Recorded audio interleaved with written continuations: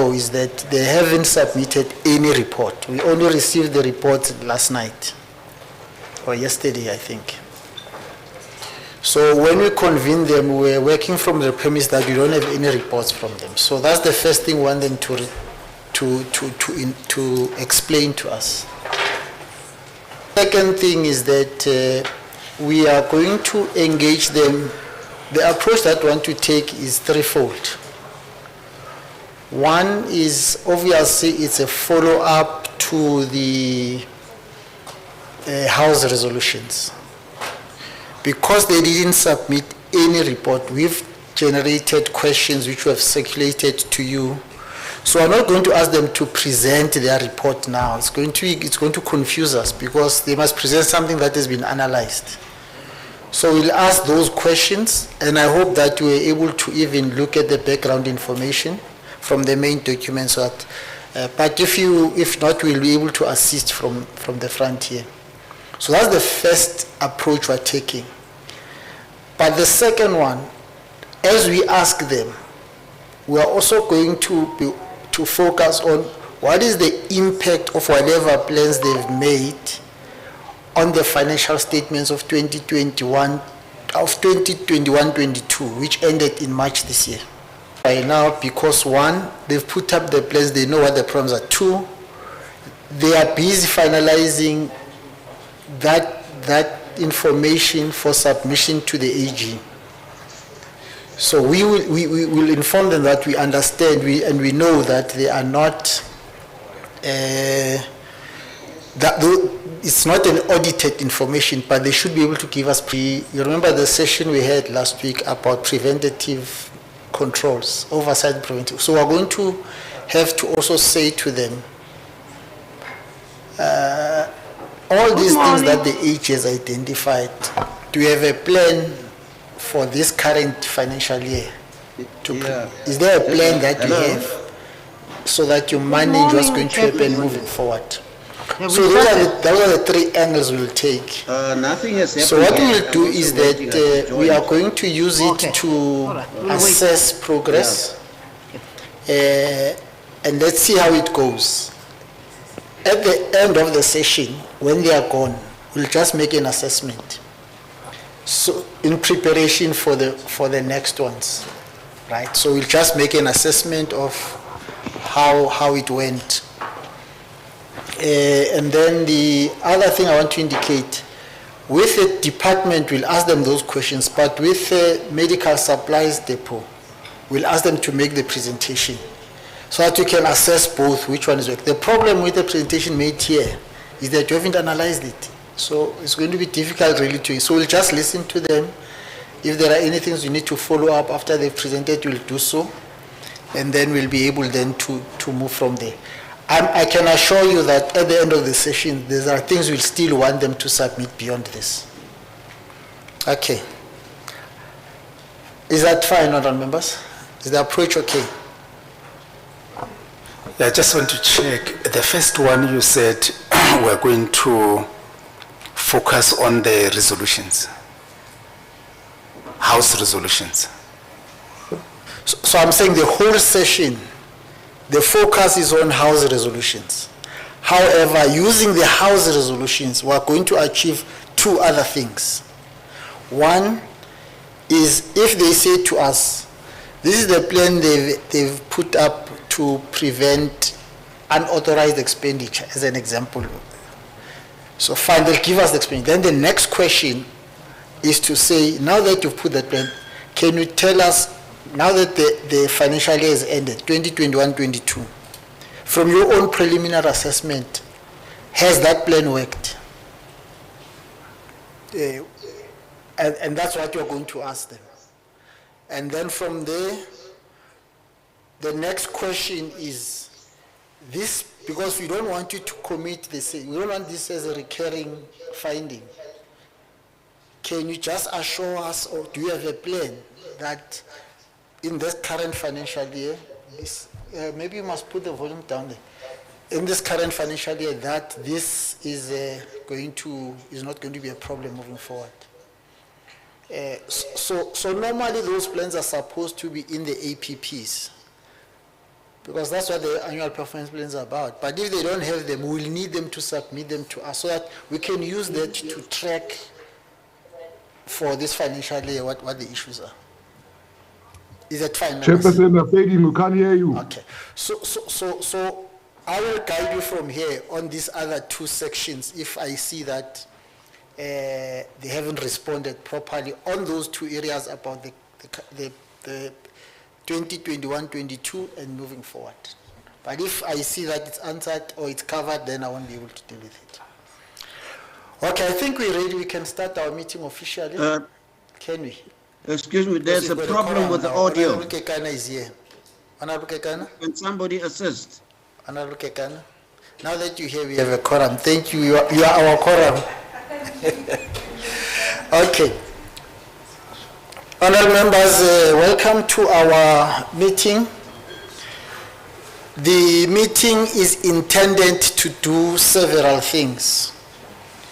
One of the key things that we're going to be doing is to assess the implementation of House resolutions by the various departments. For today is the Gauteng Department of Health, but we'll be having other departments as agreed in our previous meetings, that will focus on 5 departments, which are the ones that the Auditor General has prioritized in the amended Public Audit Act pilot project, which are the Gauteng Department of Health, Gauteng Department of Infrastructure Development, Gauteng Department of Human Settlements, Gauteng Department of Roads and Transport, and Gauteng Department of Education. So we'll have those other sessions later. Yeah, but today we've got Gauteng Department of Health. So welcome, honorable members, to this meeting. Let's fly to the agenda.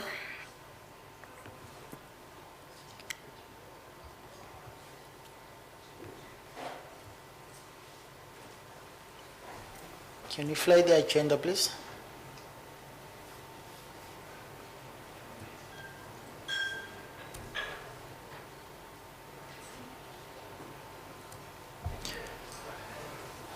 Before as they are doing that, let's see if there are any apologies that have been received.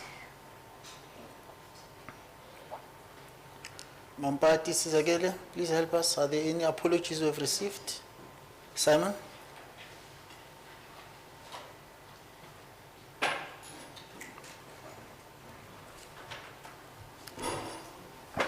Thank you, Chair, and good morning to you and honorable members. I have received a phone call from member Dilange, who is running late for the meeting, but she's committed to join us soon. Thank you. Okay. Any other apology received? Again, Chair, there's another apology from member Badenhorst. She's also running late. Thank you. Okay. I know that the chair of the Portfolio Committee of Health, she has joined us online, Honorable Dr. Paladidi Khamela, and that Honorable Azwindini Chitangan will be joining the meeting late. Apparently, one of the committees where he is a member, they've gone to an embassy to do some other things that have to do with traveling in Pretoria. It was the 7 o'clock appointment, so they are going to be, he's going to join us after that. Can somebody assist with the audio? The audio, there's a problem with the audio, please. Is it CSSL meeting? So the only member we can't account for now is Honorable Chilwane. Yeah, but anyway, we do constitute the quorum. So may I find out first if the apologies received are accepted? Honorable members? Honorable Kanyan, Honorable Kanyan. Angiti, you see, this is, yeah, I know what's happening. Honorable Randall is used to Teams meeting, and you remember in a system she doesn't have that gadget to like that system to raise a hand. So just forgetting that in a physical meeting, we get noted by the chair. So, Honorable Kanyane, Yeah, I move that we accept these apologies. thank you very much. Now Any second, second? Member Randall. Thank you very much, Member Rendell, for seconding. Thank you very much. The next item, I thought the agenda would be flighted by now. That's what I was trying to. It's not there, we can't see it. Yes, so the agenda, as indicated, is there. Can just make it a little bit bigger so that members can see. The agenda, I think it's circulated, just to explain that. Can you move up to item number 4.1? That we are going to first deal with the matter that has to do with the, item 5, sorry, discussion, implementation of house resolutions by the department, which is a separate item. And then after that, honorable members, I'm hoping Honorable Dikhamela will still be in the meeting. What we will do is that before we go for lunch, we'll release the department and then hear comments, just make an assessment, and Honorable Dikhamela's views will also be appreciated at that time. And then from there, if depending on the time, we can break for lunch or we can continue. It will depend on the time. What we're going to prioritize for today are the following reports, because we are going to have the public hearings next week. Housing Fund and what's the third one from the Housing Fund? Partnership Fund. We're going to prioritize those analyses so that you can prepare ourselves properly. If we have time, we'll do the rest. But we'll assess that. And then the agenda, all the other matters, I think you've got them there, honorable members. Is there anyone who move for the adoption or comments on the agenda or move for the adoption of the Chair, agenda? can somebody assist with the audio? Honorable The speaker Silas. is not audible. Chair, I'll move for the adoption. Thank you very much. Any seconder? Honorable Kekan. Member Gekana will second. Thank you. Thank you very much, Honorable Kekan. So the agenda is duly adopted. Let's move on to the minutes of our meeting. I think there's a problem with the system here. I'm hoping that honorable members, you've got them with you there, because we can't be delayed by the system. I wanted them to flight the minutes, but it looks like there's a problem, so let's just go ahead. Let me just open my system here.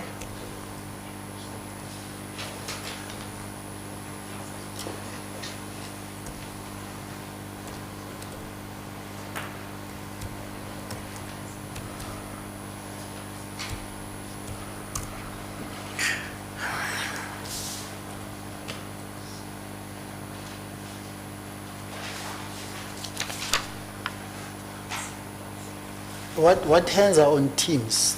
Because members are here. Whose hands are on Teams?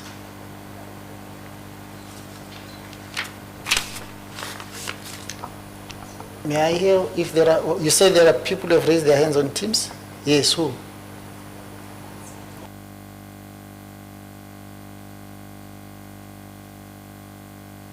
Oh, okay. Including Honorable Dr. Dikhamela. So we'll engage.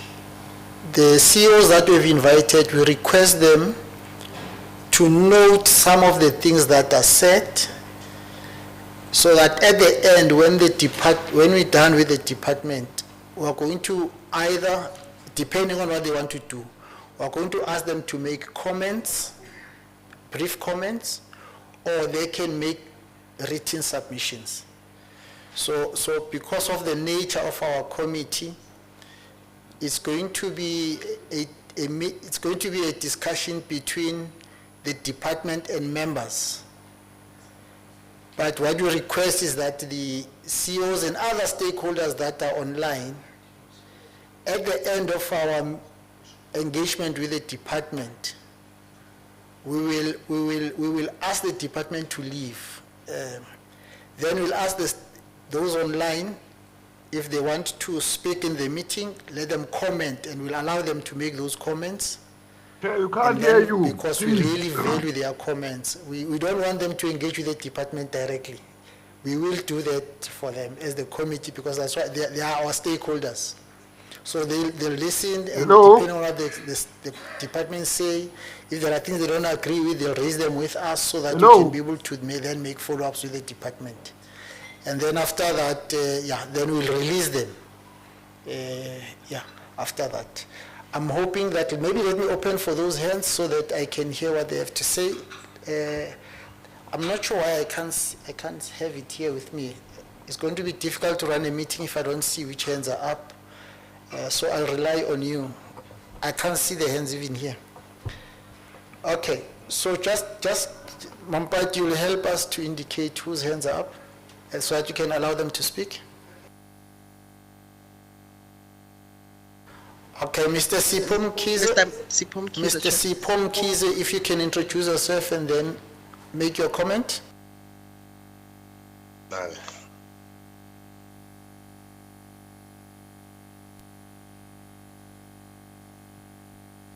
Chair, I think there's a problem with an audio. They cannot hear. Mr. Sipom Kize, can you hold on a while? They are trying to sort out the audio. We will let you know if it's done.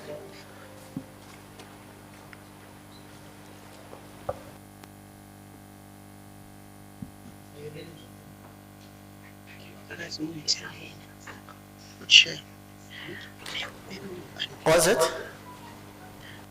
Oh, Chair, I just wanted to check if your mic is on Teams, so that when you speak, they can hear from the other side. Okay, yes, I'm not sure if they can hear me from the... But I'm saying those who are on Teams, can they hear me?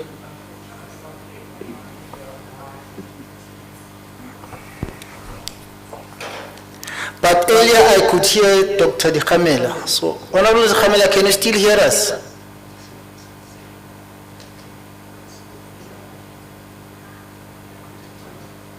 I think the problem is whoever is connecting on Teams has closed the mic, that's why. Yeah, so if you can open the mic but make it softer, that's what you must.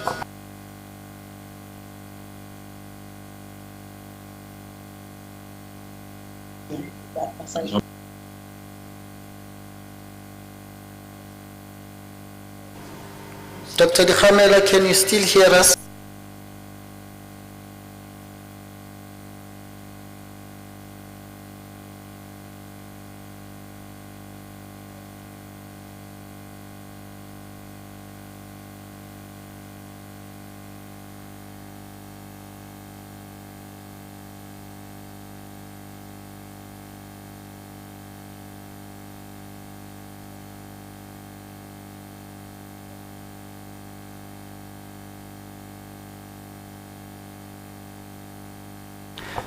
I wonder if those who are online, can you hear us?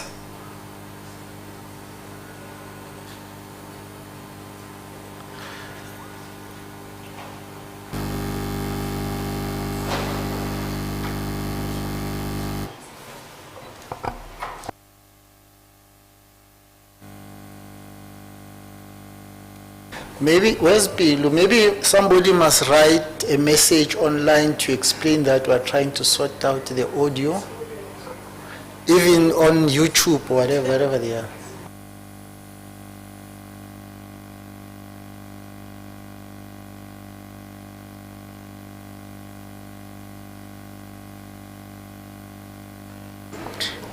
Let me just first hear, those who are on Teams, can you hear us?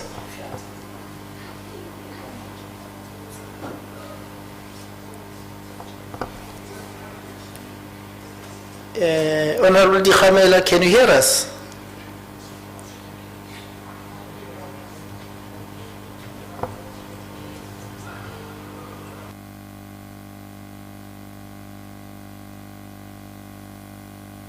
I can't hear anything. Can you deal with your audio? You can't hear anything. But we are going to go to Malabasugus. Yeah, no, I can't hear you. Anything, nothing.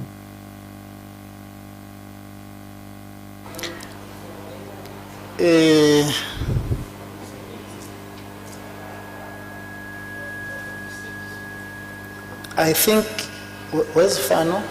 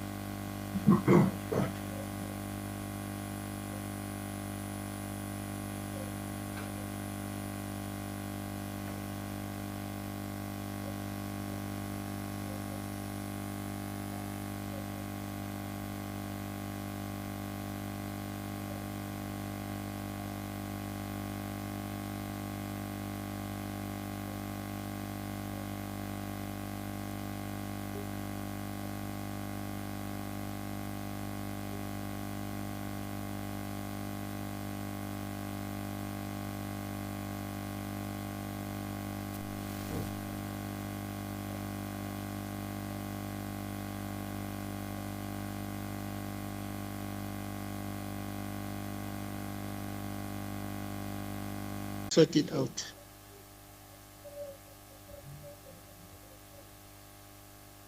Let me.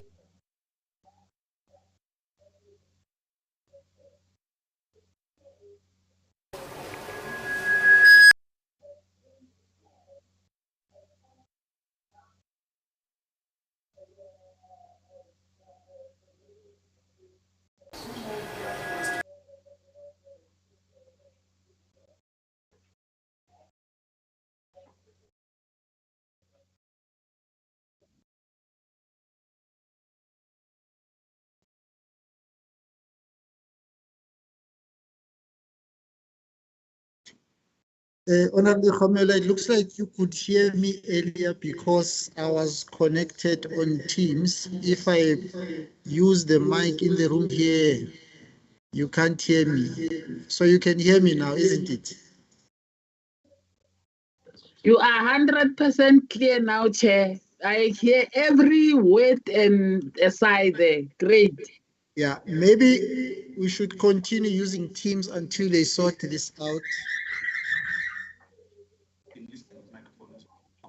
Yeah, no, if we use this system, I think that's, maybe you could switch, I don't know what.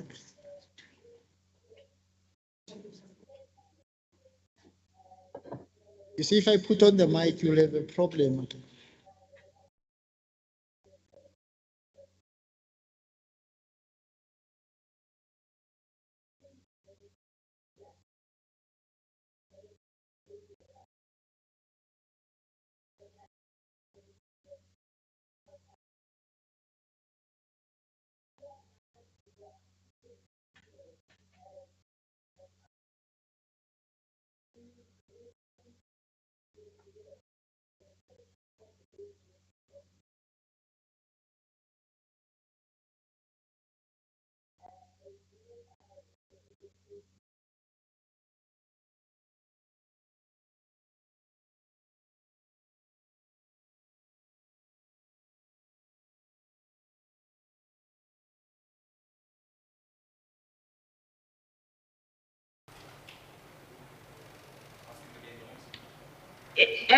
Yes, but there is some disturbance now. You know, there is some background disturbance.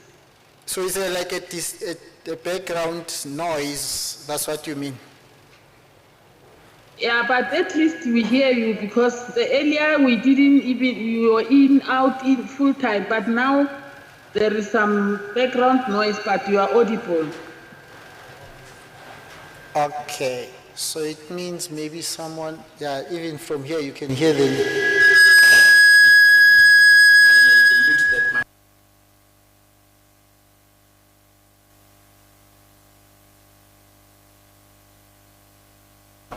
Is that better now?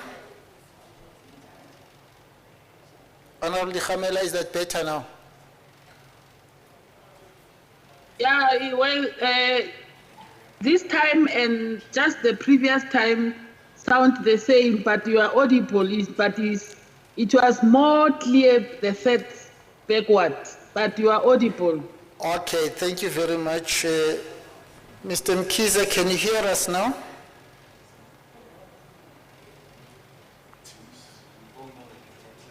Yes, I can hear you very clear now. Thanks. Yeah, I couldn't hear him. I could hear Mr. Mkiza speaking, but I can't hear him properly. Mr. Mkiza? No, I'm saying that you are clear, Chair. I can hear you. Yeah, what I was saying is that here inside the hall, I could hear that you are speaking, but you were not as clear as Honorable Dikhamela, so I could hear you like you are in the background, so they're trying to sort that out. But I could hear you that you were responding and you said you can hear me.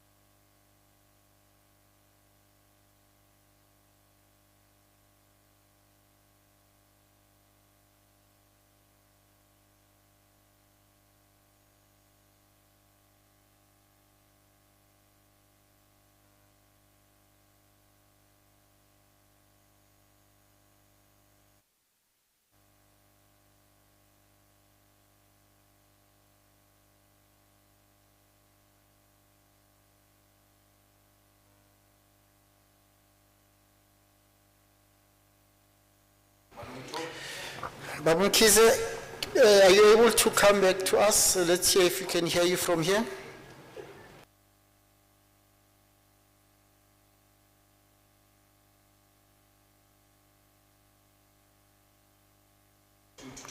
Mr. Mkize, are you able to unmute yourself so that we can hear you?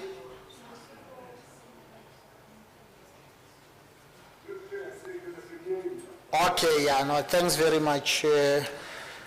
I think we should continue because we can, if there's a problem on Teams, can somebody, now, Mr. Mkize, I'm told that you wanted to say something, you can go ahead.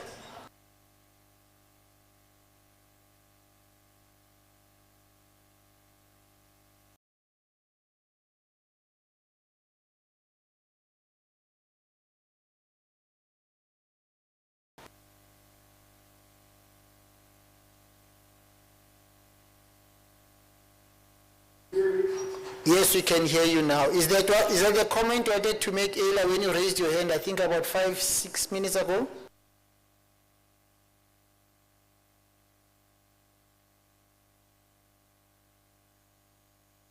Mr. Mkize, unmute yourself. Yes, we can hear you. I'm asking if that's the question. Yes, I'm asking, for about 5 or 6 minutes ago, you had raised your hand.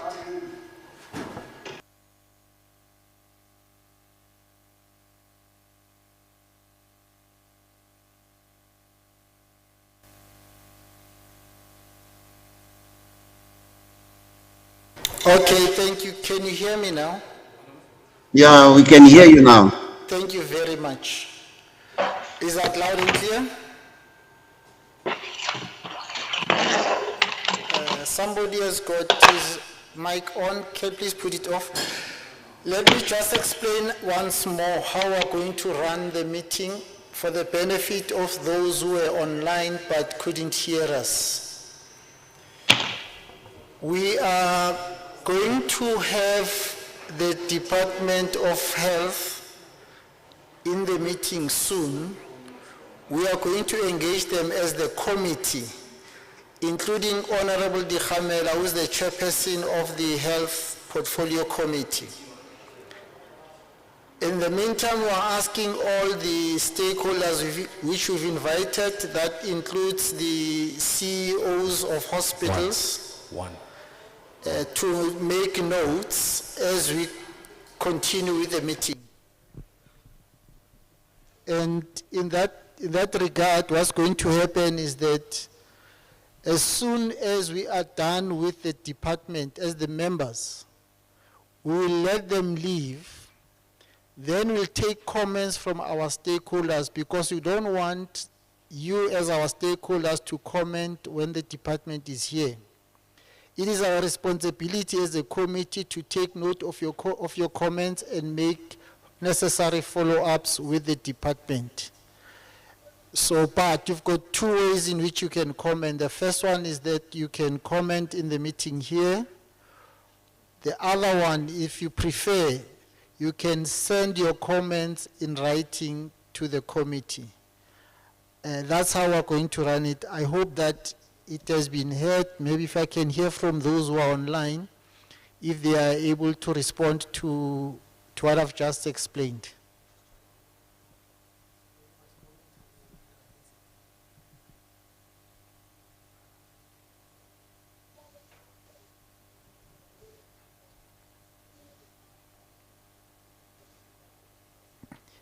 Were you able to hear me online?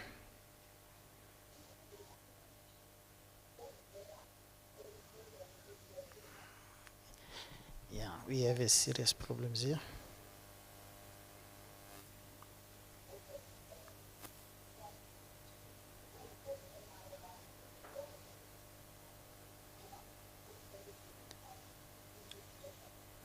I'm trying to find out if those who are online were able to hear the explanation that I made on how we are going to run the meeting.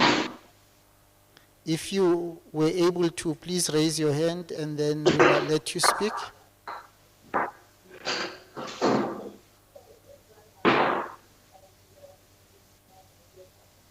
Looks like they can't hear us still. Huh?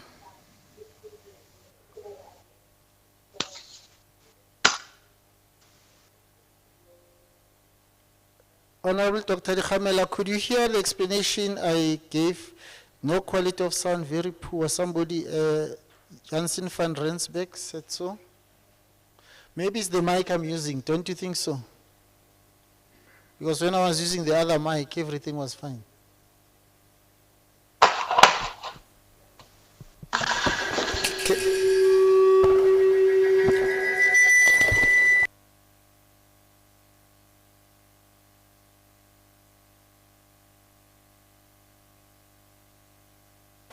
Can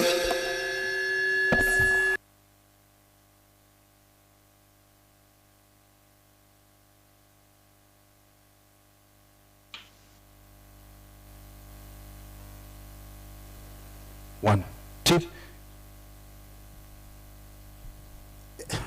Yeah, we're struggling here, so I'm trying to check again. Those who are online, can you hear me now clearer?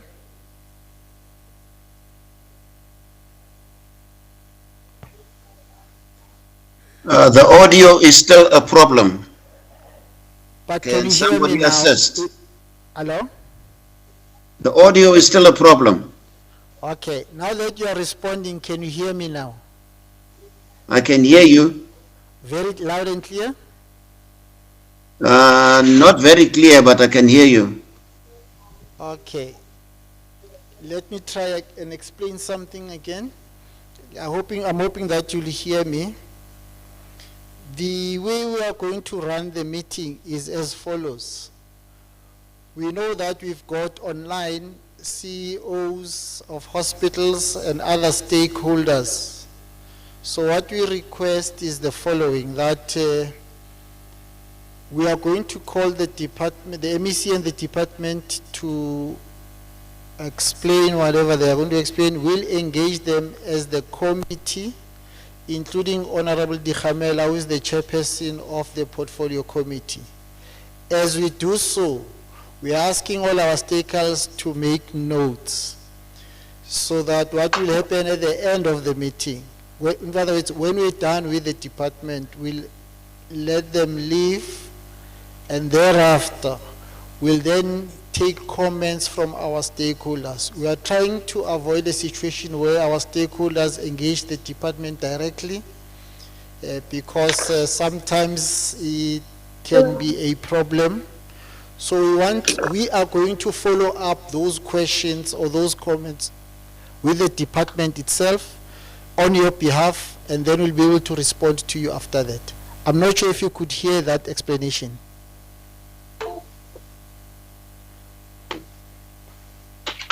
I'm asking those who are online.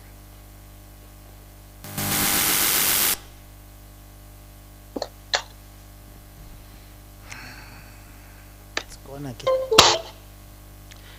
Those who are online, could you hear the explanation I made?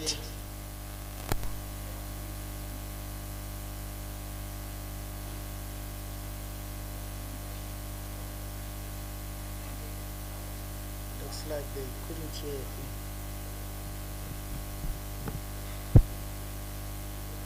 Hi, Chair. We are at a massive disadvantage when it comes to hearing. You start off quite nicely, and then it fades away completely.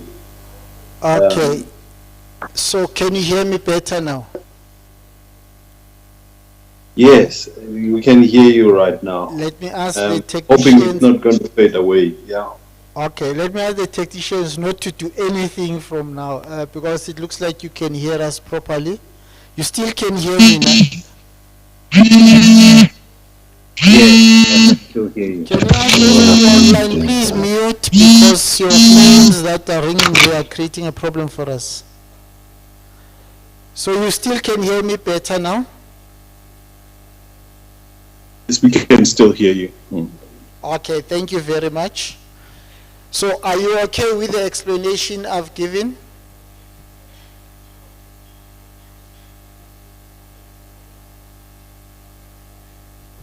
Sorry, come again, Chair? We're asking if you are okay with the explanation that I've given on how we're going to conduct the meeting and on how we're going to receive your comments and your questions.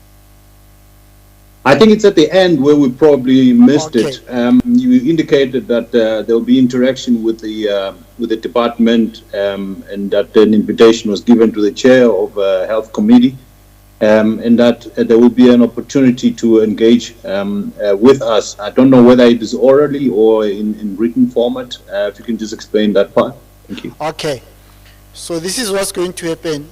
So after the committee, members of the committee have engaged the department, we will allow the department and the MEC to leave.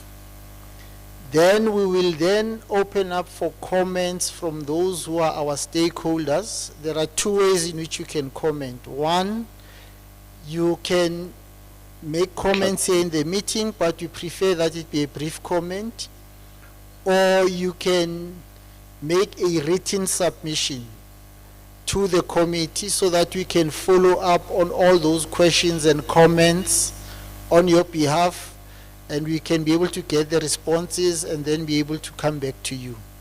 I hope that is clear now. Thank you very much. That is very helpful. Thank you. Thank you very much. I'm glad that everybody could hear. Honorable Dikhamela, you still there? You can still hear us. No? Yeah, you are audible now and you are very clear, sir. Thank Thanks. you very much.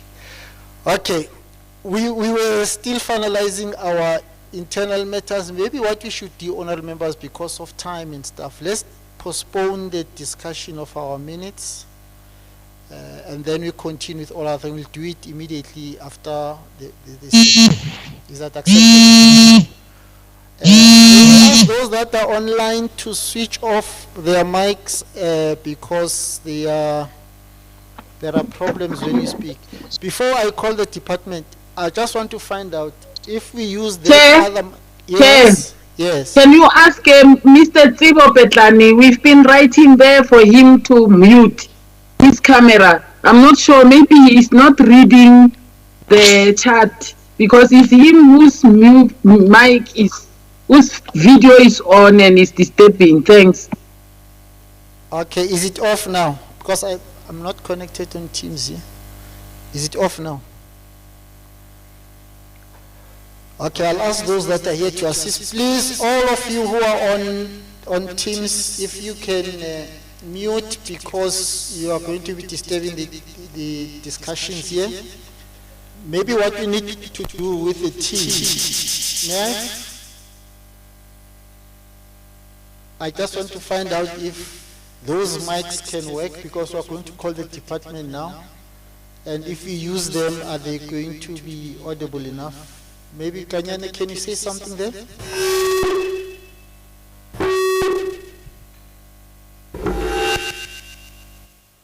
It means we'll have to use this mic, all of us.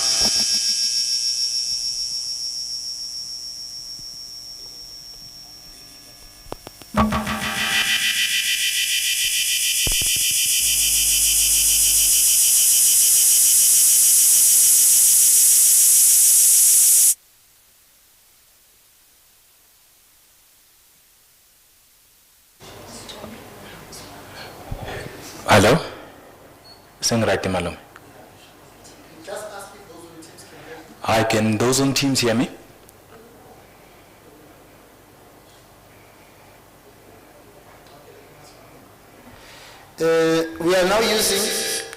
We are using a different system. Those on Teams, can you hear us? Honorable Khamela, can you hear us?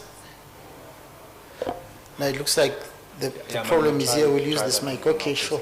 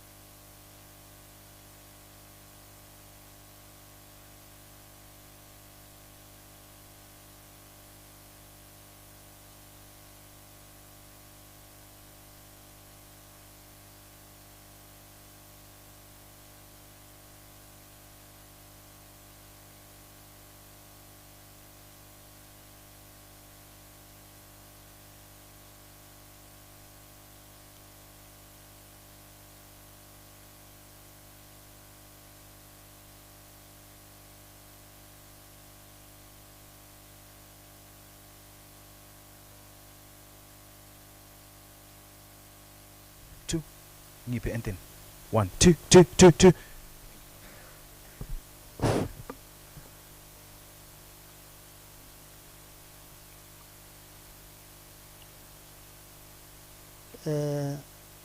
Can you call everybody in, please?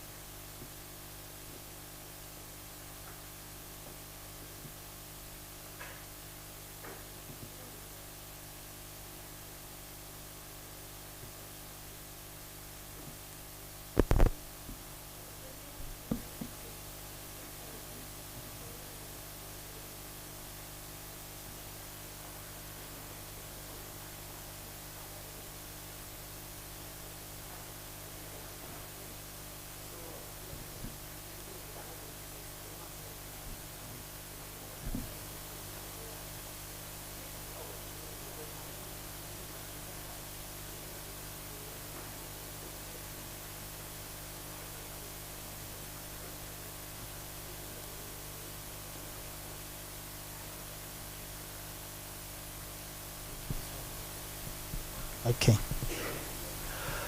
Okay, thank you very much. For the last time, I just want to hear if the team Those of us who have joined us online, can you hear us?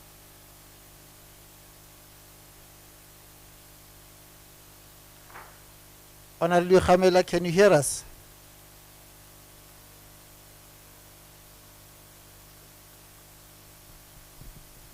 We're trying to check if those of us who have joined on Teams, can you hear us?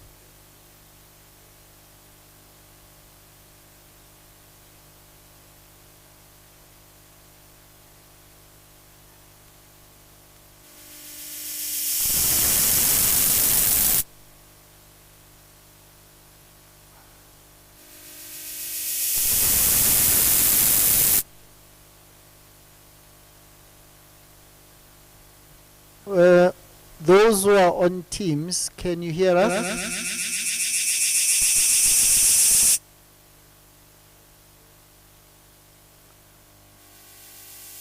Very haphazardly.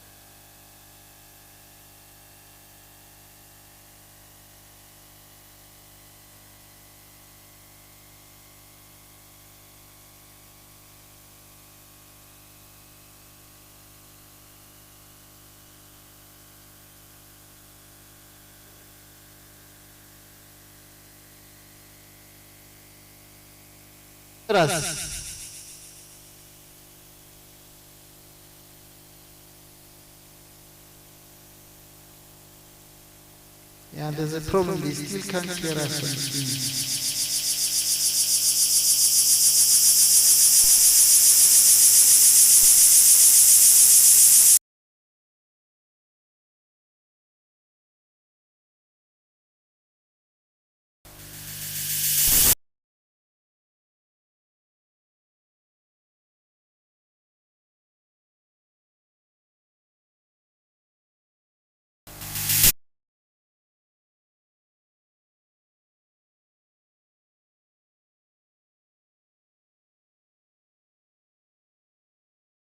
Right, but it seems there's a problem. Can you still hear us, those who are on Teams?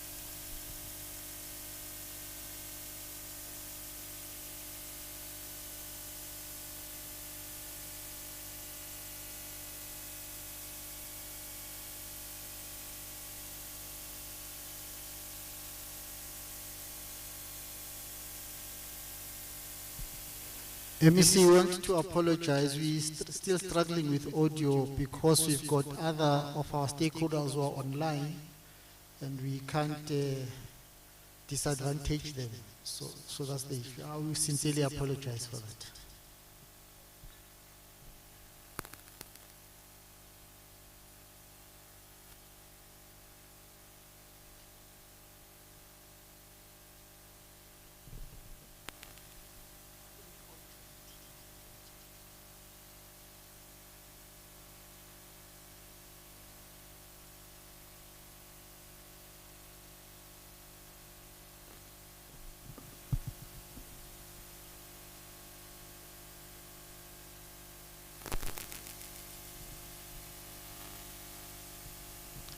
Let me just find out once more. Those who are on Teams, can you hear us?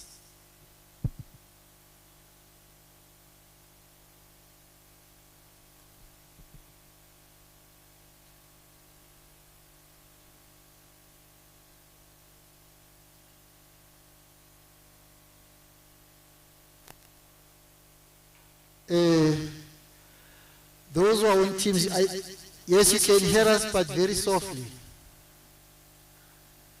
We're trying to sort things out here.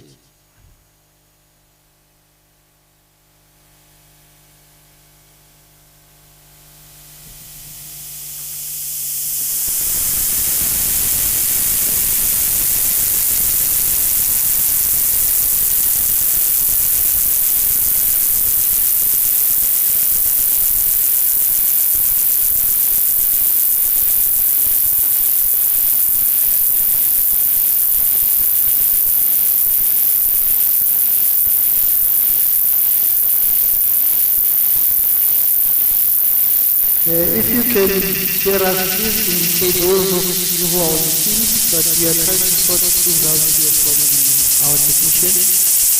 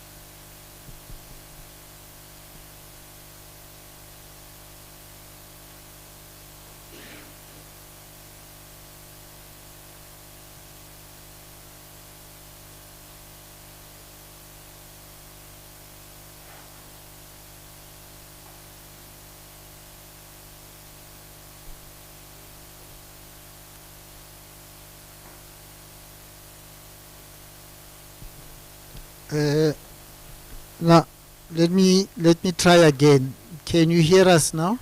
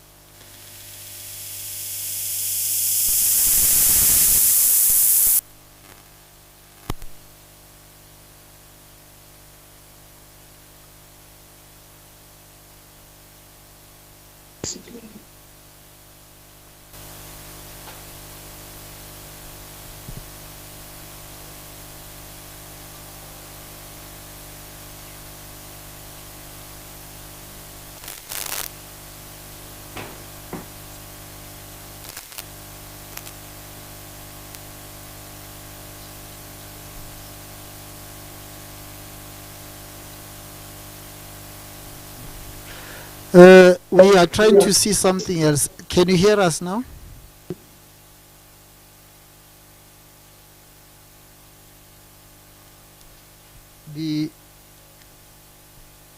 Now they can hear us. I think the problem was we can hear you. Okay, I think I know where the we know where the problem was.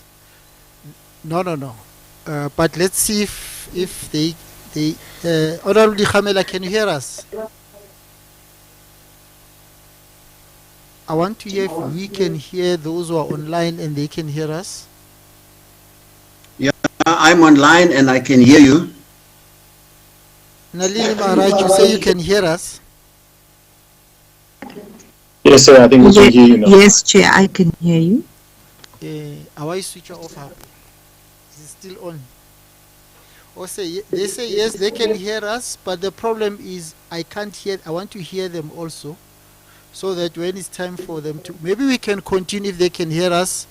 Let's do this. Those who are online, if at some stage you can't hear us, just write on the system here so that we can sort that out, because it's important that you hear what we're saying here, so at a later stage when you comment, we know that you're commenting on the basis that you have heard.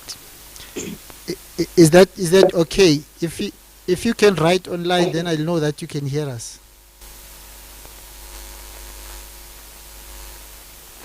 If you can write on the chat, then I know that you can hear us, because we can't hear you from here. So it looks like it's gone again.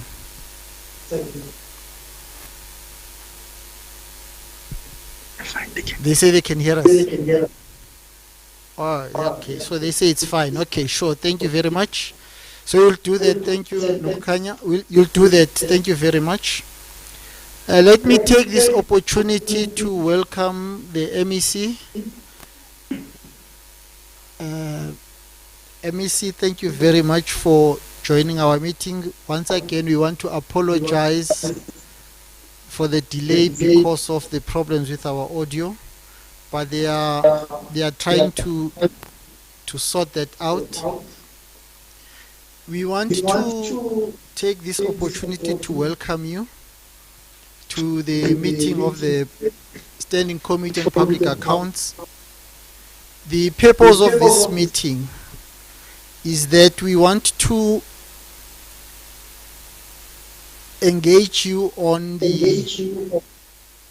a number of things. The first one is that you'll remember that we had there was a sitting of the Gauteng Provincial Legislature in December last year, where the legislature adopted some recommendations from SCOPA, which are now House resolutions. Your committee was supposed, in fact your department, both the department and the medical supply depot is supposed to respond by, I think, end of January. We didn't receive those responses, so those are some of the matters we want to engage with, but also are going to still have a discussion on the matters that were the resolutions of the House.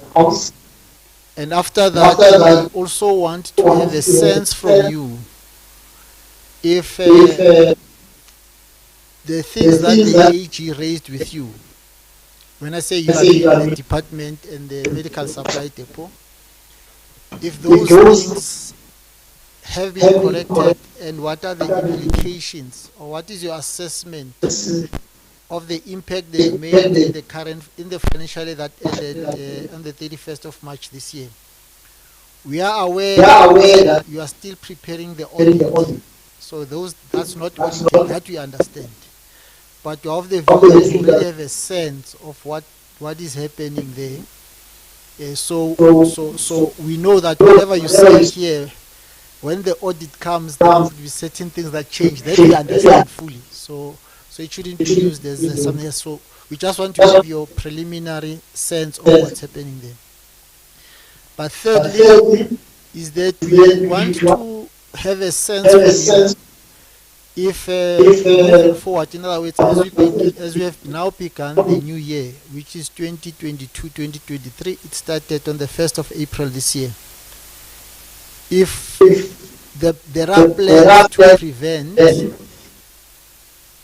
those findings from recurring, and any other issues that have to do with financial management, those are the things we want to engage with. The way we are going to do it, Missy, is that yesterday we did receive the documents you submitted. I think you'll understand we want a member of SCOPA. The way we work is that we analyze the reports before we call the department. So we didn't have time to analyze. So we are going to ask you the questions. In some cases, you might want to refer us to one of your presentations. Then you can put up the presentation. So in other words, you don't want you to make a presentation, then we ask you questions. We want you to respond to our questions. If you want to provide some details based on the documents you've submitted, and you want to highlight those or flag them, you can do so and then take us through. But if you want just to respond without the presentation, is still fine. The reason is that we didn't have time to analyze the submissions that you've made, so that's the main reason. So I thought morning.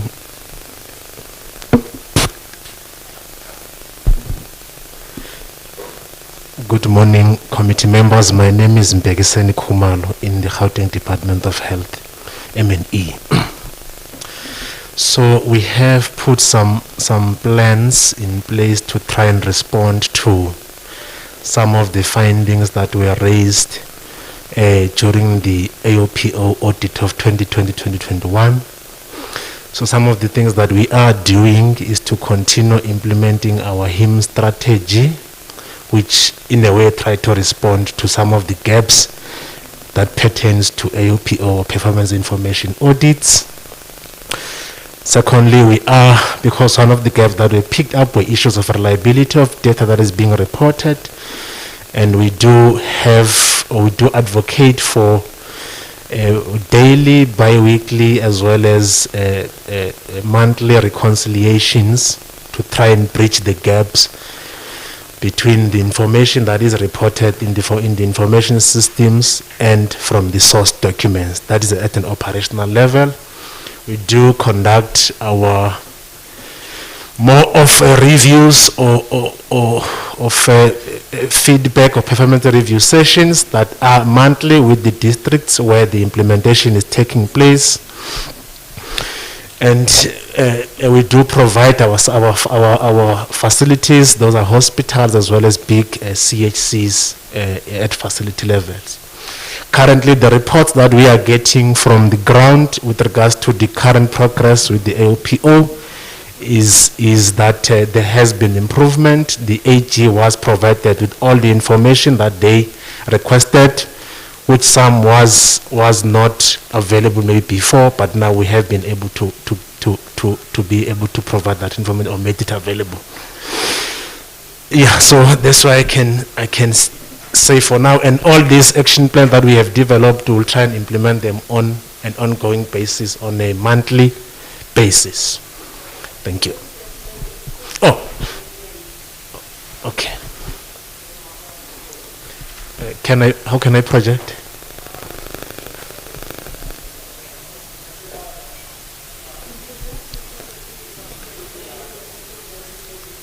Oh yes, there is a plan in the package that was sent. I think to be specific, in the responses that we sent, I think it's on page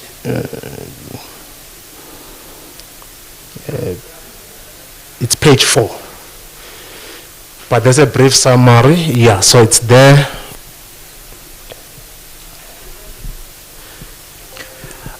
Okay, thank you very much. Are there any follow-up questions from members? Member Kanyane?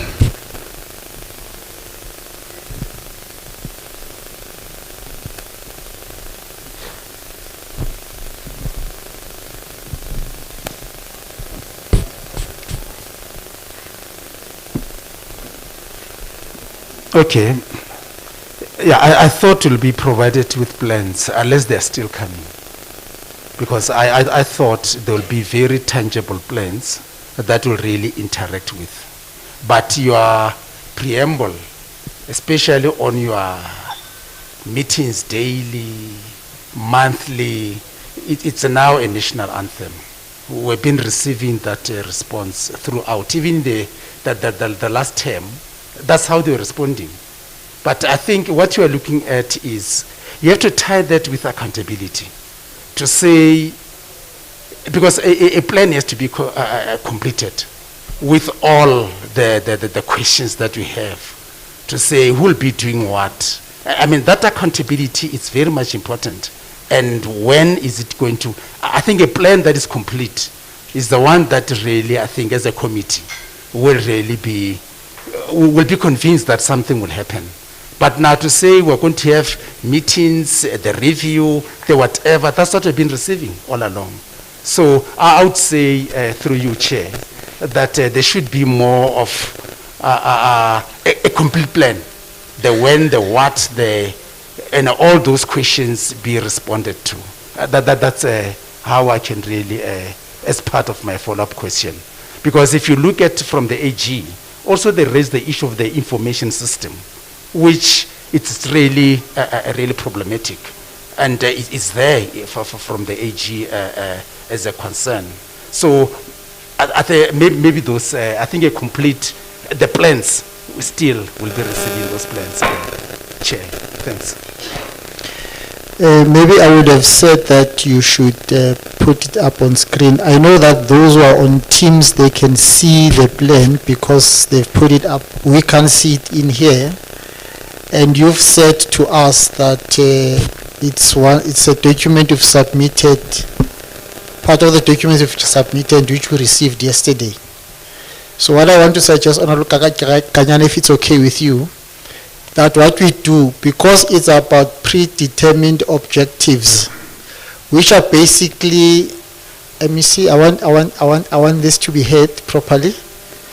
Because it's about predetermined objectives which must be monitored mainly by the portfolio committee. So that maybe we should have that interaction as SCOPA with the portfolio committee to then indicate to them the problems that are there, and you ask them to monitor them. But I think from what they are saying that they've submitted the plan, we will go through it at our own time. You don't have to present it now. But as long as you've given us a sense, I think because the AG was concerned that some of your targets don't tally with what you've given as evidence, that some of your evidence was not there. They couldn't receive any evidence from you. Some of the problems were that some of the targets were not aligning. But that's the concern that will raise. We'll make that assessment with the committee because they must be able to assess the performance from that side. And we're hoping that now that you've got your annual performance plans for 2022-23, and there you've got your targets as outlined, the committee, which is now the portfolio committee led by Honorable Dikhamela, will be able to make the necessary follow-up, and then we'll be able to track from that side. Honorable members, is there anyone else want to say something before the MEC speaks? Are we okay with that, honorable members? Okay, Honorable MEC. Thank you very much. I agree with you when it comes to the predetermined objectives. It has been a recurring finding in the department. And I think it's one of the reasons why the AG qualified us on monitoring and evaluation on the filling of that post, because they saw it as a gap. And since we have appointed, I must say, we were presenting to the portfolio committee. We had a stakeholder engagement last week where Ms. Adelegan was presenting the APP of the department. And I did personally ask, because we had been having issues around POE, hence the AG always qualify us on incomplete information or limited information that were given. And Ms. Adelegan did assure me that things are looking much better this year, even though there are still gaps, but there is some kind of improvement when it comes to POE. It's unfortunate that she's on leave, she's not here, but we are noting that, and we are accounting to the portfolio committee when it comes to APP. Thanks, Chair. Thank you. Honorable Randall, questions?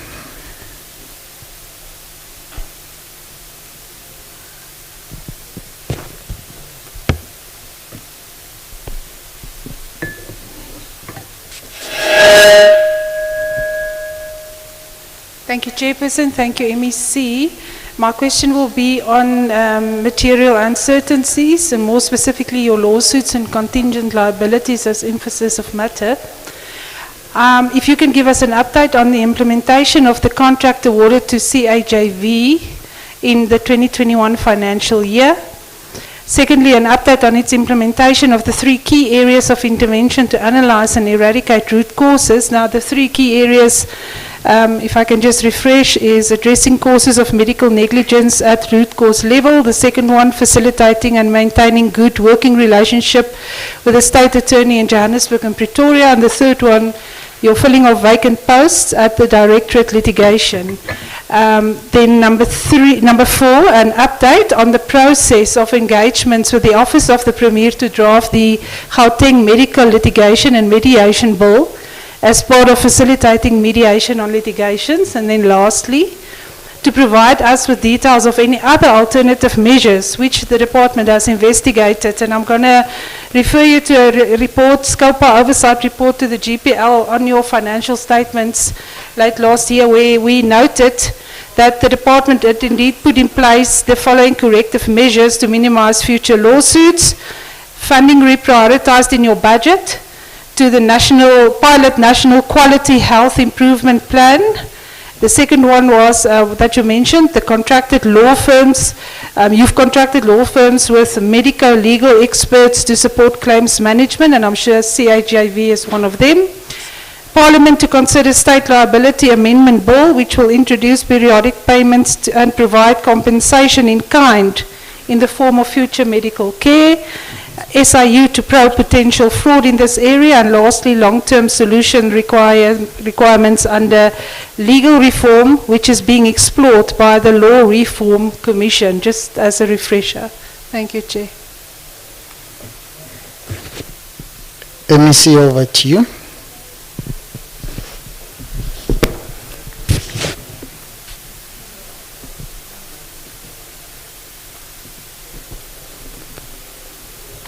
Okay, thank you very much, Honorable Randall, for that question. I must say we have made progress. You'll hear when legal is responding in terms of making compensation in kind and the negotiation route that we are taking when it comes to legal claims. I think I'll give to Dr. Hongwana and Carol to come and respond. I don't know where they are sitting, actually.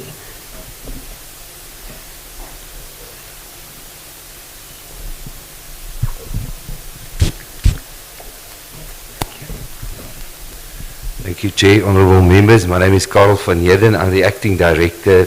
I'm the acting chief director for legal services at the moment. I think the first response would be pertaining to CHIV. I don't know if the committee is aware of challenges that we experience at the National Department of Health pertaining to budgetary provision. Unfortunately, those have led to termination of services at approximately February of last year. These were resolved, and the National Department of Health, in a letter dated 31 March of this year, confirmed that they have secured funding to extend CHIV's contract for a period of 9 months, therefore effectively expiring at the end of December of this year. CHIV then immediately started working again, and they are actively assisting us at the moment, and it's very effective. I think the committee is aware of the good work done in that regard. It's essentially verification of our contingent liability. That's where the focus is, and then to provide a sustainable body of evidence to the Auditor General so that the contingent liability at the end of the financial year, which would have been 31 March this year, can be verified.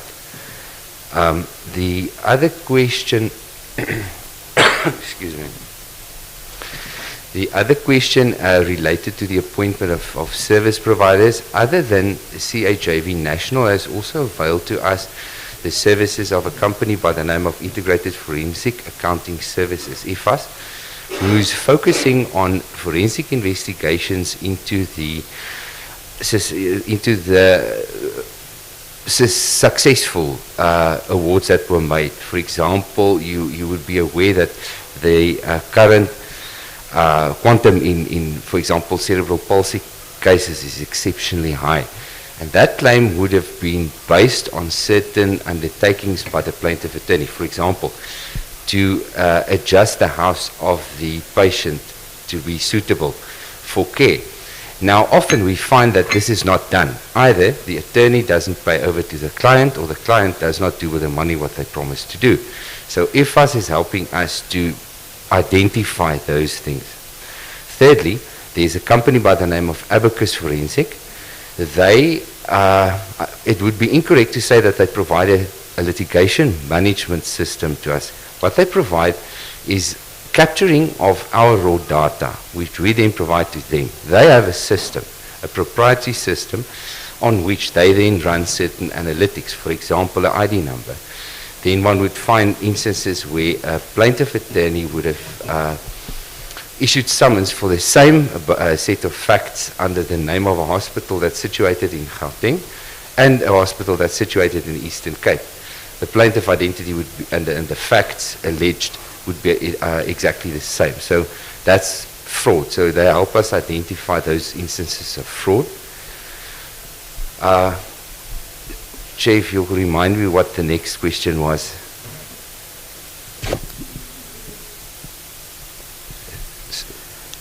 The member is saying that you had developed a plan with some intervention areas. Yes. Yes, Dr. Gongwana will come in here. The intervention is essentially aimed at the root cause of medical negligence, which would be hospitals and clinics. And there, my colleague from the clinical background would be able to give a better update to the committee. Thank you, Chair.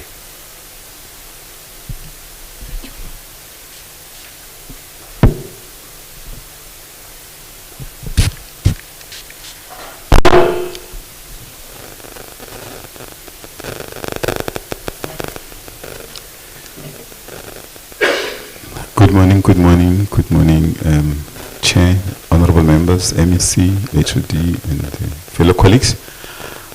This is what we call an anti-litigation. Yeah, you didn't introduce yourself, so you don't know who we're talking to. We're talking with you. Sorry, Chair. I'm Freddy Khongwana. I'm the acting DDG Hospital Services in the Gauteng Department of Health.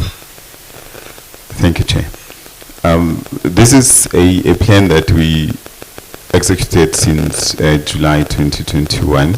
So the current update that we would like to share with the House is that this is an update that was presented to our risk committee members on the 7th of May 2022. The first one in terms of root cause is to have a research proposal on current root causes and analysis of the medical legal education and mitigation.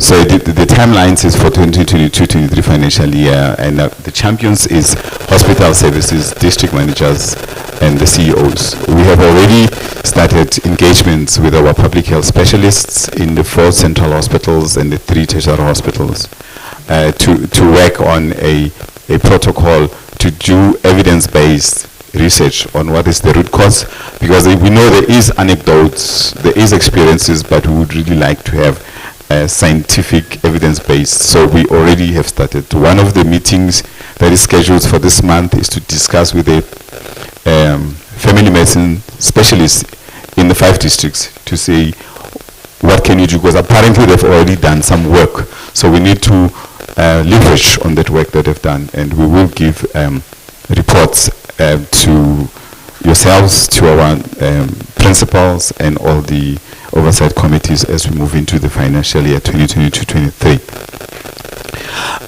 We have quarterly workshops for PAIA and the POPIA.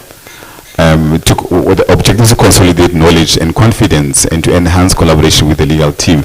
We are aware that part of the costs is when our hospitals do not respond very quickly when the legal services or legal colleagues demand information for the processes. So one of the key issues we've identified is that there is a problem with the knowledge and understanding of the POPIA Act in our hospitals. We will conduct quarterly. The workshop that was scheduled in March 2022 has been postponed to June 2022 because of connectivity problems and challenges. So we intend to sustain that to create redundancy in understanding these acts for access to information, also to reduce the costs when we delay to submit those files. And hospital services, and we have a colleague in our team called Dr. Ishwari, who will be working to make sure that we educate ourselves and our CEOs in the hospitals around the POPIA Act and the PAIA Act. Patient document management and e-health, that depends on the ICT strategy. We don't have timelines on that. Implementation funding, so I think the champions is our CIO, who will be able to help what are the time frames. But also hospital services and the district health services and our team on e-health are also part of the team, because we have to problem solve as a collective, because there is a technical side, but there is a clinical implementation side that we have to collaborate on. We are aware that the clinical governance team advisory committee that was appointed by the MEC in the previous financial year was also involved in assisting the CIO and the team on how to optimize this. And it's ongoing stakeholder engagements that we're looking forward to that aha moment when we would have this system, ICT system or patient document system in the department. The other thing is we're having monthly patient safety incidents meetings with our CEOs, because our quality assurance team always raises the issue of reducing patient safety incidences. We're having monthly meetings to mitigate, to find out what can we do, have innovative ways on making sure that patient safety incidences are reduced or eliminated, if possible, in our hospital. Even though we know that about 10% of healthcare activities will always result in mistakes, as per research that was done in the past. So these are monthly meetings. Hospital services is the champion, and quality assurance. For us to do a deep dive and engage into what was the cause, what is the issues, also to redress in terms of Batopedi principles, and remind ourselves that we have to implement Batopedi principle. The other activity is to have CPD reviews for what we call ATLS, PLS, BLS, like basic life science. One of the problems is that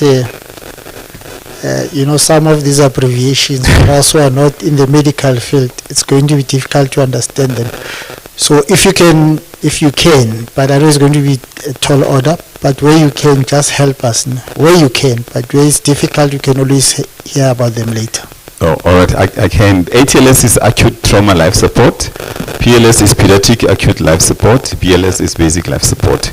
These are training that we have to empower our clinicians on a continuous basis to make sure that we are aware of how to manage patients when they arrive in our accident and emergencies or casualties, and we will be looking to that into the 2022-23 financial year. We'll engage with our colleagues under the leadership of our DDG Corporate Services, our colleagues in Human Resource Development, so that we can have a plan on how do we have this program. It is benchmarked on the Northwest, where every year they have the clinicians through the districts doing this training. It enhances your skill as a clinician, and also both nurses and doctors.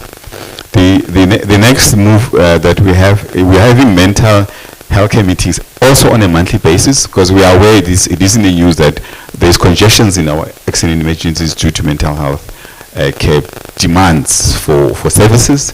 So we're having monthly meetings to mitigate and find solutions to patient safety, to improve the quality of mental health care services, but 3, to improve staff morale, because you also need to have a frontline healthcare workers also helped with knowledge. So we're having those monthly meetings with the CEOs and clinical managers and nurse managers to engage on how do we resolve over and above the issue of acute mental health care beds in our province. So it is a challenge that we intend in those meetings to find a solution to, and engage with other stakeholders within the department to find clear solutions. Then we've got what called National Tertiary Service Grant meetings on a monthly basis. This to monitor and improve the expenditure of the grant fund for tertiary patient care in Gauteng, and HR capacity, and even access to technology. So we're having these meetings also to make sure that we optimize the utilization of this conditional grant for tertiary services. It is a grant that is used by the 4 central hospitals and the 3 tertiary hospitals in the province, and we have also specialized hospital access. It's an important grant to improve training and service delivery. So we're having monthly meeting. Today there is a meeting this afternoon to follow up as per schedule. And then we've got a program called Employees Value Proposition Program. That is to enhance the confidence, the validation, and the appreciation of those of us who are healthcare workers in the front line to say, even though there are challenges and irritations, but let's appreciate you. So this EVP program it's in partnership with CSIs of corporate to be able to go to hospitals and recognize the best porter, the best clerk, the best nurse, the best doctor. So there are various stakeholders that have been accessible to us in the previous financial year. We intend to see it to still continue. It's a very important, there's even a newsletter that is sent on email to everybody who's the best. And also there's a WhatsApp group that really seeks to make sure that we appreciate the healthcare worker in Gauteng. We believe that if you've got a happy, a confident, appreciated workforce, that will also lead to the reduction of patient safety incidences, and we reduce that, it also reduces the medical litigation bill. That's what we intend to do, that we've been doing, and we intend to continue to do in this financial year. Thank you, Chair. Yes, MEC, I see your hand is up.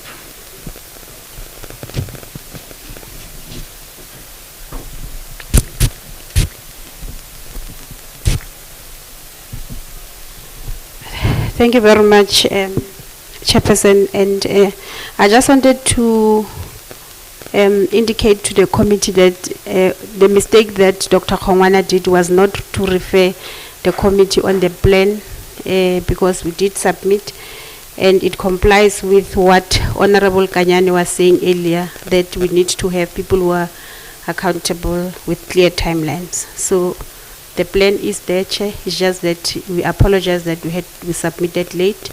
You could have seen it. Thank you very much. Now, I'm glad that it took us through, although it was not presented. I think there are other questions of technology, but we'll follow it up. We'll do our own analysis even beyond this meeting. Are there any other matters that need to respond to? Yes, I think there are, because you didn't respond to all the questions. Honorable Randall.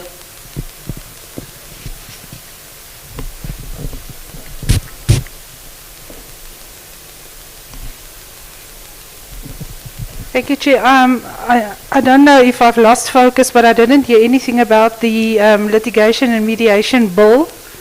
If I can please get an indication. And then, Chair, it's good to hear that there's so many monthly meetings, and we must be very careful not to fall into a habit of having meetings for the sake of meetings.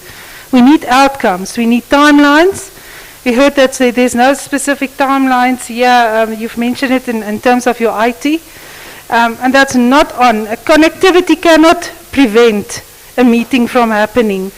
That shows to me, Chair, it's not accountability. It's not 100% being accountable to get to the finish line in terms of what we're going to do and what we're going to put on the table. So I think just a message to say we need concrete evidence. We need concrete timelines.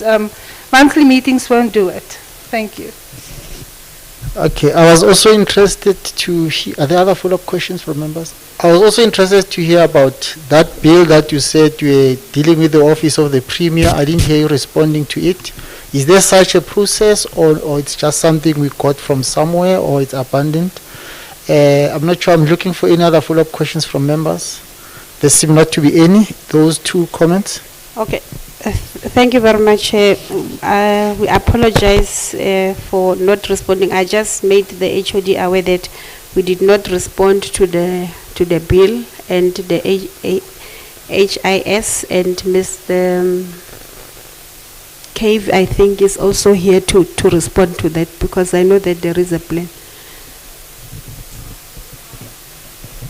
Carol, you'll deal with the bill, and then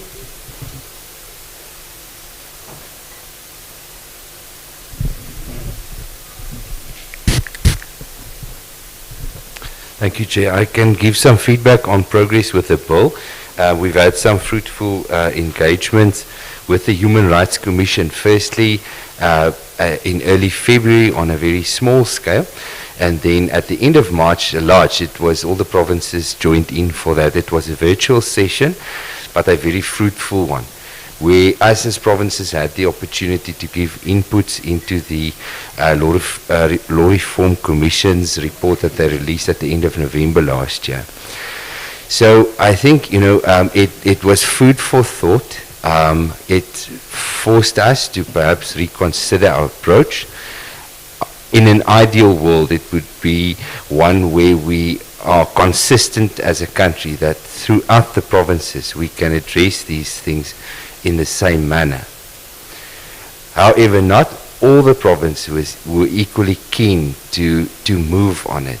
At the moment, as Gauteng, we are taking the lead with this bill.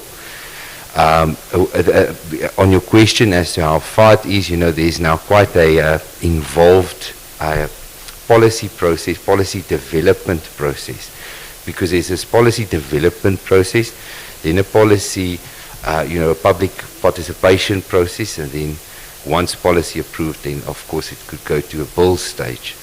So we're still in the policy development stage, but I think the good things to note is by far the positive approach from provinces. Especially notable was from Western Cape, who historically did not face the same challenges as us. Theirs are now worse than ours. Honestly, they are. So full support from most of the provinces, and good progress in the sense of us as provinces coming onto the same page with this challenging issue. But then yes, just to conclude, our bill is still in the policy development stage. Thank you, Chair.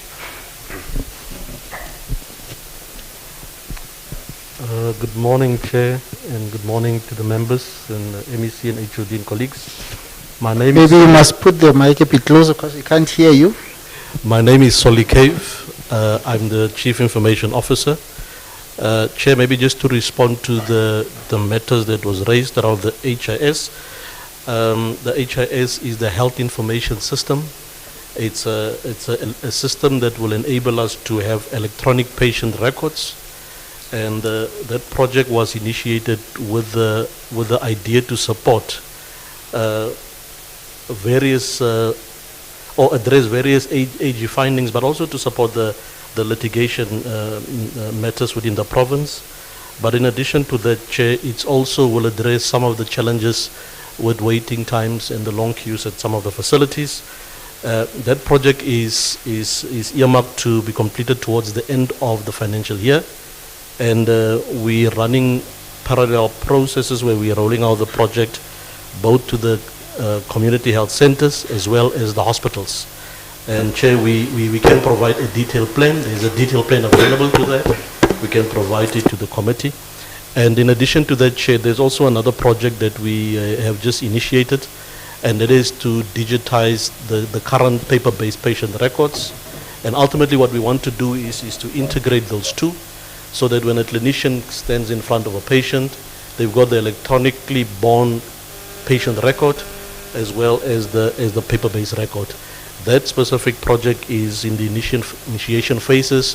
We in the process to conclude the signing of the service level agreement, and then we will then start with the detailed planning around that. But Chair, we are able to provide detailed plans with regard to those two initiatives. Thank you very much.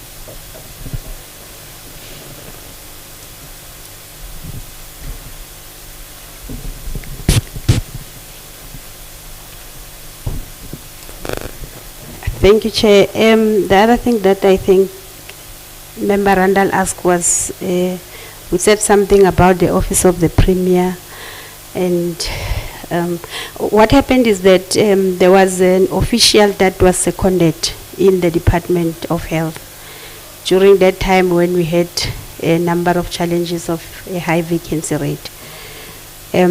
So the responsibility of that official was to mitigate, try to make sure that before the matter goes to court, we might have resolved the matter. And it's just that we were not asked about the savings that we did quite a number. We saved quite a number of millions for the department with that process. I just wanted to highlight that. Member Randall. Thank you. Yeah, thank you very much. But I think the question, MEC, was from the reports we've received, maybe we didn't get proper reports, is that it seems like the process of the bill is being taken together with the office of the Premier. So we wanted to be sure if our understanding is correct, if that's the case, and so how far is that process? I think that was the key question that was asked. Yes. Are you able to respond to that? Maybe you can also respond to the following two questions. One is, are you able to just give us a sense, and maybe it might not be you can delegate, these plans that you are talking about, what impact, your initial assessment, what impact have they made in the 2021-2022 financial year, the one that ended this year in March? I know, as I said, I know you are busy trying to finalize the financial statements to be submitted to the AG, but do you think it has affected that negatively, or you think there's some improvement? But second, which is a request from the committee, after our discussion now, we request that those plans that you have, if they are not part of what you've already submitted, which you received last night, can they be submitted? Thank you very much. Thank you very much. I think the bill, Carol will have to reiterate that what we have just said to the honorable members, and then I'll give to the HOD, unfortunately is fairly new, I'll give to the CFO to just give us a sense on all the plans that we've been talking about. What impact would that have in the, AG financial statements? Thanks.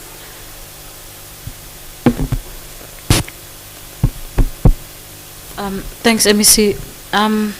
Chair, I'm sure we are aware of the balance of contingent liability that we had reported in the financial statements of the previous financial year. And of course, there has been movement in terms of the works that CAJV has assisted the department with. But we don't dispute the fact that of the cases that we had paid for and settled in the previous financial year, I think, if my memory serves me well, our expenditure by end of the financial year amounted to plus minus 393 million, just based on court orders and relating to medical legal cases. Of course, there were some write-offs that were conducted on the basis of cases that we knew would result in the department literally winning those cases, and some of them were dormant to an extent that there would not necessarily be, consistency in terms of the matters being discussed at court. In actual fact, it could possibly be regarded as fruitless and wasteful expenditure should we then pursue those type of cases. For the current financial year, or let me say financial year under review, we stand a chance of reporting at least 21 billion worth of contingent liabilities. And this now does not mean it's cases emanating from the 21-22 financial year, but it's a carry through of opening balances of the previous year and also new cases that arose. I must say the department is really making progress when it comes to addressing old cases, but also the number of new cases that are forthcoming have really reduced. So it's just for us to now look into the consistencies of not having too many medical legal cases that are reported in terms of negligence. And of course, based on what Dr. Khongwana has said, consistent training, consistent communication, and sharing of knowledge from a clinical perspective is one of the key strategies that have really assisted the department in addressing issues of medical negligence. We're not saying it doesn't happen. Yes, it does happen, but not at the rate, at the magnitude it used to happen in the past. Thank you. Okay, thank you very much. Shall we move on to the next question? Honorable Chitangano, welcome. We did receive your apology and it was accepted. You'll have to use the other one because that one has a problem. It's really about the one of the matters.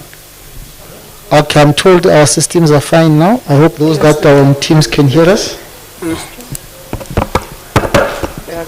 Thank you, Chair, and good morning to everybody. Mine will be on payables which exceed voted funds which are normally surrendered. And this is an emphasis, is a matter of emphasis. And then as a committee, we want the department to provide details of control measures it has implemented to ensure that there are no further overcommitments, including an assessment of progress on the effectiveness of those measures in the past financial year, which is 2021-2022, and to provide details of payments which were not made by the 31st March 2021, if any, and reasons thereof. For such services, provide progress made by 31st March 2022 to pay them. Provide its analysis or a plan to ensure that it complies with the legislative requirements to pay services, to pay service providers within 30 days and possibly within 15 days as per provincial government's target. Thank you, Chair. Over to you, MEC, or anyone you delegate. Thank you very much, Chair. The plan is submitted, but I think the CFO will be able to talk to the plan. But you know, sometimes when other decisions are taken, in health, it's impossible for us to pay in 15 days because it's very complex. But we'll be trying to see what we can do. 30 days, yes, I think we can be able to do that. But I'll hand over to the CFO just to take the members through the plan because the plan is attached. Thanks. Yeah, maybe as the CFO does that, maybe on the list that we requested, instead of going through them now in this meeting, maybe you can submit that, we can assess it, because I think it's going to take us longer if you submit the list now.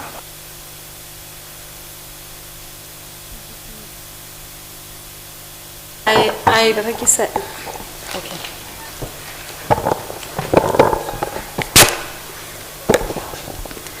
Thank you, Chair. Thank you, MEC. I believe the report that we have submitted in terms of the balance of accruals as at 31st March 2021 discloses the amount that which was reported by end of the financial year. Of that balance, of course, there are transactions that we had prioritized in terms of payment. I think the strategy that we applied last year basically focused on paying old transactions than new ones. So we had paid plus minus 6 billion of the entire accrued expenditure from 2021 into 2022. Of course, this means that the register of accruals as at end of 31 this financial year for 21-22 in terms of the financial year that we'll be reporting at, we were standing at 4.2 billion worth of invoices that we had not paid. There is a plan, of course, that we have discussed with the Provincial Treasury through the war room that we are having with Treasury and Office of the Premier from the DG's office on a weekly basis, where we just look into the performance of the department in terms of addressing the backlogs or work cycles that are basically not moving within the organization. I think the one principle that we should understand, Chairperson, is that the issue of 30-day payment does not start with finance. It starts with procurement. So the more we do not have controls on how we procure and how then these procured resources are delivered on time and acknowledged on time, we would not be able to really process transactions within 30 days. But one critical issue that we also mentioned in our presentation, Chairperson, is the fact that Gauteng should acknowledge that the baseline allocation of the department cannot meet the health requirements in terms of provisioning of quality health care in the province. The influx of people or population growth in Gauteng really is not necessarily accommodating what the fiscus can afford. We have made the presentation through the provincial treasury indicating that in the true sense of the matter, the growth in terms of GDP versus the growth in terms of budget allocation for the department is a total mismatch. If we looked into how much the budget has increased in the true sense of the matter, not looking at the nominal growth, but the actual growth in terms of budget allocation for the year, we're talking of 1% budget increase just over the 2022 MTF. So there's really a need for us to look into whether the department can afford to pay suppliers from a budget perspective, first of all. Secondly, to also look into how we control our procurement measures from a financial perspective. I'm not sure if my response is addressing the issues of concern, but I think there's really a need for us to not only look at the pace of paying suppliers, but whether we've got enough funding resources to pay these suppliers. I think on average, we're talking to plus minus 500 million that we pay to different service providers just on ordinary goods and services. I'm not talking of earmarked funding when it comes to municipal payments or payments relating to contracted service providers who provide food, diesel and other health technology equipments. So just on ordinary SMME suppliers, we are budgeting plus minus 500 million, that which we pay to ordinary service providers. And that in the main is the highest level of consumption, where we now take knowledge of the fact that we've got too many SMME companies which are doing business with the state. So we cannot afford in terms of cash availability and the budget to accommodate the demand that is now made in terms of provisioning of resources for quality healthcare services at facility level. So the imbalance between budget availability, cash management, procurement, and ultimately 30-day payment really needs to be reviewed. And that is now the process that we have started engaging the provincial treasury on. Thank you. The issue of payables and what has been surrendered, maybe let me just talk to the budget that was surrendered as at 31st March in the current financial year. We had plus minus 3 billion worth of underspending in the financial year. But if you look into what really resulted in us having 3 billion that is due for surrender to the provincial treasury, majority or maybe 50% of that allocation relates to conditional grant. We have requested a rollover for HT equipment. And I think in all fairness and honesty, we should acknowledge the fact that the processes that we engage into as Gauteng really attributes to how fast the department can then procure these HT equipments. Remember, we've got middlemen and we've got OEMs who are the actual manufacturers of the health technology equipment. So of the conditional grant funding that we've requested a rollover towards, we're talking 761 million. Mpume, if I'm not mistaken. Yes, 761 million of the 3 billion that has been requested for rollover. The other areas of underspending was on infrastructure and also on provisioning of machinery and equipment, just ordinary machinery and equipment relating to conditional grant and equitable share. So there's really a need for us to look into what impact does this underspending have in the department, and whether if we do procure this kind of equipments, how quick can they then be delivered, because majority of them are procured internationally and being brought into the country. It takes more or less 6 months to 9 months for these equipments to be delivered and for us to then pay. But we have came up with a plan of basically not centralizing procurement in terms of the bid administration processes. What we have done so far, we have capacitated and trained institutional supply chain management and also our clinicians on the bid evaluation, bid specification, but bid adjudication will then be centralized, because it's now, you know, the guidance that comes from National Treasury that only the CFO can chair the bid adjudication. So the more we have different facilities sitting as bid specification and evaluation, the faster the process will then go in terms of tender administration. Again, the issue of the Concord ruling on the application of preferential procurement regulation of 2017 has an impact on the overall performance of the department. Remember, the regulation is saying the status of triple BEE and also preferential procurement in terms of enabling local content for a historically disadvantaged company is unlawful and it's no longer applicable. So we are going to see now a majority of our black-owned companies not necessarily getting business opportunities to provide these kind of HT equipments, but the manufacturer can then bid in the tender process and then be given the opportunity. This will obviously have an impact on the economy and the volatility of improving our financial status or economy as a country. So there's really a need for us to not only consider what the Concord has ruled, but when then these laws will be applicable. Are they applicable now in 2022 or will they be applicable in 2023? So I don't want to go too much into detail, Chairperson, but we are just trying to give the committee a high-level overview of what then is the real reason for the department not to be able to spend the conditional grant budget in terms of health technology equipment. We have applied for exemption to the National Treasury so that we can start advertisement of this HT equipment procurement. We're hoping that all 94 procurement planned resources in terms of equipments, services and whatever in terms of what we have indicated in the procurement plan will then be implemented in full in the current financial year so that we can then show movement of performance of the department. I'm hoping that I've responded, MEC, to accounts payable in terms of balances. Thank you. Okay.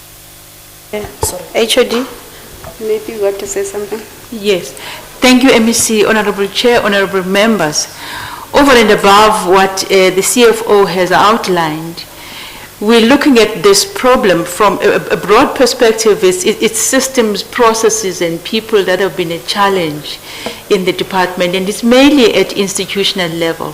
There is a skills audit that has been performed, and we will look at that report and look at the recommendations in that report and see what we can do in terms of making sure that people who are in the supply chain management processes and financial systems have the necessary skills. What has come through also, Chair, is that with all of the history of things that have happened in the department, there's a problem with morale and people feel scared to do things. It's also soft kind of interventions that we need to engage in the institutions just to make people comfortable and confident in doing the work that they need to do.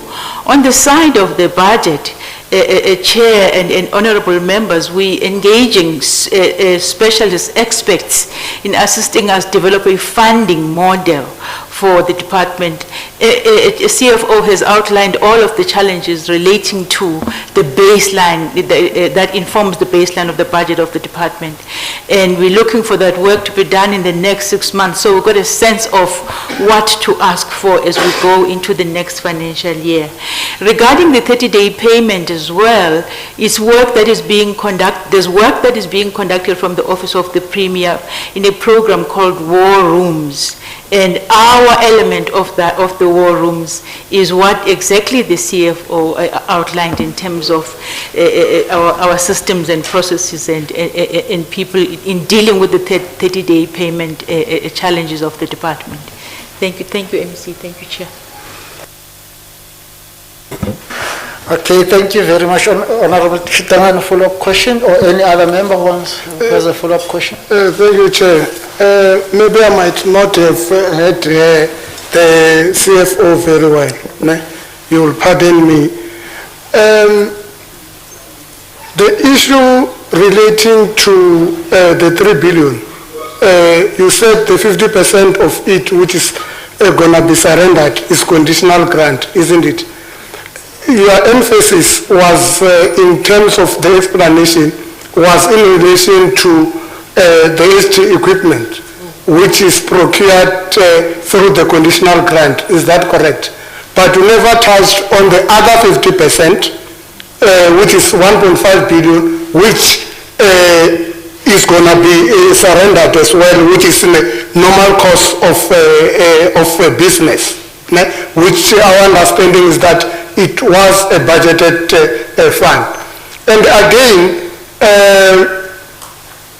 you have indicated that the budget cannot really meet the demand out there. understandably so. But what we are interested in is what has been budgeted for and which ought to be spent in line with what has been budgeted. That is what we are more interested in.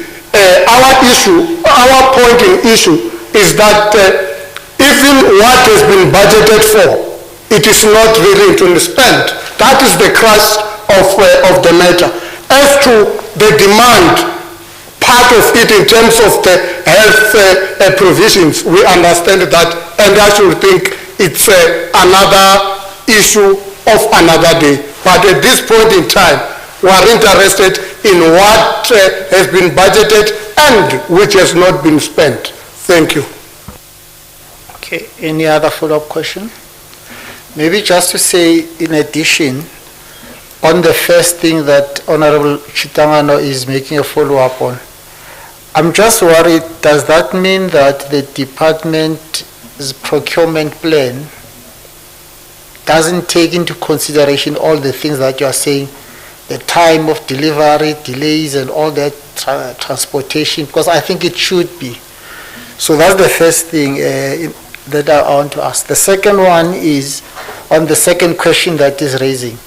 I think the HE, one of the problems that has been raised is that the department has overcommitment. So as Honorable Chitangano says, there's an amount allocated for people that you must pay.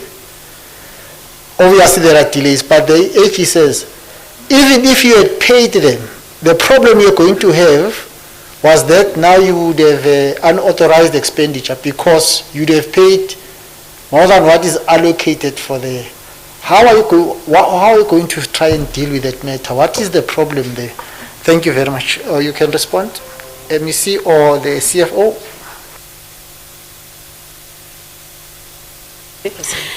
Chair, the CFO is saying she did not capture what the chair have just said, but she captured the questions from Member Chitangano. So if chair can just, because I have noted, but I'm not too sure if that would make sense to her. Thanks. Okay. It's just additions to the two questions. The first question he asked was about, you explained the half, you didn't explain the other half. And then my follow-up question was that your procurement plan, from what you're listening, it seems to suggest that when you do that, you then take into consideration the fact that some of the equipments might take longer to be delivered. So we're asking if our assessment is correct. So does that mean there's a problem with your procurement plan? It doesn't take into consideration all other things, and that so you procure, you advertise, you procure, but you know it's going to take long. You've got money, then it becomes a problem. So that's the first issue. The second one is also a follow-up on the second thing that Honorable Chitangano says. So our question is that, as the AG's concern, is that when it comes to your payment for your service providers, it's clear that you don't meet the target. That's what Honorable Chitangano is asking. But follow up to that is that the AG says if you were to pay your service providers, you would have overspent because that's not the allocation you have. And that would have resulted in an unauthorized expenditure. So the question is, what really is the big problem there, and what plans do you have moving forward to address that? Thank you.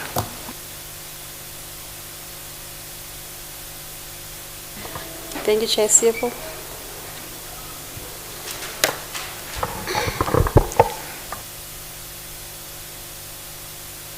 Thank you, MEC. Maybe let me first deliberate on the underspending of the previous financial year. Of course, these figures have not yet been audited, Honourable Member, and I'm sure we will be able to speak to these issues as and when we have submitted the audited financial statements for the year 21-22. But now talking forward in terms of progress that we've made in the department, of course, the underspending, the actual expenditure by end of 31st March 2022 was at 95.7% of the overall 59 billion budget, right? That's where now we have made an indication of the 3 billion underspending. But if you look into areas of under expenditure, we're talking to program 6, which talks to health sciences and training, and also program 3, which talks to emergency medical services. On emergency medical services, there has been a number of ambulances and healthcare equipments that have been procured using the national RT tender contract. These deliveries were transversal contract, yes. These contracts have been goods have been delivered in the 4th quarter of the financial year, when procurement happened in the 3rd quarter. Remember, when we order ambulances, we need to now give, specific time frames to say deliveries will then be done on a specific period. So deliveries were made in the 4th quarter, early in January and also in February, and then the invoices have now accrued into the current financial year. I think in the first week of April, we paid plus minus 54 million, if I'm not mistaken, just relating to the accruals for these ambulances that were procured. On the issue of health science and training, we take note of the fact that training was planned, especially for clinical practitioners. But the training here too is not a once-off type of training. You'll find our clinicians are taking plus minus 2 years or 3 year course type of training in terms of their specialities, and invoices would possibly be then submitted as and when they complete the course, or even in the middle of the course in terms of training. I wouldn't want to talk much, but that's the main area where we had underspent. I think we had spent plus minus 55% of the overall budget allocation of 1.2 billion. So we need to re-look into how then we conduct these trainings and how then these trainings are implemented in terms of, submission of invoices on confirmation of services delivered. But I think the HRD unit would be best placed to then explain what the plan of improving these training programs is going to be on the new financial year. I hope I'm not necessarily, putting them on the spot, but there's really a need for us to look into what is really happening within the HRD budget allocation for training, especially of our clinical staff. Chair, the issue of the procurement plan, maybe we should also consider the fact that Gauteng is one of the 2 departments whose responsibility of sourcing probity auditors is still centralized or withheld by the provincial treasury. So that has had a major impact on delays in terms of the sitting of bid specification and evaluation committees. Hence, when we advertise tenders, it would have taken plus minus 6 months or even 7 months for a treasury to appoint probity auditors, and also for specific bid specification and bid evaluation committees. We have raised the issue with the provincial treasury, and in the year towards the 3rd quarter of the financial year had we now seen a slight improvement in terms of the number of companies that are availed for us to then sit as bid specification and evaluation committees. The report there too also we've discussed with the provincial treasury. At some point there's value add, but we feel at some point some of these things that which they are making comments on are not necessarily assisting the procurement processes. So yes, we do take note of the duration it takes, and we've actually structured sitting dates in terms of committees forming quorums and actually sitting for these bid specification and evaluation committees. I have recently just requested the acting chief director of supply chain to then look into the monitoring of the sitting in terms of the bid specification and evaluation committees, where we keep track of whether they are forming quorums and decision makings of these committees. The biggest challenge, of course, is the availability of probity auditors in terms of supporting these committee sittings. This now also attributes to the department not being able to adjudicate tenders and award on time. In terms of payment to suppliers within 30 days, yes, Chairperson, we are aware that should we have settled the entire 4 billion or even the 6 billion of the previous 21-22 financial year, we would have then had unauthorized expenditure reported in terms of our financial statements. But we take note of the fact that the plan is to then ensure that we control procurement, and control in procurement would mean inventory management. Inventory management, how much stock is being procured, how much quality of these resources are delivered and usable.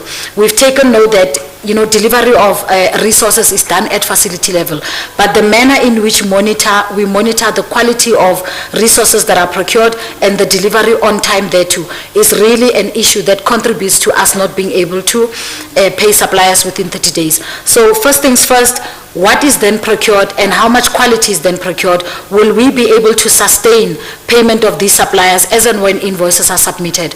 So the strategy is not for suppliers to only submit invoices on time as and when they've completed deliveries, but to monitor whether the delivery notes are submitted to supply chain for capturing purposes. I think that has been the biggest nightmare of the department, where invoices are on time, but the GRVs are not conducted. So we have to call facilities, call the wards, and then beg for them to then submit delivery notes. At some point, they do get lost. At some point, there's partial deliveries that are made, and I think part of the media issues that has been raised over time, where some of our political parties had made mention of some 3 billion that was not paid because deliveries were not made. I think there was a little bit of a concern from our side as to how then do you interpret information that is submitted to various stakeholders.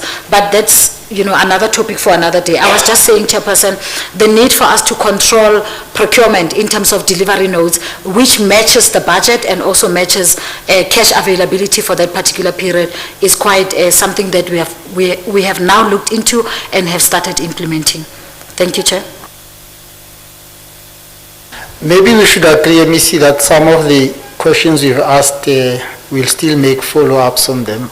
As an example, I hear what we are saying here as responses. I get a sense, and I might be wrong, maybe you can assist me. Some of these things that you are procuring are also going to be delivered in different hospitals. Are those CEOs there in hospitals part of these plans that we are talking about? Do they get consulted? Are there engagements with them? All I'm saying is that when you do these plans of the department, do they get to comment, to make suggestions, or it's decided at HQ and then things are processed from that level? It's just that I try to get a sense on. Yes, Chairperson, maybe let me just also explain that we have regular meetings with our cluster managers, maybe not from the CEO's perspective, but from a strategic financial perspective, where on a Friday of every week, we meet with heads of procurement and head of finance, where we just look into the performance of each facility. We have now started at least with the 4+3, which now speaks to the 4 academic hospitals and the 3 tertiary hospitals, because that's where now the bigger budget of the department is now spent. So we're looking into the performance of these units in terms of movement of transactions and why then the backlogs are not addressed. We've seen an improvement in terms of movement of these backlogs and also the bottlenecks that which they are facing. One, systems is quite one of the challenging issues that which we've taken notice of. I think HOD spoke of systems, processes, and people. Our people are there, they are capacitated, but the capabilities in terms of their performance is one of the key issues that we've taken note as one of the challenges that are affecting performance on a 30-day payment. But what is important is also to ensure that systems and softwares are available and moving at the speed and the pace that which we want. I think the head of information system spoke of HIS that is now going to be implemented, but we are also working closely with eGov to improve on the LAN connectivity, not only at head office but also at facility level, so that there's no glitches to computers as and when, or systems as and when we process payments. I think that is also one of the issues that has really, become a bit of a challenge for the department to then process these transactions. Yes, there's a need for us to look into how we are procuring, how we are receiving these procurement. At some point within the department, we were discussing establishment of warehouses, which is now going to be also costly. But it's one area where we are looking into in terms of ensuring that goods are centrally received per district or per ward, where we can then monitor the speed at which these things are delivered and the quality of the goods that are delivered. We've had a number of orders that are partial, that are remaining open from the year 2019. And in the true sense of the matter, we cannot be expecting deliveries which were of orders that were placed in 2019 in terms of expectations for deliveries in 2021. So these are things that which we are discussing at a technical level, where we are deliberating reasons why we cannot pay suppliers within 30 days. Thank you, Chair. Thank you. Can we move on to the next question? Honorable Tilange. Chair, thank you. I've actually also got a question on the issues that we've just addressed now, and if I can start with that, it's just one or two. Okay, let's agree that just ask that before you ask your other question, so that it can be responded to, yes, so that we separate the two. Yes. Okay, thank you, Chair. I just want to say that we all know that the biggest challenge lie in procurement and supply chain processes, and then also the correspondence between the department and Treasury and the financial side of it. I just want to know what the department is doing to address the challenges and to make sure that going forward that there's an open communication line, because it sometimes does affect it when we work in silos. So just to make sure how the department intends to address that, and then when we look at the systems, processes and people, that sort of complicates the rest of the processes. If the department can just give some indication on that issue, and then I will ask my follow-up question. Okay, MEC.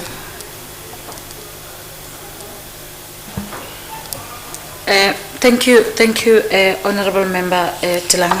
We really appreciate, the questions and concerns that are coming from members. I think, in the true sense of the matter, not only are they keeping us in our toes, but making us, think outside the box in terms of what can be done to really improve systems moving forward. The issue of procurement, yes, it is a challenge, and I think as part of the issues that we had discussed with treasuries through the Office of the HOD, we're then talking to not only SCM capacity, but SCM capabilities. We have a number of officials who are in the system, who've been in the system for quite some time, but they need to be, retrained and reskilled in order to perform better.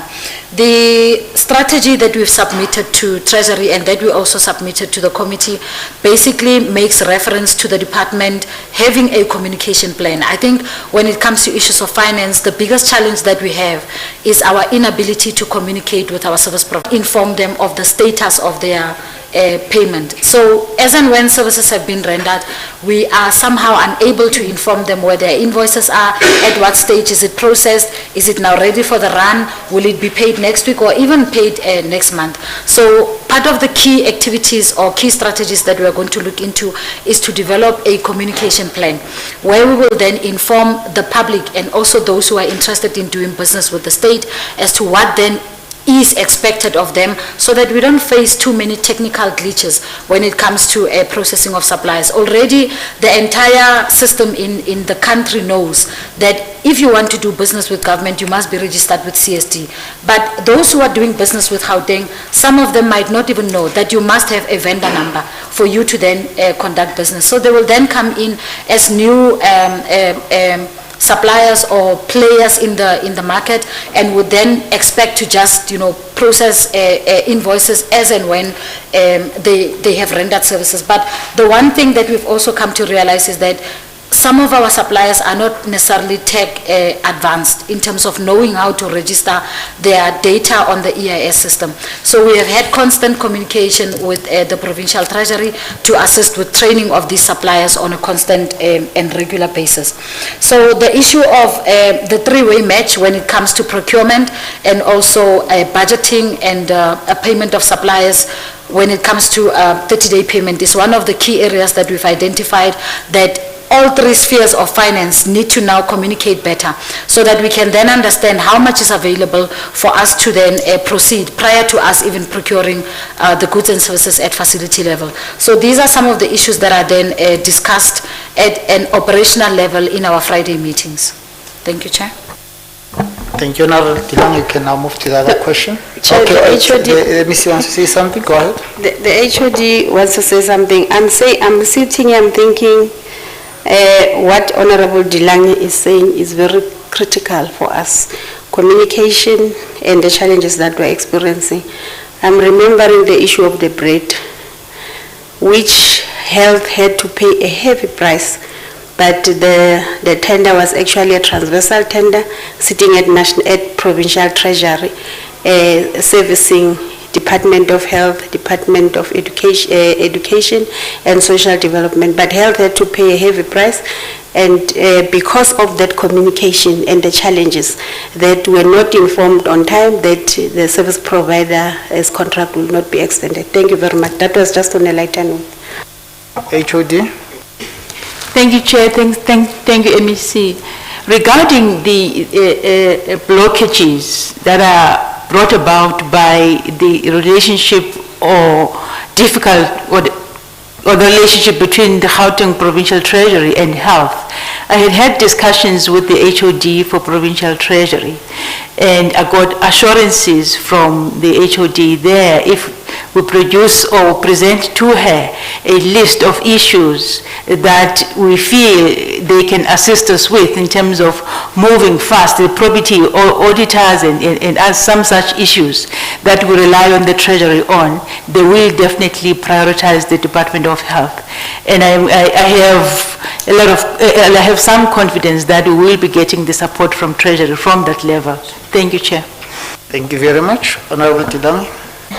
Chair, thank you very much. If the department can provide details of the impact which the fire incident that took place at the Charlotte Mazeke Hospital, which caused substantial damage to assets and inventory, had in the 21-22 financial year.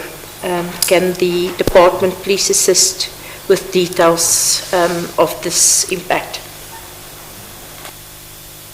MEC. Thank you very much. I think Mr. Kobo will be able to respond to that. Maybe just before Mr. Kobo responds, is also to mention that that project is now sitting with National Department of Health together with DBSA after we've realized that we are experiencing delays from DID. And I must say that intervention assisted us a lot, working as well, Honorable Dilange, with other stakeholders like your Solidarity Fund and SPIRE. Hence, we managed to officially reopen the accident and emergency unit, I think, on Monday. And I must say, Honorable Dilange, we really acknowledge the impact that had, because after the fire we thought it was going to be something that will just take a week to clear the smoke and get people back in the facility. But also maybe just to say that even though the fire happened, the facility is close to 80% functional. It is not like everything was closed off, there's no access. They are seeing close to 40,000 patients per month. But I'll hand over to the Infrastructure Department, Mr. Kobo, just to give a sense on that. Thank you very much, Chair. Yes, over to you, Mr. Kobo.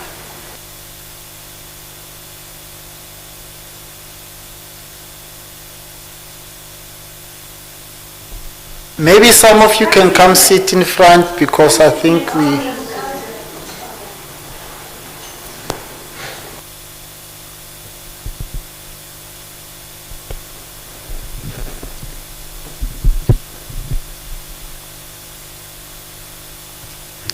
Good morning to the committee. My name is Sandani Kobo, the acting head of infrastructure in Gauteng Health. Maybe before I go on, I just need to understand that I thought the question was about the loss, not the infrastructure side. But if I'm wrong, I can explain in terms of the costs as far as this incident is concerned. Chair, if I can be guided before. Yeah, remember, as this committee, we are more concerned, mainly concerned about financial management issues, because the HE had raised the problem that at the time, the building had caught fire, and the HE had said it was going to have an impact on the department's programs and particularly finances. So that's what we want to hear. What impact was there, and are you able to give us a sense of that? Okay, Chair, then the CFO will be able to do that. I thought that Mr. Kobo will just give a sense, because I think all the members are worried when will the work be completed at Charlotte. I thought you would give just that a project plan in terms of what National has presented to us and was signed off by National Minister and the Premier. But now that what Khali said, he can do that, but briefly. Okay. Yeah, sure. Okay. Just briefly, Mr. Kobo, on the sequence of events then, and the CFO will deal with the financial impact. Thanks. Thank you. I think first of all, let me explain that the issue in terms of the incident at Charlotte and what we have to do after that incident, there are actually two projects in one. And we're always finding ourselves in having to explain this because the issue of the COJ talking about the occupation certificate and the compliance thereafter has been linked to the issue of remediation, fire remediation and rehabilitation after that fire. Those are actually two projects, although the second one has been triggered by the fire.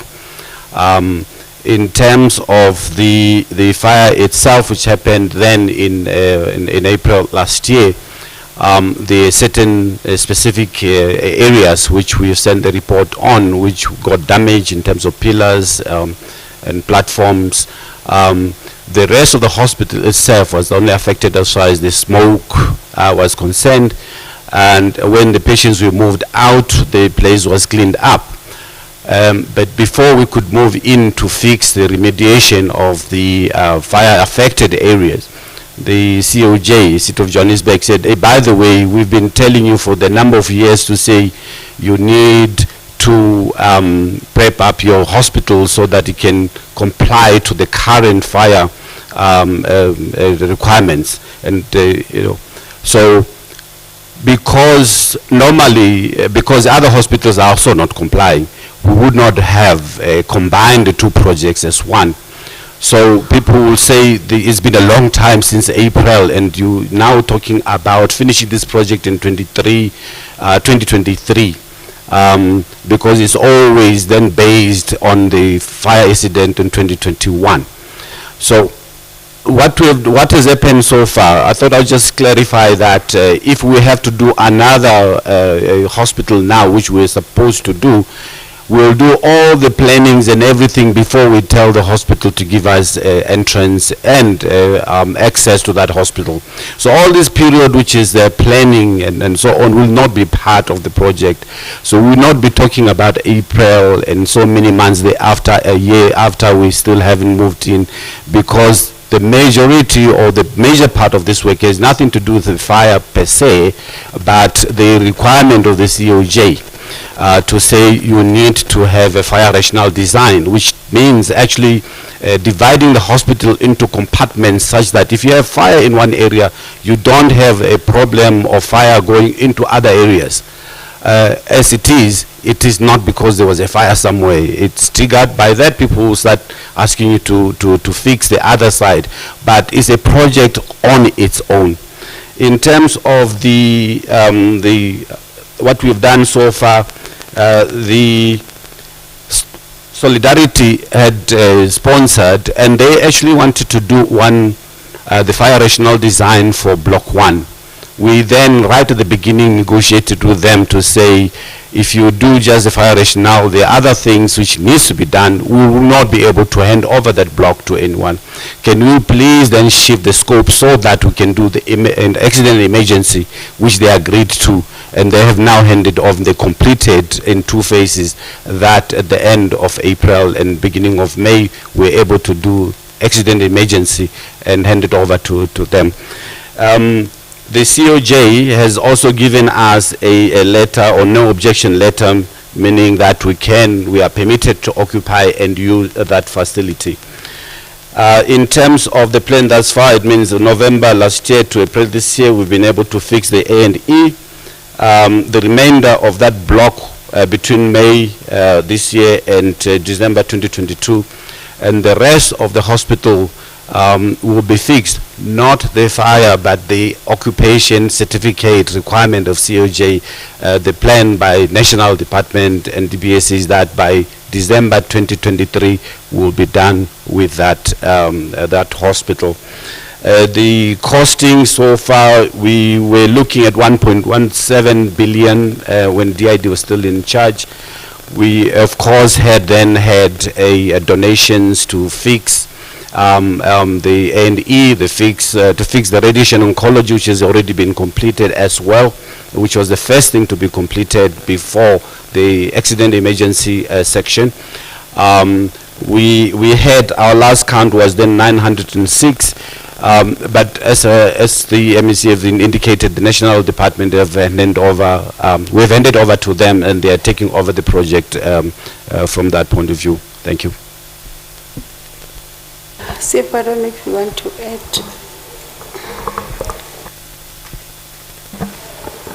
Thank you, MEC. I think at the time of the fire, we had reported or acknowledged that we had stock at hand amounting to plus minus 41 million. And this is now a stock that was counted the week before the fire actually took place. Of course, there's a need for us to reconcile, and based on the reconciliation that was conducted subsequently on resources that had been delivered at the time, we had lost inventory to the value of 41 million.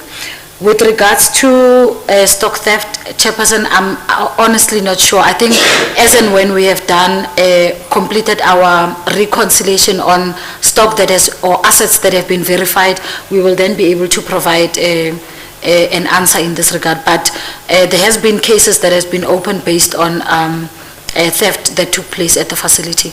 So I'm sure in the next session we will then be able to provide the report. Thank you. Any follow-up questions from members? Honorable Dilange, Honorable Kekani, Honorable Randall. Chair, thank you very much, and thank you very much for the response from the department. I just want to, when we talk about damage, we talk structural damage as well as smoke damage, and I think the structural damage is one of the issues that sticks to the mind, because those are the things that you don't necessarily see, but that could have adverse effects later on after everything has been turned around. And I think that is something very serious we need to look at. And then with this hospital being one of a few departmental or provincial facilities that we've got, if you go and visit also the other facilities, you will see, as we did previously with the Charlotte Mazeki Hospital as well, that these buildings are really in a dire strait.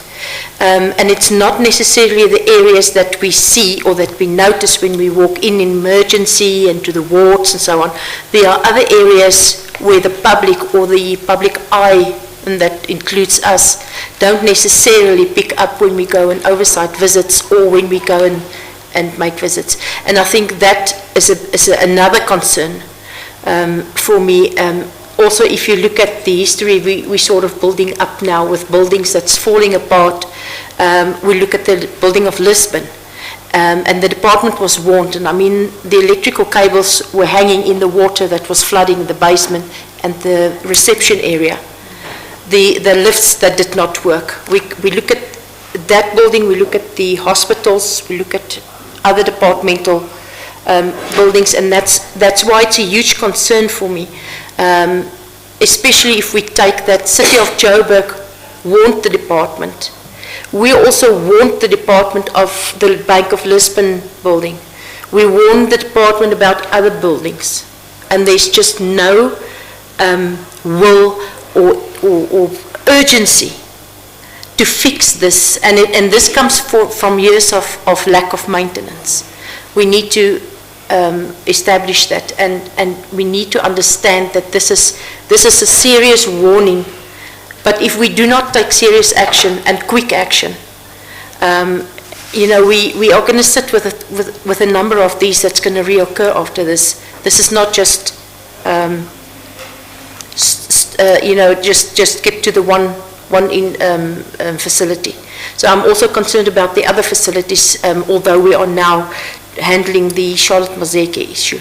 So, yes, if the department could just also, and it is good that we had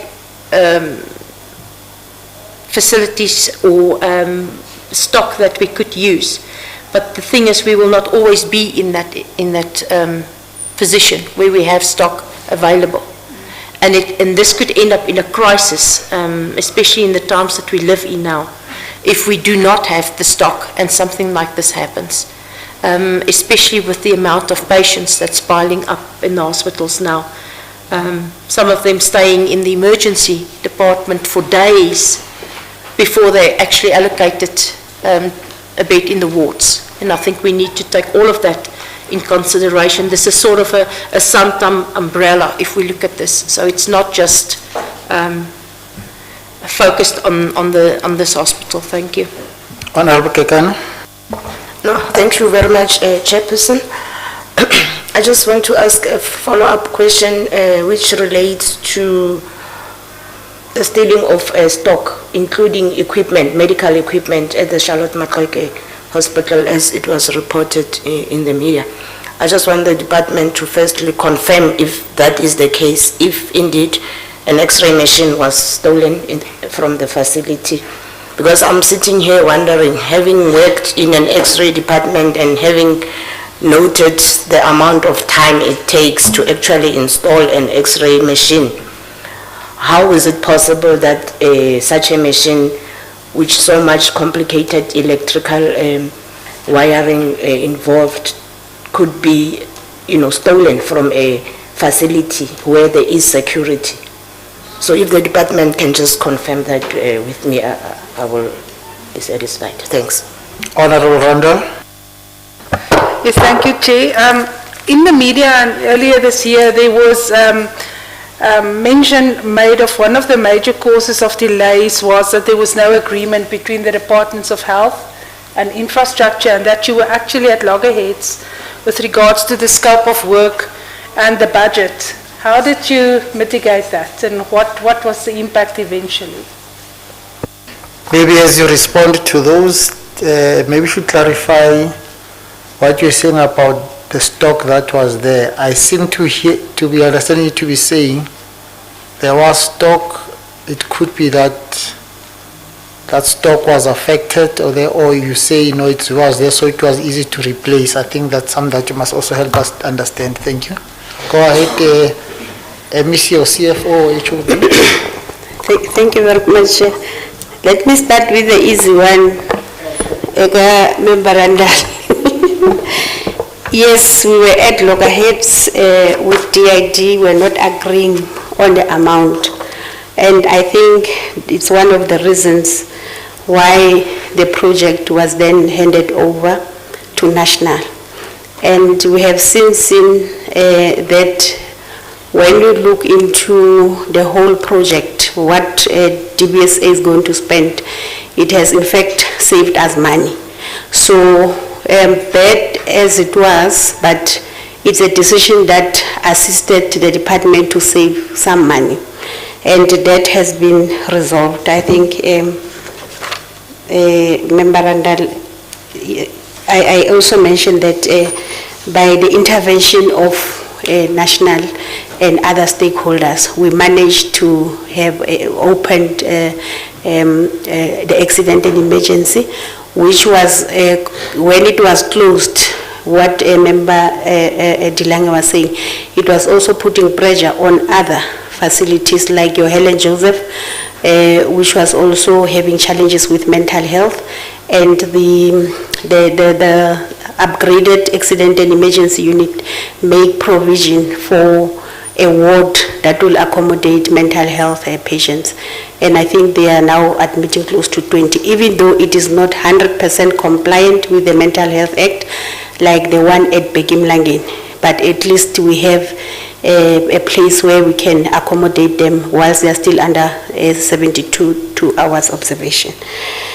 And maybe to come to Member Kekana on the stealing of the X-ray machine. It's not an X-ray machine, it was a CT scan. What happened is that the service provider that was appointed was responsible for their own security, whilst the project was still under their supervision, if one might say. And what happened is that there was, every time the service provider is working towards finalizing the project, there would be some vandalism that is happening. And I think one of the people that were arrested was from our internal security, not the service provider security. But the question was, how did the theft happen whilst we have our own security, even though they were not responsible for the entire that part that was handed over to the service provider. That question came as well from Honorable Member Bloom to say what consequence management has the department instituted or implemented, because you can't have your own security and then just looking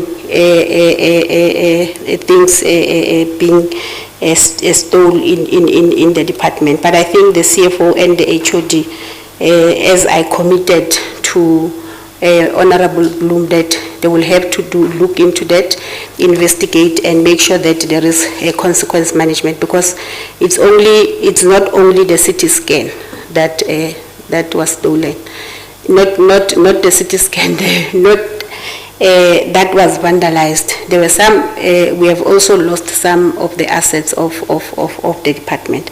But I think the HOD and the CFO will investigate that and deal with that accordingly. And then with regard to non-compliance of other hospitals, I agree with you, Honorable Member Dilange, that after Charlotte we'll have at least one hospital that is 100% compliant with OHS. But I think in 2018 the Premier did make some pronouncement into making sure that the top, I think 10 or 14 hospitals that we had to deal with together with DID, into making sure that they are OHS compliant. So we are currently under talks with DBSA and National Department to say, can't we prioritize those? I think those ones are the ones that were very bad in terms of OHS. But I'll hand over to the HOD and Mr. Kobo just to respond on the other issues. Thank you very much. Thank you, MEC, Honorable Chair, Honorable Members. Regarding the interface between health and DID, Honorable members may remember that there's a proclamation that was signed by the Premier on the 23rd of March, basically transferring powers and functions from DID to health relating to the work at Charlotte. We are now at a point where the HODs for DID and health are co-conveners of a task team that had been set up by the province to develop a roadmap for the implementation of that proclamation as it relates specifically to cession of contracts of the professional service providers on the project from DID to health. So we're working on that now. We are on the same page on what some of the things that need to be done. MEC, if I may speak to that. Thank you, Chair.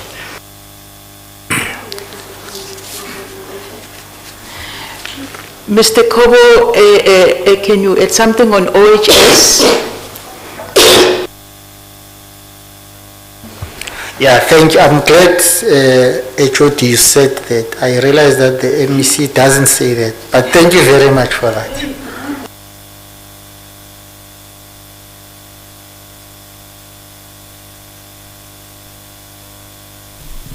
Can we be helped with the mic, please? Or you can come and use the mic in front. Okay, sure. It's okay. The mic went to sleep. Yes, the issues raised by Honorable Lanke. Yes, the problems we have now is historical. We had a number of years before the majority of people, the staff there were even there, that the maintenance was not up to scratch. What we did is that we did an assessment of all the hospitals and we found that there are a number of problems. And I'm glad that you, in terms of your understanding of what is there, what you see up front there, it's not what causes problems, like a broken tile and so on. Is issues like your fire rational design, your response, your detection, early detections of fires and so on. What happens when you've got a fire? Do you have fire doors which can close off that area which would have been demarcated if you got a proper fire rational design? Those are the things people don't see, and those are the most important things which need to be fixed. So we are faced with that dilemma to say you're going to fix a hospital looks very nice and yet at the back it's actually not that. We had to take a decision internally, as the MEC was saying, that we need to look at the backlog and we can't do all of them. So we took the first 14 and we were in discussion first with DID to say we understand that you want the hospital to look like nice and so on, but we really want you to look at the back side which will stop these fires from spreading and so on. And of course, after the proclamation, we've went on to the National Health as well to help us with those hospitals.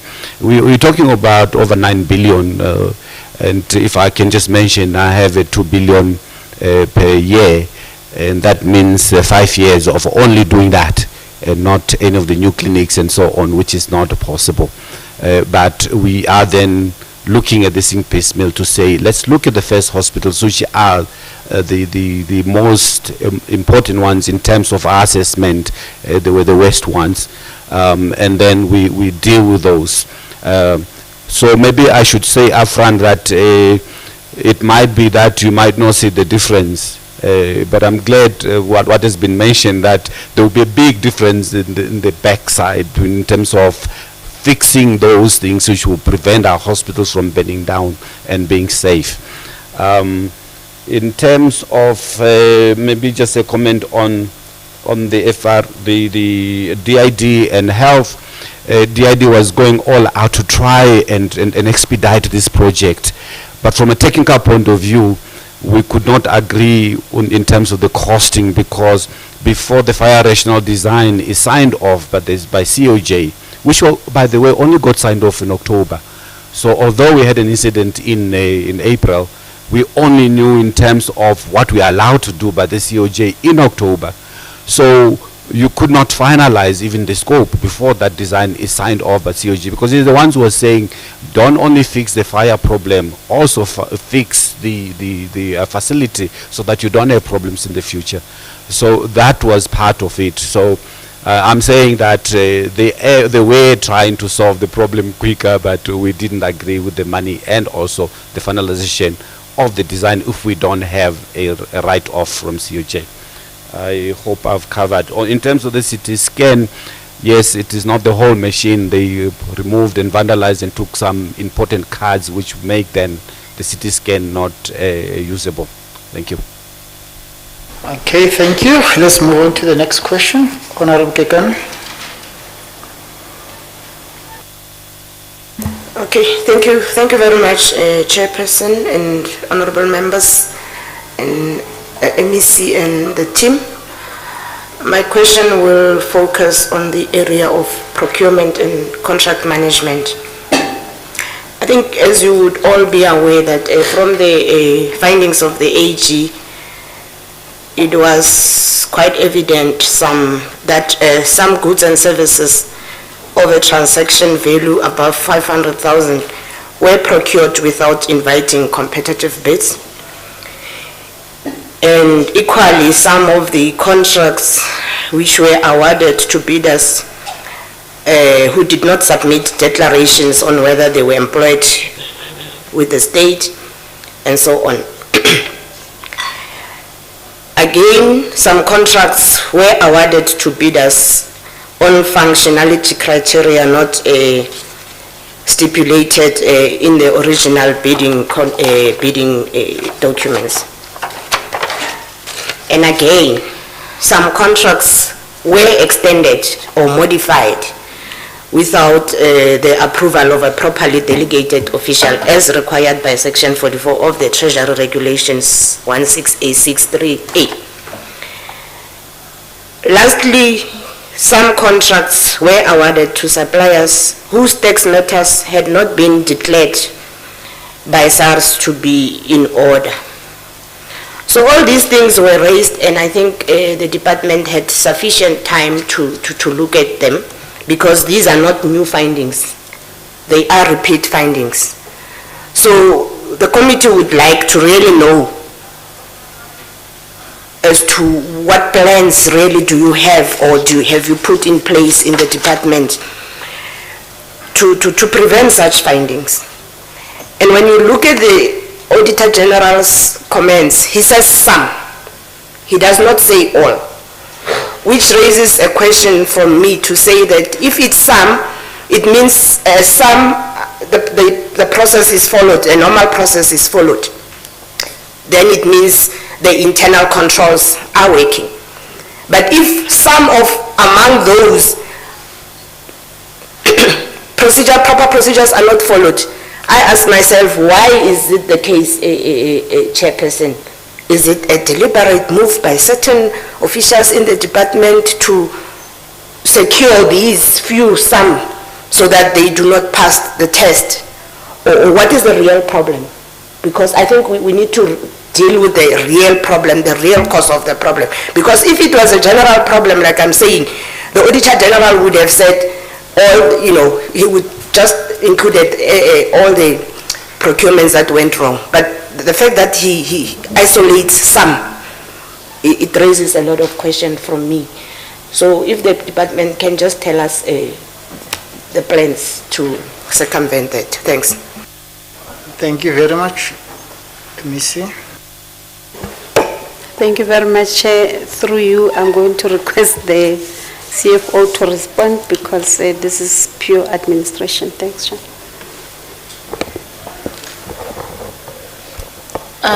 Thank you, MEC.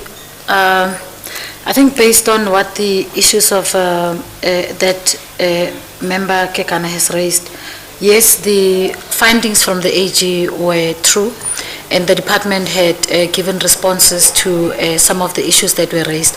Of course, it's a sign of internal control deficiencies that we had also acknowledged as a department. To give an example on one, regarding the payment of suppliers who are not tax compliant, the payment system is programmed in such a way that when a supplier has rendered services with an expired tax clearance certificate, we are not able to proceed with such a payment. So as and when the AG makes some of these inquiries, we are able to then produce evidence that the payment could not go through because the system is programmed in such a way that the TCC has to be valid. And with regards to BBBE certificates, yes, there are suppliers who had submitted BBBE certificates that had expired, but then the establishment of the quotation adjudication committees at facility level has really assisted the process during the year 21-22 in terms of ensuring that all suppliers are compliant with the requirements of not only being registered as CSD, but that their BBBE certificates are now valid. But taking into consideration the response that I gave Member Kekana in terms of the doing away of PPR 2017 paragraph 4, 8 and 9, the issue of BBBE certificate in terms of compliance will no longer be applicable moving forward, and I think that's now the ruling that Concord has given. What is more important is for us to assess whether the resources that are procured are within budget and within delivered at a qualitative model or stage. So we are no longer going to focus mainly on issues of BBBE, but we will continue to focus on the issues of pricing and whether the stock that which we are procuring or resources that we are procuring as a department is now having that local production or local content, and also within the estimated price in terms of the market testing. So there are several issues, of course, that were raised that related to the implementation or the use of PPR 2017. But now moving forward as a department, and until such time that we have heard from the National Treasury through the Provincial Treasury as to when the Concord ruling will be applied, we are then putting those issues on hold a bit, and we will then respond to the committee when the time is right to say yes, we are no longer implementing BBBE in terms of the Concord ruling. So I was just giving a high-level example to say yes, there were issues that the AG has raised. But let me also take this opportunity, Chairperson, to just indicate that there are plans in place that we have put as a department to improve on supply chain. One of the key deliverables that the HOD and through the MEC has made mention of is the fact that we need to start monitoring the efficiency and effectiveness of performance in the department in terms of contract management. So that is now one of the key issues where we will monitor how contracts are performing, and prior to a contract expiry, we then need to also have awarded the tender. But then I've also made the critical stage of the Provincial Treasury's role in terms of provisioning and availability of probity auditors. So just in a nutshell, there is a plan in place to improve on supply chain performance and capabilities. Thank you, Chair. Internal controls. Internal control, like I have made mention, we have established quotation adjudication committees who will then monitor procurement of goods and services on 3 quotations. There's a circular that was issued by National Treasury as of last year for implementation in the year 2021-22. And I think as held, it's only now in the year 22-23 that we have started implementing that circular, Circular 2 of 21-22, which then speaks to the increase of procurement in terms of goods and services above 500,000 but below $1 million. So we have trained quotation adjudication committees. We have given them responsibilities in terms of what they need to do as evaluation and also adjudication process. What we have now done is to develop a standard operating procedure, which is now the procedure manual that will be distributed to facilities for them to then ensure adherence to a policy in terms of supply chain management regulations. I hope I've answered the question. Any follow-up questions? Honorable Randall, Honorable Chilwane, and then I also have a follow-up question, depending on what they are going to say. Thank you, Chair. I think CFO alluded to the fact that poverty auditing is assisting. I would want to know how have they been assisting you with minimizing this specific findings, these that Member Kekana has now raised. And secondly, when last was this department supply chain management policy updated? Thank you. Honorable Chilwane. Thank you, Chair.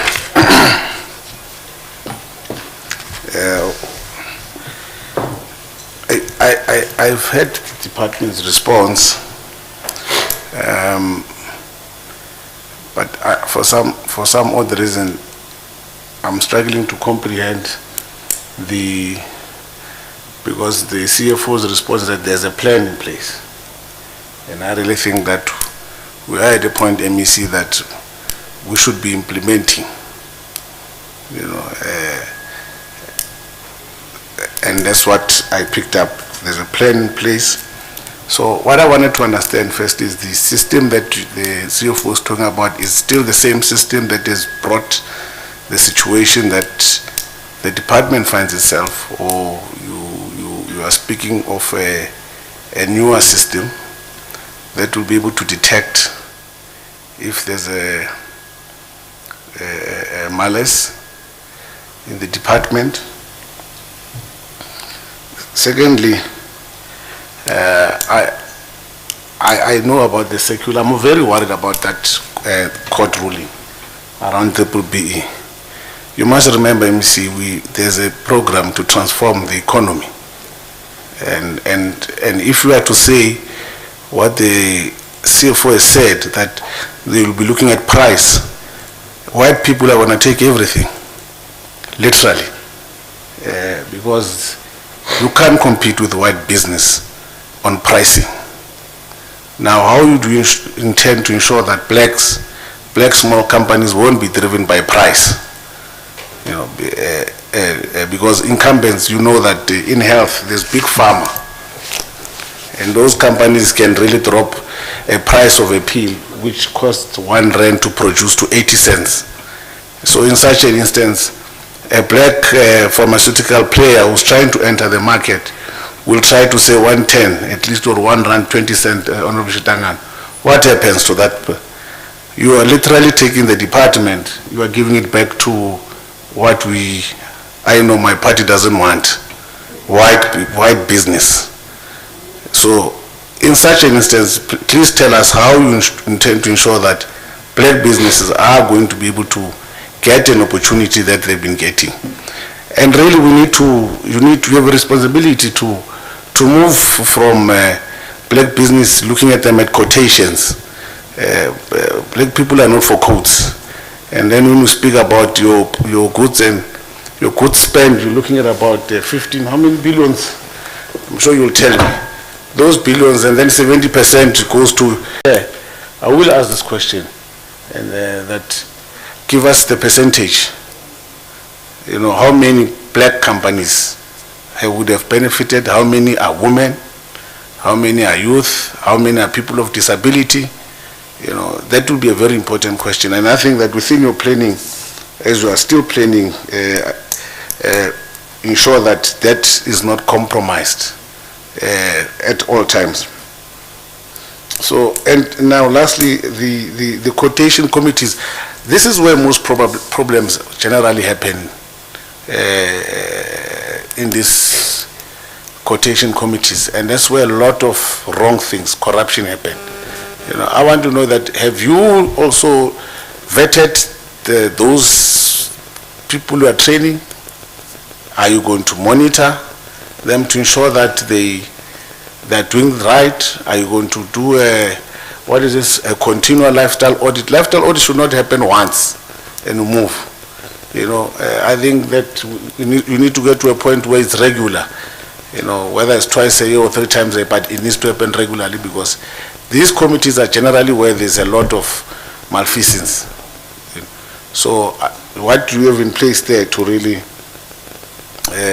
ensure that there's proper compliance and proper ethical conduct from those particular structures that we have set up to deal with that? That's all, Chair. Thanks. Yeah. May I just, okay, Honorable Delana, before I make my comment? Chair, thank you very much. with respect, I think, we should not put the department under these political stresses when it comes to service delivery. What we need is service level agreements, first of all, before a shovel is raised or before a pen is picked up. There must be service level agreements. And we need to make sure that the people, whoever gets the tender to do the work, is competent to start the work and to finish it with not substandard qualities, but with the best quality that they can offer. And that is the main issue. And I don't think we should focus on anything else. We must not get political issues and agendas into the safety and the health of people out there, because then they are going to be the losers, not us. Thank you. Yeah, before the meeting degenerate, I know where we're going to go to now. I want to ask that be a debate we have as a committee. Because you see, what you are going to do, we are going to debate amongst ourselves now, rather than ask questions from the department. So may I request that we direct the questions to the department, and when we're satisfied, we are going to have a session to debate some of the issues. Because then we won't finish. I've got my own views as well. I might disagree with Honorable Dilange, then this is going to turn. Somebody is going to disagree with Honorable Chilwane, then you are not going to go anywhere. So let's limit it to engagement with the department, and obviously, MEC, if you want to respond to what Honorable Chilwane is raising, please do. But I'm saying on the further debates, I think we must leave the debate and make it also a debate, because this doesn't affect only Department of Health. It affects a lot of, it's not even in Gauteng, it's national. There's a need for us to engage with that proper debate. But I'm saying, MEC, if you have to respond, please do. But as some of the follow-up questions I wanted to ask, the plans you say are in place, CFO, when were they adopted? I would assume that you've submitted some of them when you made the submissions to us. If you have, then thank you. But if you haven't, please submit. Then the second question that follows is that what has been the impact of those plans in the past financial year? Have they worked? Have they made an impact on these matters that were raised by Honorable Kekane? Have you seen the reduction? I know we have agreed. It's not audited yet, but from your first impression. Lastly, I hope I heard you correct, but I heard Honorable Chilwane refer to it. The circular that you are referring to, which you said increases, if I heard you correctly, increases the minimum amount from 500,000 to 1 million. And you seem to suggest that is with effect from this current financial year, that is 2023. So it means we might not see it in the audit that's going to come now, which is up to the end of March, but we are going to see its impact moving forward. If I can maybe just be, as honored members, if some of you have got that circular, please help us to know about it. You don't have to respond to it now. I'm saying you don't have to circulate it now. I think it's an important discussion we must have, because it's got a lot of other implications. Over to you, CFO.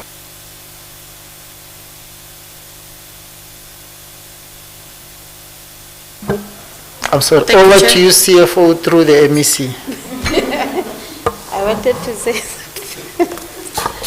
Yeah, well, if it's not fair, when it comes to me, it's okay. No, thanks. But I've corrected it before. Okay, thank you. I think Member Chilwane is correct, Chair. When I'm not going to speak to issues of BBB, BEE, and so on and so forth, because it's a national problem. And on the giving work to youth and people with disabilities, I think the CFO will be able to talk to that, because our department is technical. Most of, if I can say, the bulk of our budget is with health technology. which is very sophisticated and takes time to procure and so forth. But I'm only a poor politician who doesn't understand these things, but I think the administration will be able to respond to that. Maybe I just want to commit the CFO and the HOD that we will be vetting all the SMSs and all the officials that are working at supply chain, from head office to the facilities. And I know that most of the time when we have meetings with the Premier, the acting DG then, Mr. Masebe used to say, there are those people who are refusing bluntly to be vetted.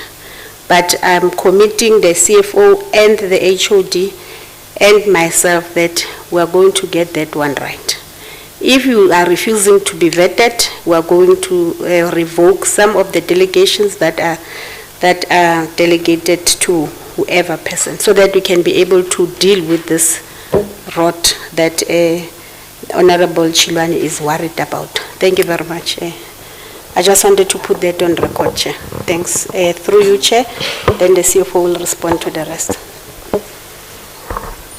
Thank you, MEC.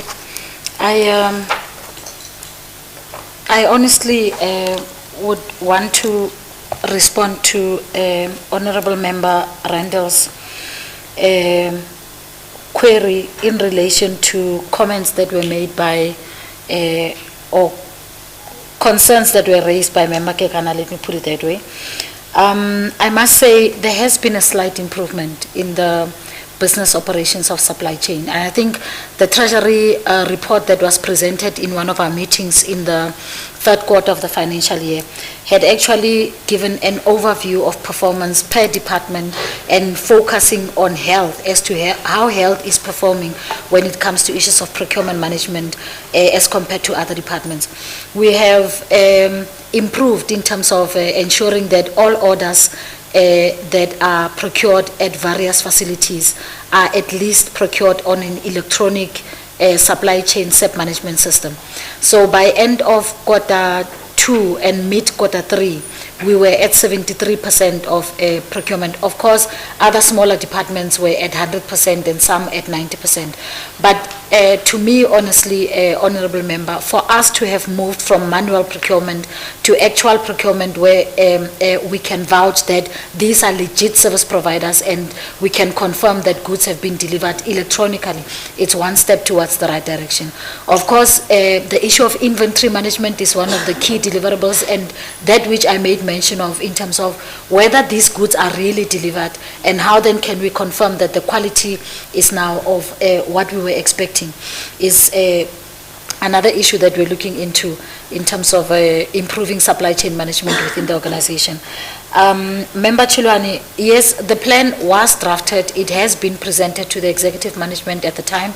And when we talk implementation, it's not going to be a once-off implementation, but it's going to be implementation that will take place over a period of time.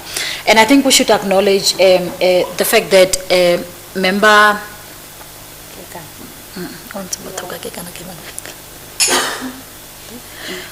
Okay, I just forgot the name of the member, but you said something quite critical, that health is known for its historic challenges, that which are affecting how the organization is operating currently. And we cannot be talking of moving forward as an organization when we have not yet addressed issues of the past. I've made a relevant example on the reducing the balances of accruals, and I said just for the year 2021-22 we had 6 billion worth of invoices dating back to 2017 that we were paying in the new financial year. So you can imagine the impact of service delivery when we are still paying invoices of the past.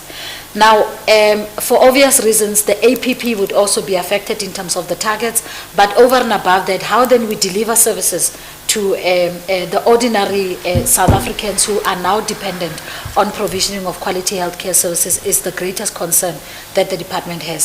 So the management of the budget is quite one of the key issues that we need to consider.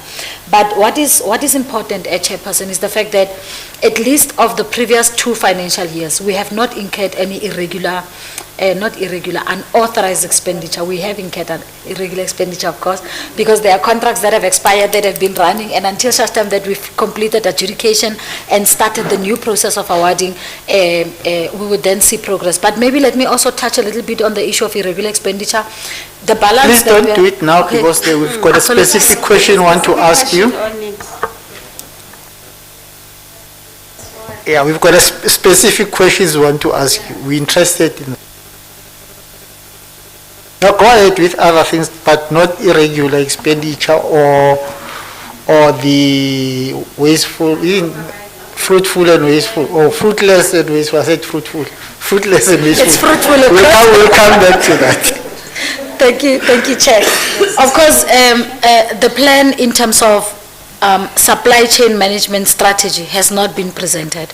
What we presented is a presentation on the financial improvement of the organization, but we did not necessarily zoom into a supply chain, and I'm sure at a later stage, Chairperson, we can then be able to present the SCM strategy to the committee.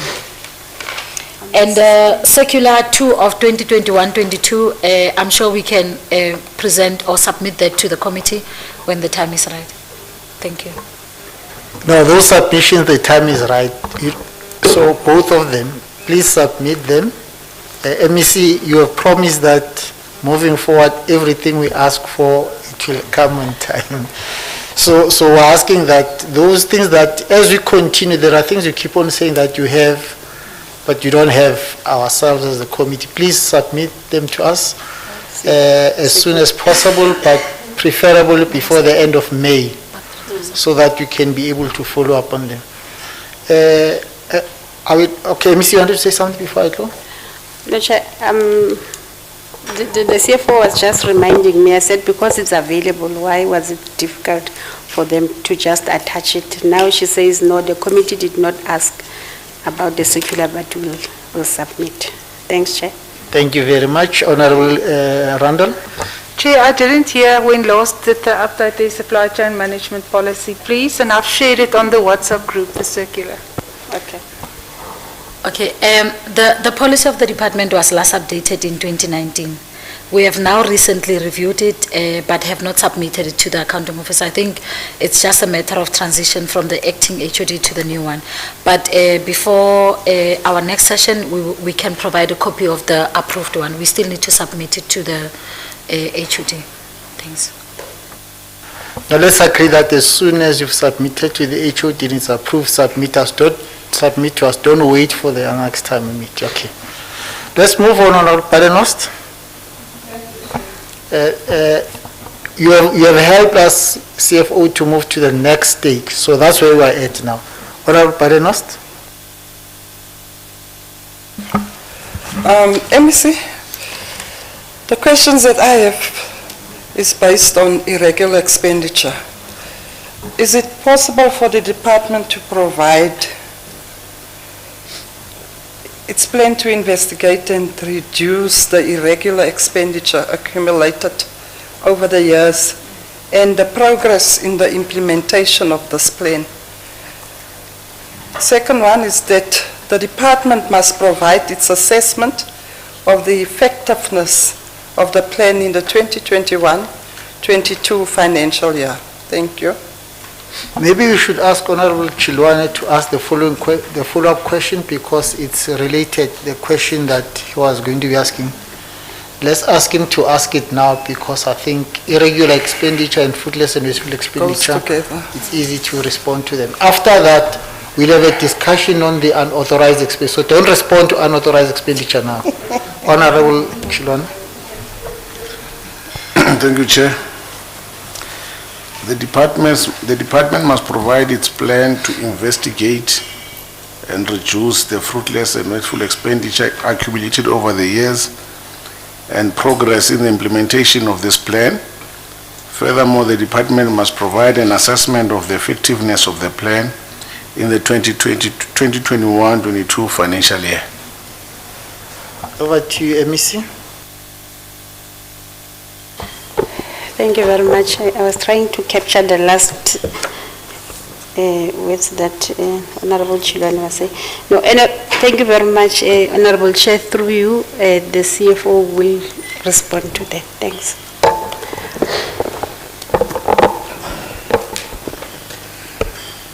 Thanks, MEC. The issue of irregular expenditure requires investigations or inquiries made on the balances reported over the previous financial years. And so far, there's been several forensic investigations that have been done by the Office of the Premier, some of which have not been concluded. I think the CRO would be able to give statistics or percentages of works that have been completed for us to then talk to issues of condonation. But so far, the department has submitted at least 3, if not 4 cases to the Provincial Treasury in requesting for condonation. And those are big transactions that have occurred over a number of years. One of them being the irregularity incurred on the security tender. Second one is the irregularity that was incurred in relation to the appointment of SAICA for support in terms of audit and compliance. The third point was on the submission of the irregularity incurred in relation to the contractor named Impela. And there were several concerns that the AG had raised at the time in terms of the use of those particular companies in terms of providing financial accounting or financial management services to the organization. We have submitted those reports based on the investigations that have been done to the Provincial Treasury, and by end of April in the current financial year, we had not yet received responses from the Provincial Treasury. I think the one for security has just recently been submitted as it was signed off by the current HOD. With regards to the plan to reduce irregular expenditure, the National Treasury framework has given guidance on how the department is supposed to address irregular expenditure, and that is now, processes of condonation, identifying irregular expenditure, and conducting investigations, etc. What is important is for us to make sure that we put processes and systems in place that will prevent the irregularity, which then deals with the root cause. So I must say, Chairperson, honestly, for the previous financial year, except the historic cases that we're carrying through, new cases that were reported on irregular expenditure for Department of Health was not above 11 million. I think we reported plus minus 10.5 million. And if you look into those cases, those are minor post-ex facto requests that were made on the basis of urgent procurement, like for instance, the issue of Rahima Musa, where there was a shortage of water, and then they had to bring in tanks. So for purposes of saving lives, there was then an incurrence of expenditure to the value of about 300,000 at the time. So those are cases that which we are talking to, and we can provide the report on details of irregular expenditure as and when they happened in the year 21-22 from April until end of March. And that is now subject to auditing also. But so far, based on what we have seen, we do not have major cases that we have reported in terms of the presentations that were made to BAC. What is important is to continuously inculcate the culture of prevention prior to the irregularity taking place. We've issued circulars to various stakeholders in terms of CEOs and also senior managers at facility level, just to make them aware of the need for them to ensure that they prevent the irregularity from taking place before it can then be reported. But there's been a little bit of progress. I won't take credit and say the department is really making a vast difference, but it's one step towards the right direction. The same principle applies, and I think by end of Q3, in terms of fruitless and wasteful expenditure, we only had interest that was reported on municipal accounts. And we've had constant discussions specifically with the City of Johannesburg, just on the process of submission of invoices or claims to the department. I think COJ was the only organization that was submitting invoices manually. All other facilities or all other municipalities were submitting through EIS electronical. So that now has taken time for us to really review credit balances where we've been overcharged, and reconciling accounts can really take time. So it's easier to submit information electronically, and then it will assist in fast-tracking the process. So the issue of fruitless or wasteful expenditure, there's been no movement, I must say, when it comes to writing offs, because the investigation process has not been completed. So there's a need for us, and I think MEC HOD, if you would allow, that we give the CRO a little bit of an opportunity to respond as to how risk management is conducting investigation on the two critical issues that we've made mention of. Thank you, Chair. Apologies, MEC. Thank you, Chair. Maybe before, through you, Chair, the CRO comes in, the challenge with the historic irregular expenditure and fruitless and wasteful is, you might find that the investigation, I agree we need to investigate, and then consequence management, you must prove that you have taken action, and then request Treasury to condone. You might find that with other cases, people, it's either have passed on, people are no longer with the system, so that is where we're stuck. So I know that with my first meeting with the chairperson of the audit committee, I raised those issues to say if we are still dealing with the matters of irregular expenditure dating back to 2005 and 2006 financial year, bringing them forward, and you find that people are no longer in the system, you can investigate and then do what? So that is where we're stuck. But through you, Chair, I'm going to request the CRO maybe to come in as well to further give clarity on that matter. Thanks. Thank you, Chair, honorable members, MEC and HOD.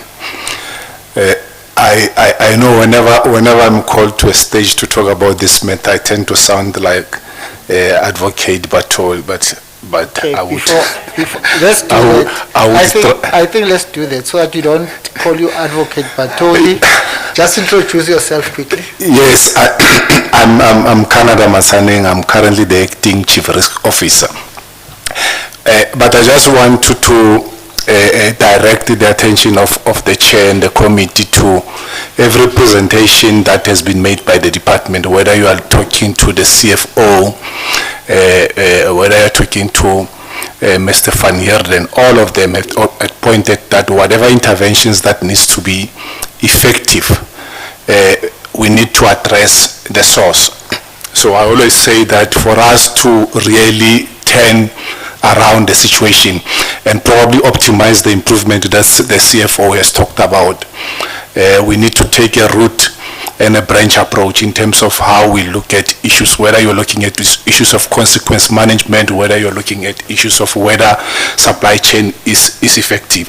So what has tended to happen was that we wanted quick results, but yet we are not looking at ensuring that we address the cause. So this is just my introduction, but then let's come to the issues of the investigations, whether these are investigations related to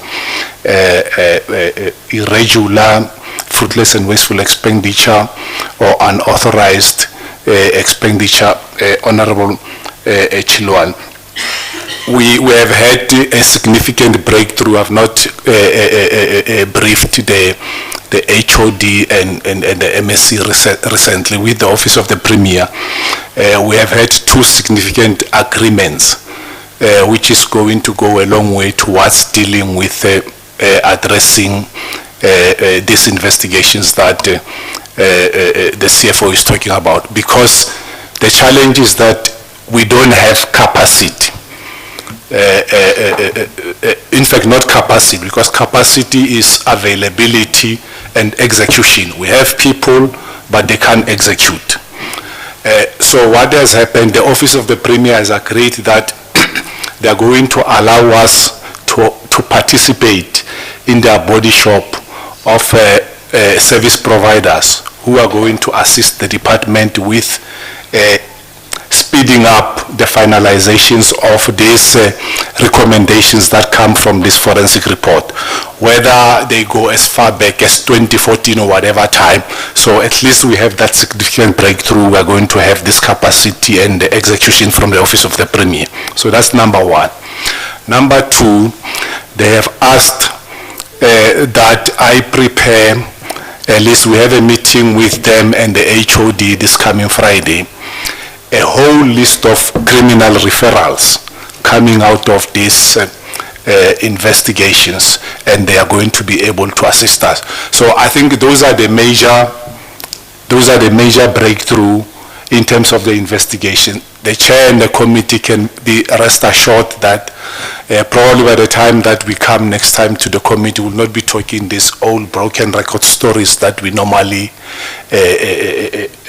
repeat. There is significant progress in that aspect. Maybe the last part on the matters of consequence management and investigations that one would need to talk about, just to add or qualify what the MEC was saying. There's a ministerial directive already now in terms of vetting and lifestyle audits, Honorable Chilwani. All SMSs, this started last year when the Minister Mkun was still the DPSA manager. So there's an expectation that after the financial disclosures of all SMSs, supply chain, staff and HR, and specifically your level 11 and level 12. So those, as the MEC had said, if people elect not to comply with this ministerial directive, other than just withdrawing the delegations, we are able to evoke disciplinary measures for those who are not complying. Thank you, Chair. Thank you. Any follow-up questions from members? Okay. Maybe just to say that I think our biggest challenge or issue as a committee, and it's based on the AG's report, with irregular expenditure, we have seen that it's not as high as, with fruitless and wasteful expenditure, it's not as high as irregular expenditure. The bigger problem is dealing with the previous expenditures, expenditure for the previous years. And the problem is that they are not investigated, they are not processed properly, and there's no proper condonation. We identify this issue as a committee, we engaged Treasury and asked for a report. Whether the delays are on their side or not is the problem. They've given us a report. But I think the big issue is, the reason why we're raising it, the AG's major concern is, obviously there are two, that you have them. There's irregular expenditure.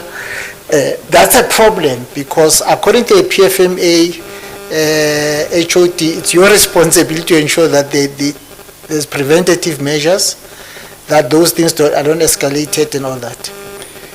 But the second problem is the fact that there's no investigation of the past, and that it makes our irregular expenditure too high, and that's where the problem is. So we want to ask you, HOD, that if we can get your plans moving forward. What are these plans that you have? One, to prevent. Two, to ensure that you finalize the past.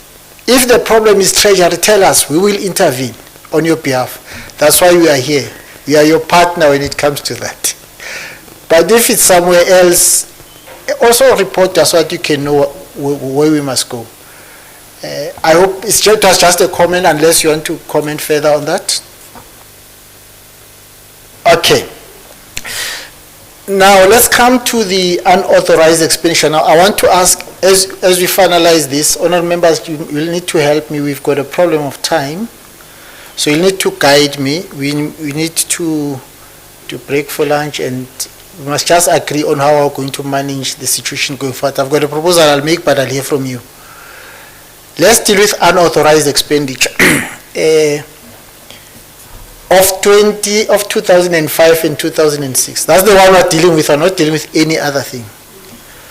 We've received based on this thing that I'm saying, that as the committee, we have engaged Treasury last year. It was through our engagement that Treasury realized that there's still an outstanding unauthorized expenditure from health that hasn't been processed. So they've brought the matter to our attention. We've looked at it and we realized that the bigger issue is SCOPA at the time looked at the matter, but the problem was health hadn't provided the necessary documentation. That has been outstanding for some time. We've asked for that now. We've seen your response that you've given us. We looked at it yesterday when we received it. It seems that it's still a problem. You don't have the documents. So I wanted to confirm that, and obviously we're not going to decide what we're going to do with it. It's going to be our own discussion as members. But you just want to be sure if that is your response, that's your final response. There's a program I watch, so you must say this is the final answer. Then we know that's your final answer. We're able to move from there. Let me hear from you. Maybe before that, members, am I summarizing it properly? Maybe there's something I missed out. Okay, thank you. Honorable MEC. Thank you very much, Chair. It's a difficult one, as you correctly say, that it emanates from the 2005-2006 financial year. And, you know, it's very difficult because when you want this information, because I followed up yesterday on the annexures and then they were finally given, but they would always refer us to Bank of Lisbon, the fire at the Bank of Lisbon. So maybe the CFO or Mr. Lale will be able to respond to that, because for me, when I looked into that response, that was the time when the HOD was still HOD, the MEC was MEC Mekwe, and the chair was still Chair Mdagani. But for me, that matter could not be concluded simply because there were no documents. So I don't know, maybe they will respond to the committee. Thanks, Chair. Through you, the CFO and Mr. Lale. Thanks. Over to you.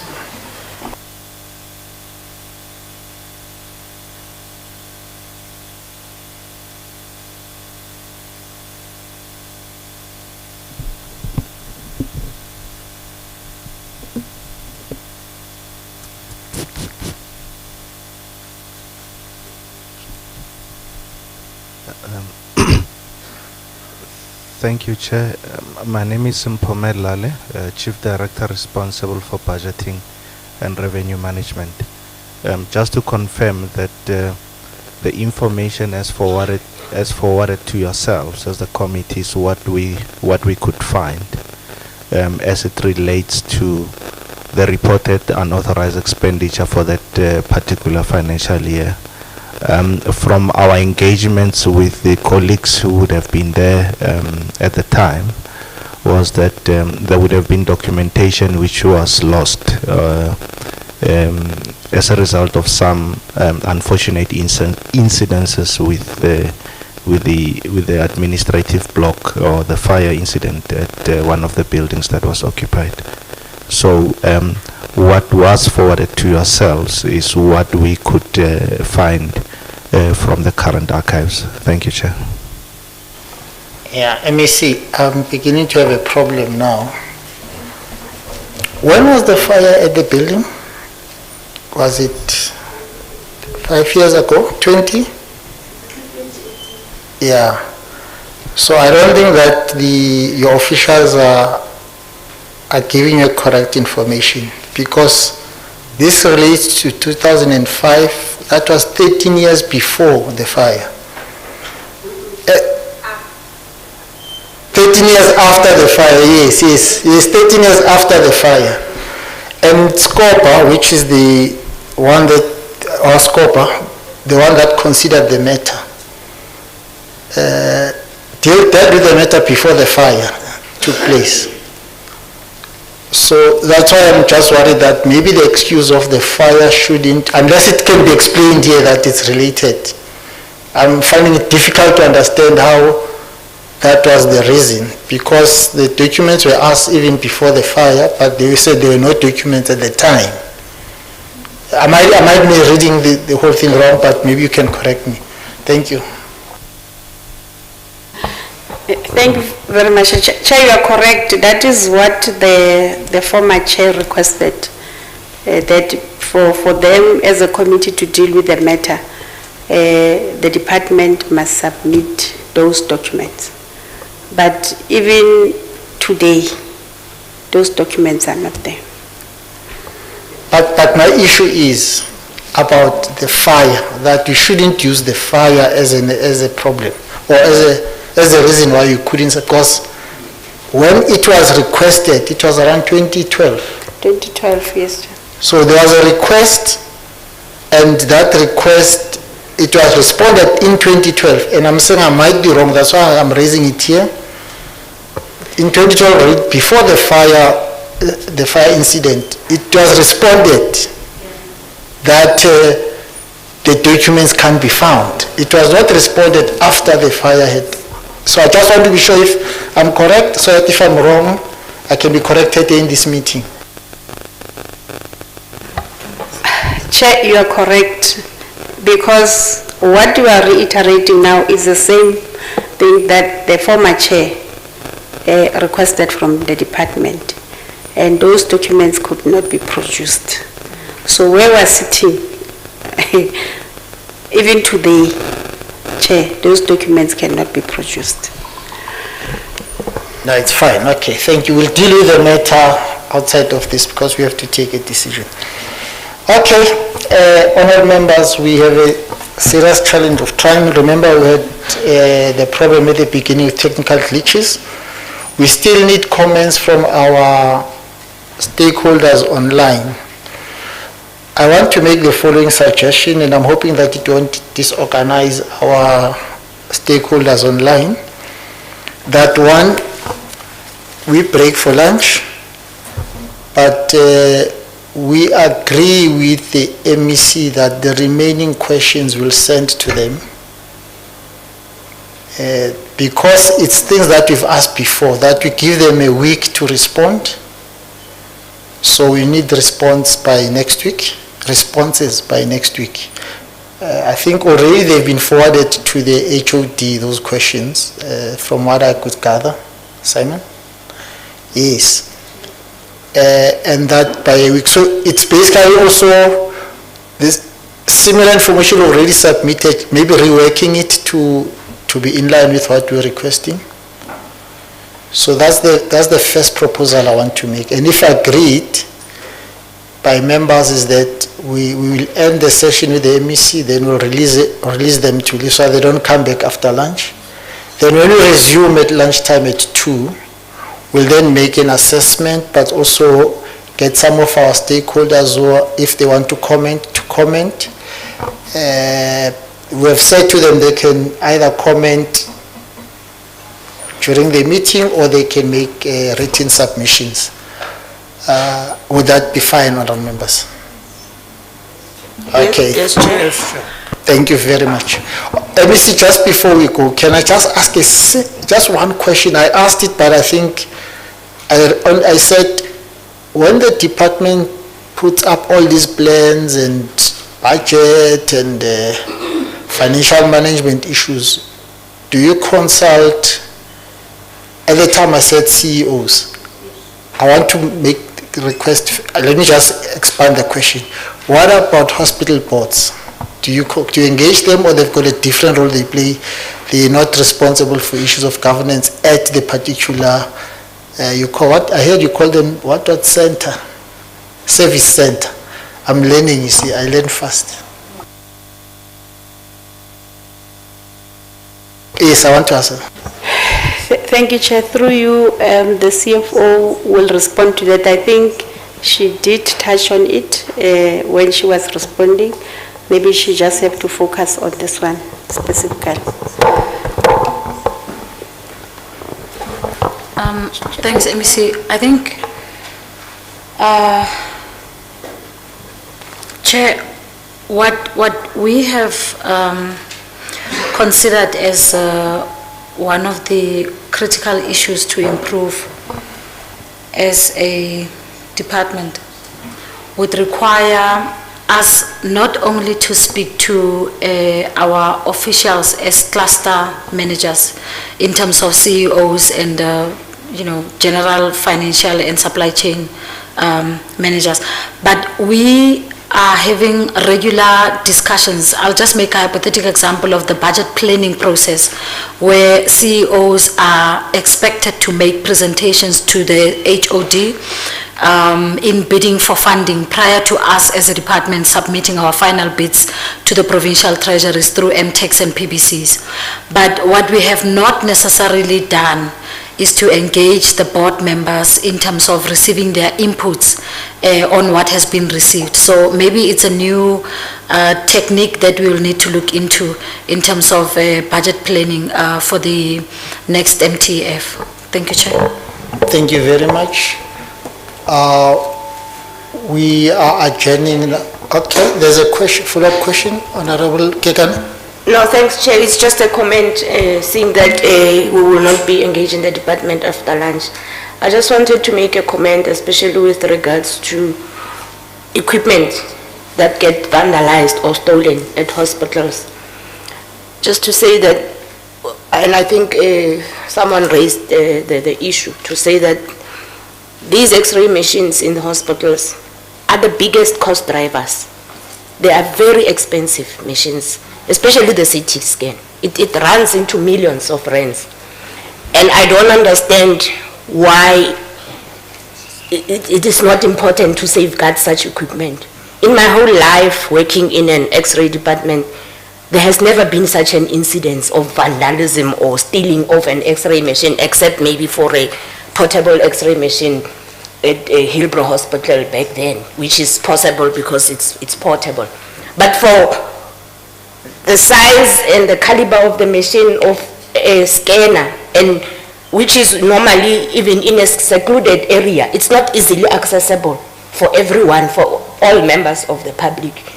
It just boggles my mind as to who and how was it vandalized. Because when it's vandalized, those parts must be imported from Japan or elsewhere. They're not locally made. Then it means that CT scanner must be not operational for months or so. And then who suffers? It's the patients. Then there can't be a service delivery for that period. So it's my concern. The security issue is a huge concern for me in hospitals, Chairperson, and I think it's something that the department would need to address with the CEOs of the various hospitals. Thank you very much. Yeah. So that can be clear in my mind also.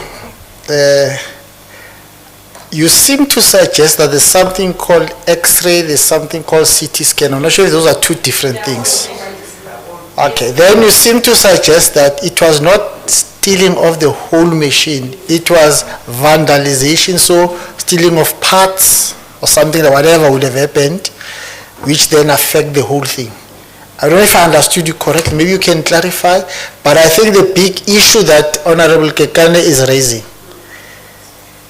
hospitals and security, is a big issue. Honorable MEC.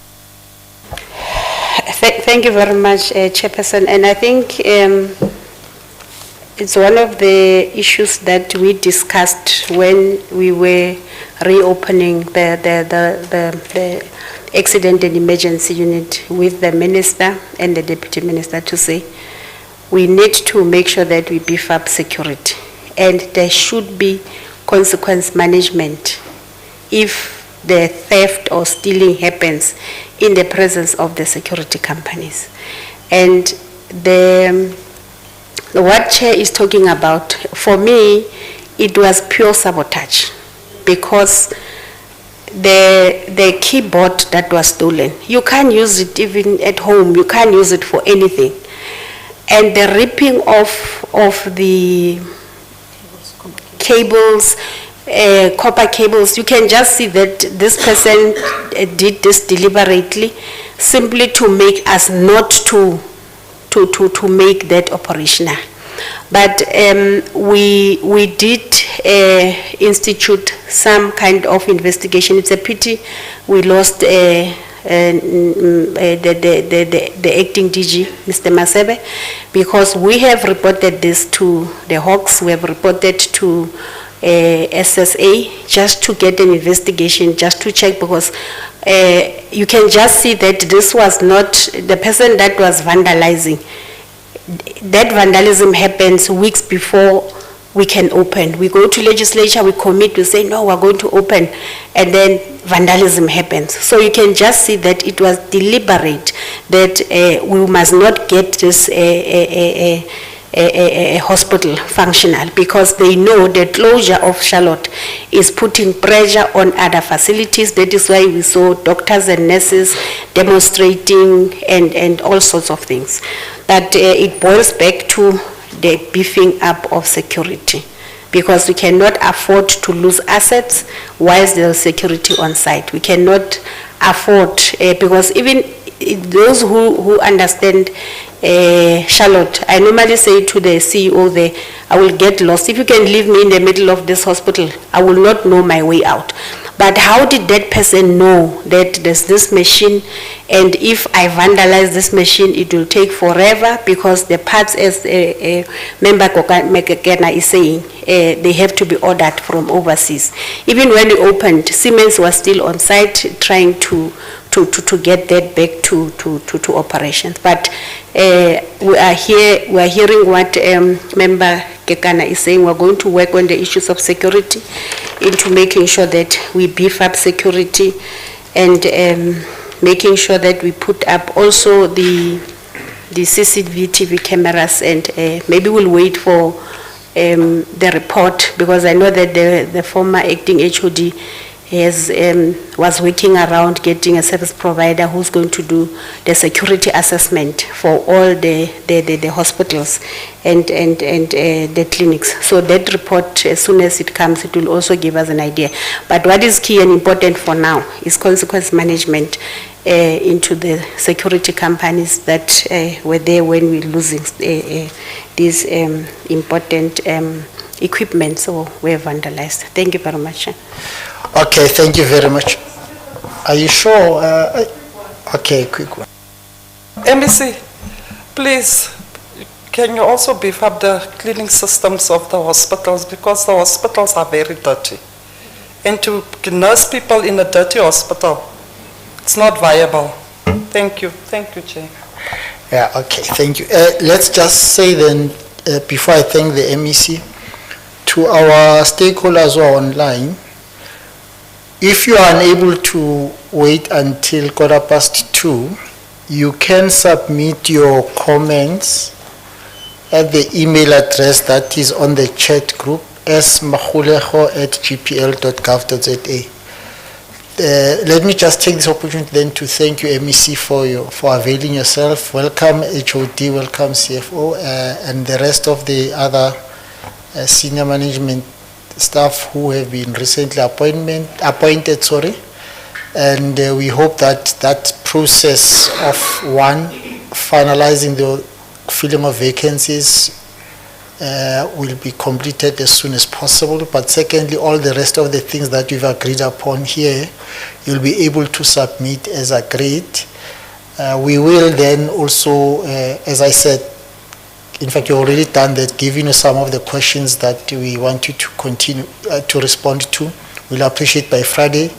And I really take your word, MEC. You said you now have the HOD, you have the CFO, you have other stuff. So we will receive these by Friday next week. Thank you very much. And once again, I want to apologize for the technical glitches at the beginning of the session. Honourable members, can you come back at 2:15? Thank you very much. The meeting is adjourned for now.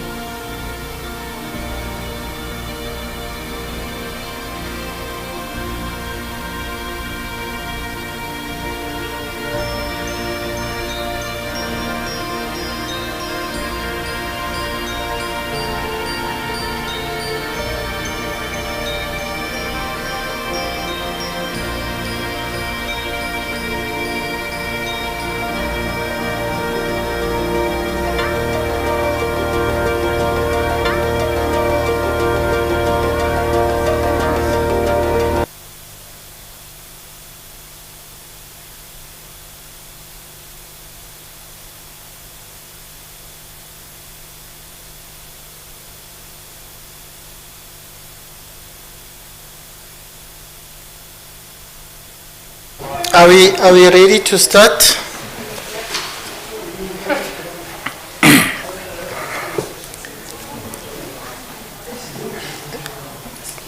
As agreed, the first thing we need to do is to find out from those of us who are online, our stakeholders which we invited, if they've got any, Honorable Mkanyana, if they've got this guy, if they've got any comments that they want to make, we ask that they be brief. However, they can submit those in writing. Please don't do it on the platform here, but do it differently, because sometimes it's difficult to deal with comments that are on the chat group in this platform. So if you can raise hands and let me note the hands.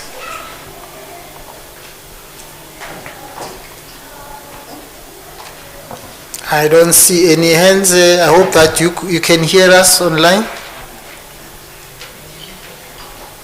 Let me just be sure if they can hear us. I hope they can. Is Honorable Dikhamela, I see you have unmuted. I think the problem is we the ones who can't hear you here.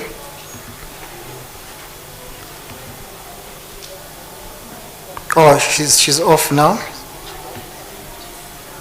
Anyone who wants to raise his or her hand online?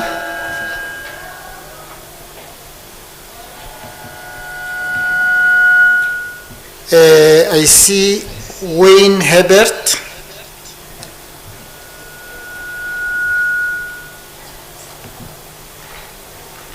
Wayne, do you want to say something? Oh, okay. Oh, it's on. Oh, it's okay. I thought it's somebody outside. Okay. It looks like no one online wants to say anything, so it's fine. Just what we want to advise for those who are online, like we said, if you have any comment you want to make, send it to the email that is smahuleho@gpl.gov.za. If you can make sure that by the time we meet next week you've made your submission, we'll appreciate it. Let's move on, honorable members. So those who are online, you can stay if you want to remain in the meeting. You can disconnect now, but remember all meetings of the legislature are open to the public, so you don't have to log off if you want to remain in the meeting. Honorable members, what we want to suggest as the way forward now, maybe let's make an assessment of this session we had, particularly the approach we are taking, so that it can help us with the next sessions that we are going to be having. Just to give context, in our last meeting we had the office of the AG. I know that some of the members were not there. We had the office of the AG. They presented to us how to practicalize oversight on preventative controls. And they explained some of the areas that we can look at. But the bigger challenge is that we shouldn't be administrative, because we're a political committee. We can't now be seen to be running administration. So we then agreed in that meeting that these are some things that we must look at, and we've tried to do one of them today. We tried, but I know it was a very difficult one, because basically what that approach says is that it's difficult for SCOPA, not only ourselves at the legislature, but throughout the country, because we do what we call ex post facto oversight. And in most cases, the things that come to us as SCOPA are 9 months late, because the end of the financial year is the 31st of March. By the time you consider the report of the AG is September, October, which is 6-7 months later.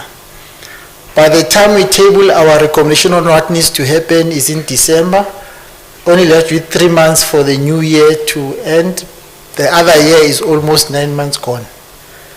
So the AG was saying we are spending a lot of time on checking things, but even us, we want to see things are done, but we won't see an impact. So the AG has called for oversight on preventative controls, which means we must be satisfied that the management, in other words, the accounting officers, have got preventative controls in place. And then we check those and be satisfied that way. Then we can be able to monitor on the basis of that. And they are willing to work with us. This is now the office of the AG. Basically, if you want to look at the preventative controls from the departments, there are two ways. One is their APPs. But because this hasn't been taken seriously, if you look at most of the APPs, some of them have got only one line, some of them have got a paragraph, so it's a problem. Now, it's something that maybe as SCOPA, as soon as this matter has been understood and we've been able to introduce it in the legislature. I know the Speaker wants us to do this. It means we might have to look at the rules and change them. What then it would mean is that we will then require that as part of the APPs, that there must be a section dedicated to those preventative controls. But before we reach here, because we're not there, that's why we want them to say to us, given the areas of audit queries that were identified by the AG, can they present plans to us that with this current financial year moving forward, they've got plans to deal with those things, so that then on the basis of that, because they would have submitted to us, we can monitor them even during this current financial year based on the plans they've given us, because we satisfy that they are fine. So that's what the oversight on preventative control is about. But we have agreed that because it might be too much work, we said we need to have partnerships. One, Gauteng Treasury is responsible for some of those things. So we need to have an engagement with Gauteng Treasury on how we can strengthen that, so that, you see, like finance portfolio have got this report called GPG Wide.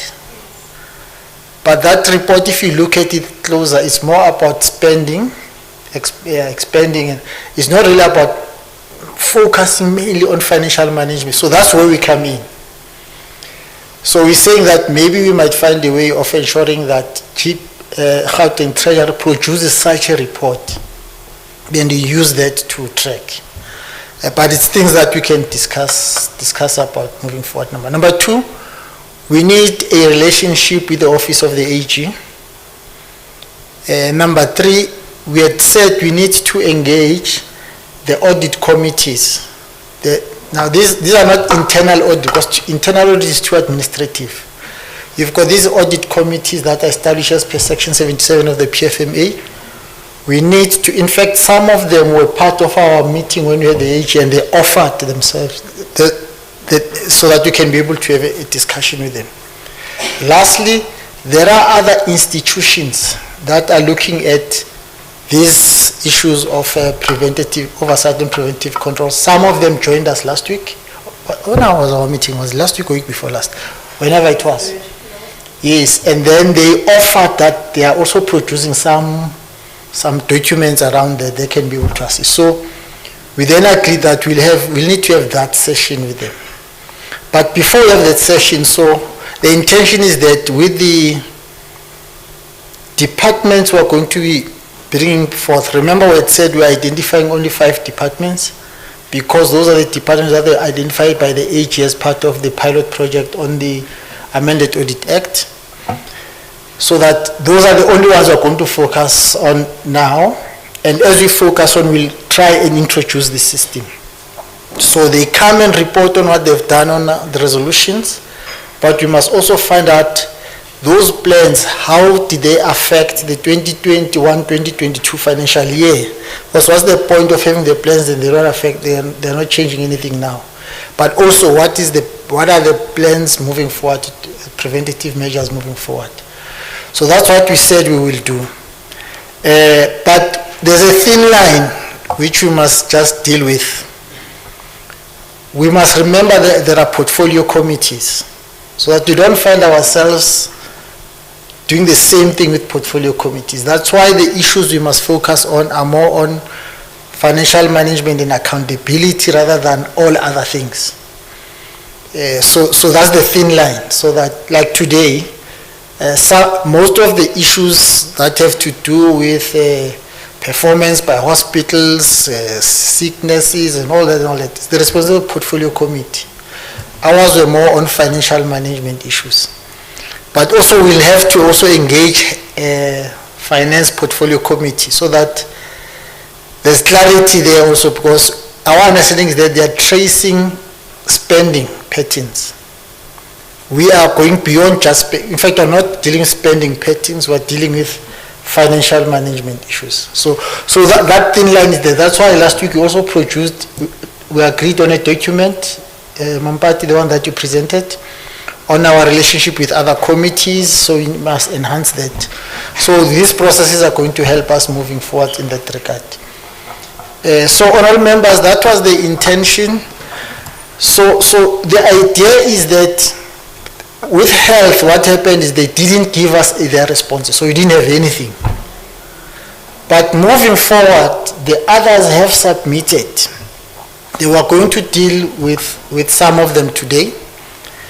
But then the question is, because we have called them, what do we do? So what we will do is that because the responses were what was based on the audit of the previous financial year, when we call them here, we're going to focus more on the implications or effect of that in the financial year that ended end of March.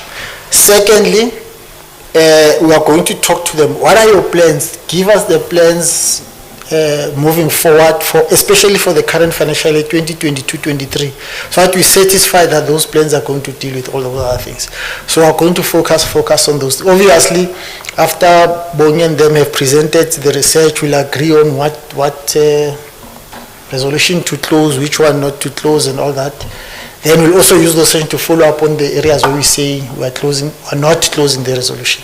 So that will be the intention for the sessions that are going to follow, which is next week. Next week is human settlement, and what's that? Is it housing or pay? The one that has got disclaimer, housing fund. Then I think the next meeting, which is 2 or 3 weeks later, it's going to be DID and roads. Then the last meeting is with education. Okay, so let's hear your comments, honourable members, on this approach we're taking. Also use what we have just heard. You can comment on this session that we had just now before we move to the next item. Honourable Cilliers, Honourable Rendell after that. Chair, I think your approach is good. If we do it this way and we ask them we introduce this forward-looking way of asking them, how are your findings, or how are all these reports going to impact on the next financial year, then we also know what to ask in SCOPA week later on this year. So it'll be very nice and much easier to say, this is what you promised us in May. It's now SCOPA week. Let's see how that went. Also, just I think on firstly, I want to congratulate you, because you're chairing a meeting in a hybrid setting like this, and having a Teams platform, having a YouTube platform, having a Facebook platform, having people in front of you. Your patience is something that I have to learn from you, because I will not be that patient. I hope the technical glitches can be sorted out, but I just want to ask, as an aside, and while I've got the platform, can we share the analytics from the hybrid session? So can we also share, I want to know, how many comments did we get on Facebook? How many people watched us on YouTube? What did they say on YouTube? Can we make that a part of our reporting? Because then we can set targets for ourselves to say, yeah, we got 2 people in Facebook on YouTube today. Let's try and get 10 next time. And that way we can shore up our public participation track record, if you will. But yes, I agree with your approach. I think it's a good idea. Randall? Yes, thank you, Chair. Overall, in terms of what happened here today, my frustration is no specific timelines. You can have meetings, you can have plans, but ultimately we want to see where you hit the ground running and where does it impact on service delivery to our residents. In terms of finance, as I'm a member of finance as well, last week Friday when we had a finance meeting, our chairperson suggested that departments comes with their APPs to us because it's also post the budget allocation. So finance is also looking at changing the work or our oversight role in terms of the budget being allocated to an annual performance plan. Or the department should invite us at least to come and sit with them when they do their APPs so that we better understand why budget is, given to X, Y, and Z plans. So I think it's crucial, and I like the idea that you want to keep finance close to you. I think that will work. The two of us, I think it's the two critical departments, and we need to work together, but we're also busy with changes in our portfolio. Thanks. Next time you must say, there are busy changes in that other portfolio because you are ours, not theirs. Okay, now just here. Are we, any other comments? Honorable Kanyane? No, I think also I will really concur and affiliate to the approach that you are really suggesting. Because being in SCOPA, it's so, or maybe that's the manner in which you are raising these questions, where you find the same response all the time. Because I think that's what we are experiencing. And it's like we're not moving. Now, if you put it that way, because there will be a track, you'll be saying, this time you set 1, 2, 3. We're able to track it. Now, that way I think that would be there. Otherwise how they respond is what they respond, even the previous term. They respond the same way all the time. I think that approach will really assist. But let's get away how we manage it, because it must be very clear to say, these are your outputs, you are here, and then let's get the plans moving forward. Yeah, I am content. Honorable Tilano? Chair, thank you very much. I share the colleagues' issues that they raised. I do think also what we have is,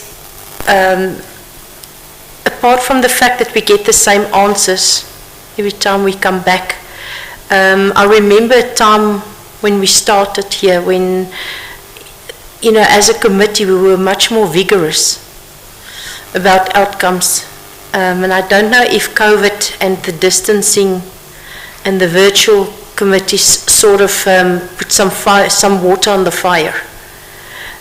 So I also find that when the departments come, it's sort of, we'll back each other and we answer the questions, and, we're going to work through the rocks to get to the other side. And maybe that's that, but I also feel that there's in certain instances, especially if we look at the health department, where we've got the white elephant that's in the middle of the room and everybody is tiptoeing around it.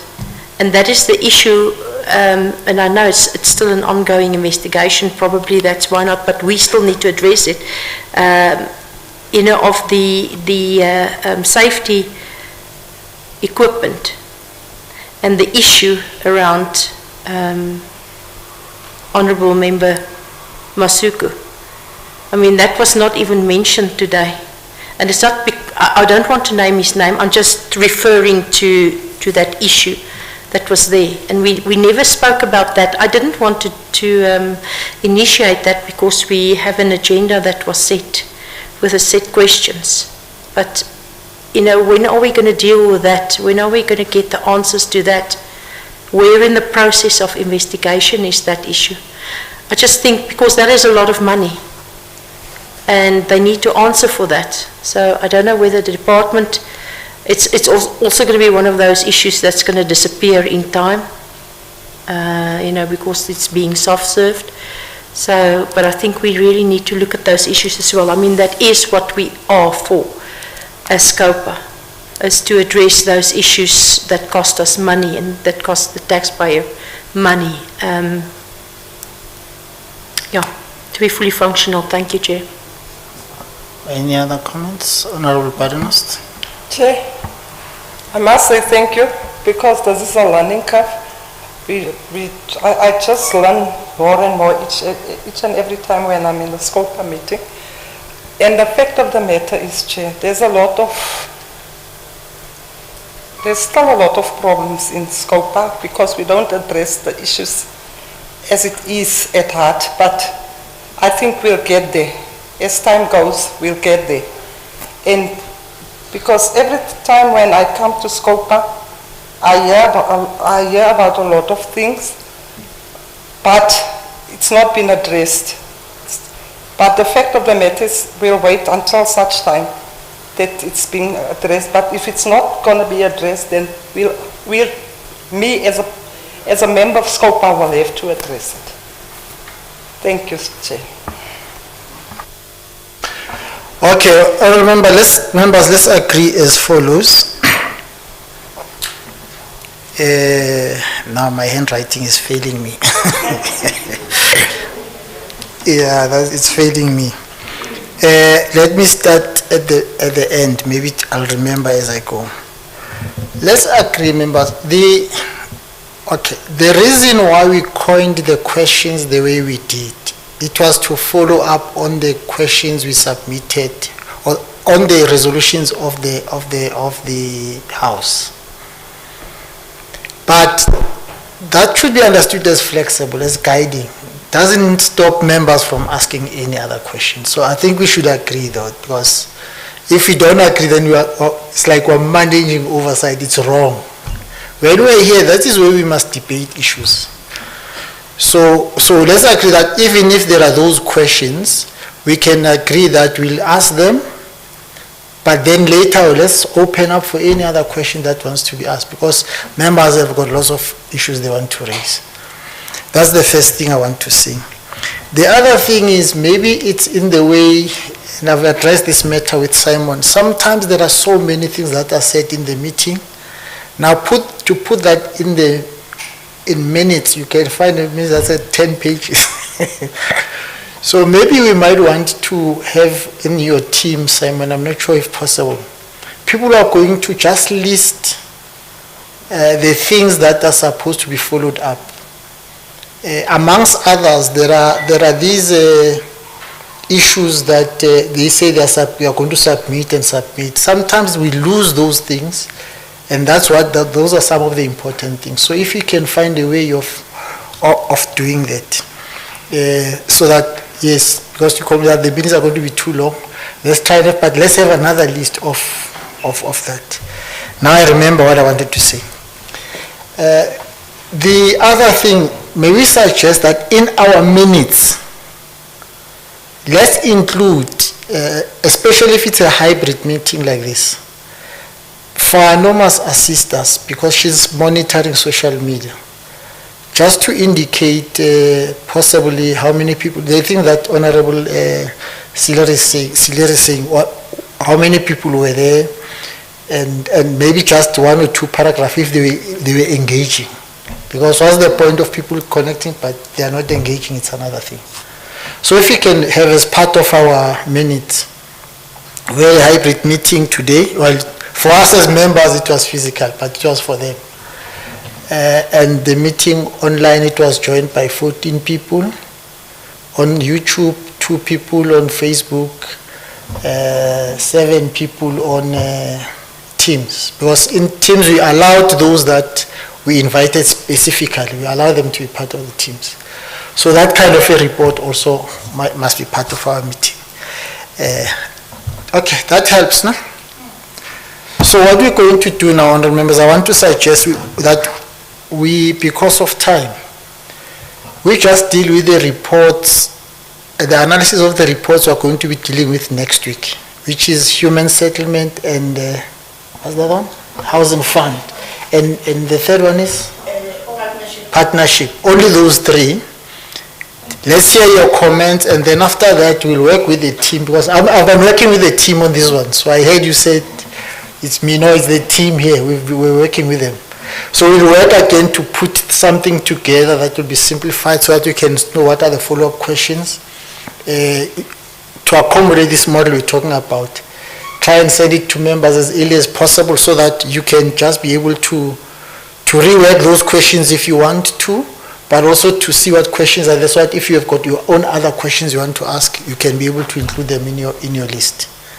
Shall you agree? Only those then, if we're done, then we close the meeting. It doesn't matter what time we'll finish. If we finish in the next 30 minutes, then we'll be done. Is it fine? Okay, thank you for understanding, honorable members. Who's going to present human settlement? Okay, it must be flighted so that you can see it.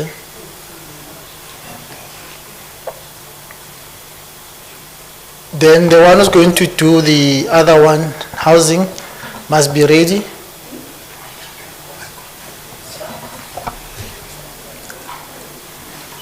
Will it also be shown on screen? Yes, she's coming to see. That's Teams, ne? Yes. And then here we'll see it on the other screens.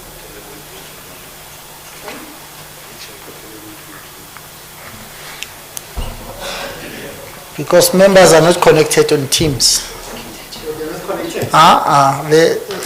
They rely on the audio here. So it's better if it's put up here rather than. Yeah, let me just check.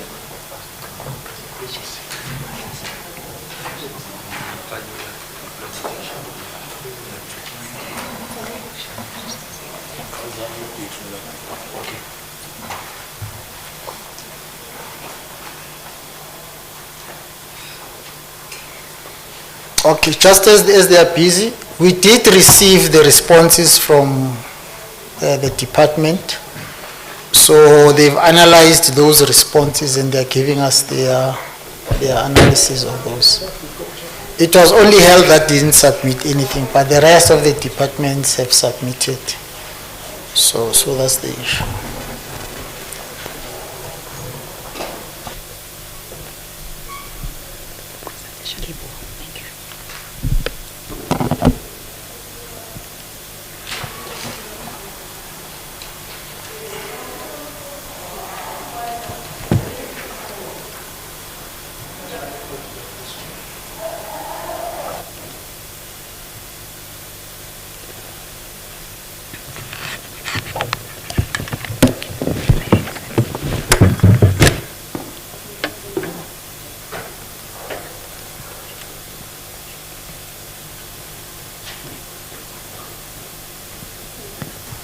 Yeah, you see, we can see it on Teams, but you can't see it there.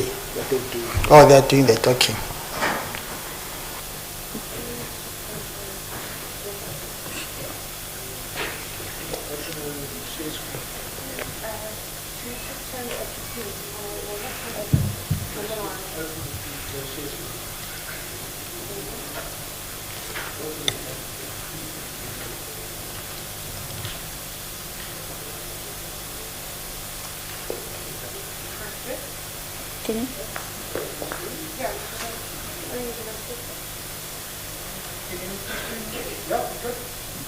Can you see it?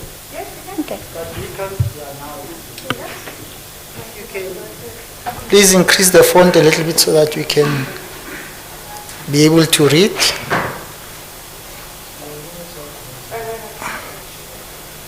If you can, yeah, okay, I think that will be fine. Let's see if you go up, what happens.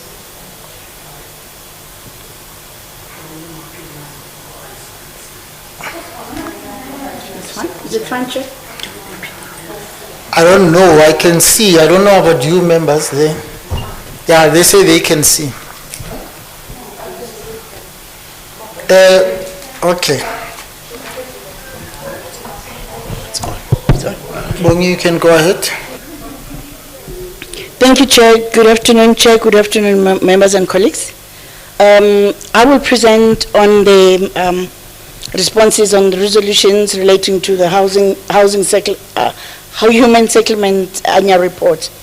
Chair, may I take the first paragraph as read? We'll go on to basis for qualification. We found that the audit finding on that one was capital works in progress, and the content of the resolution was that the department must submit its plan to update the capital works in progress by 31st January 2022 and provide the committee with a report detailing the effectiveness of the plan by 31 January 2022 and the quarterly progress continuing up until the end of June 2022. Chair, the department responded, and they mentioned that the TOR for addressing the capital work in progress was attached, which they did, Chair, which is Annexure 1, and as well as the action lists as required, which was Annexure A2. And they also mentioned that they engaged the AG for the review of the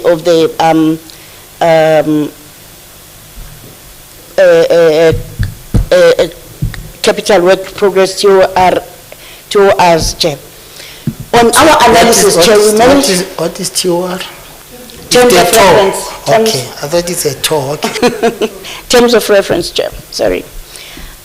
We found that the department did not have adequate systems in place for to ensure that progress, work in progress was correctly recorded in accordance to Chapter 11. Capital assets in the modified cash and capital assets in the modified cash standards. The element in question relates to hostels and the remedial works that was conducted by the department since 2011-12 financial year. The non-existence of the system resulted in the inaccurate capturing of the opening balance of the capital works in progress register. The resolution, Chair, has been adequately responded to, and they provided us with more information on the attachment.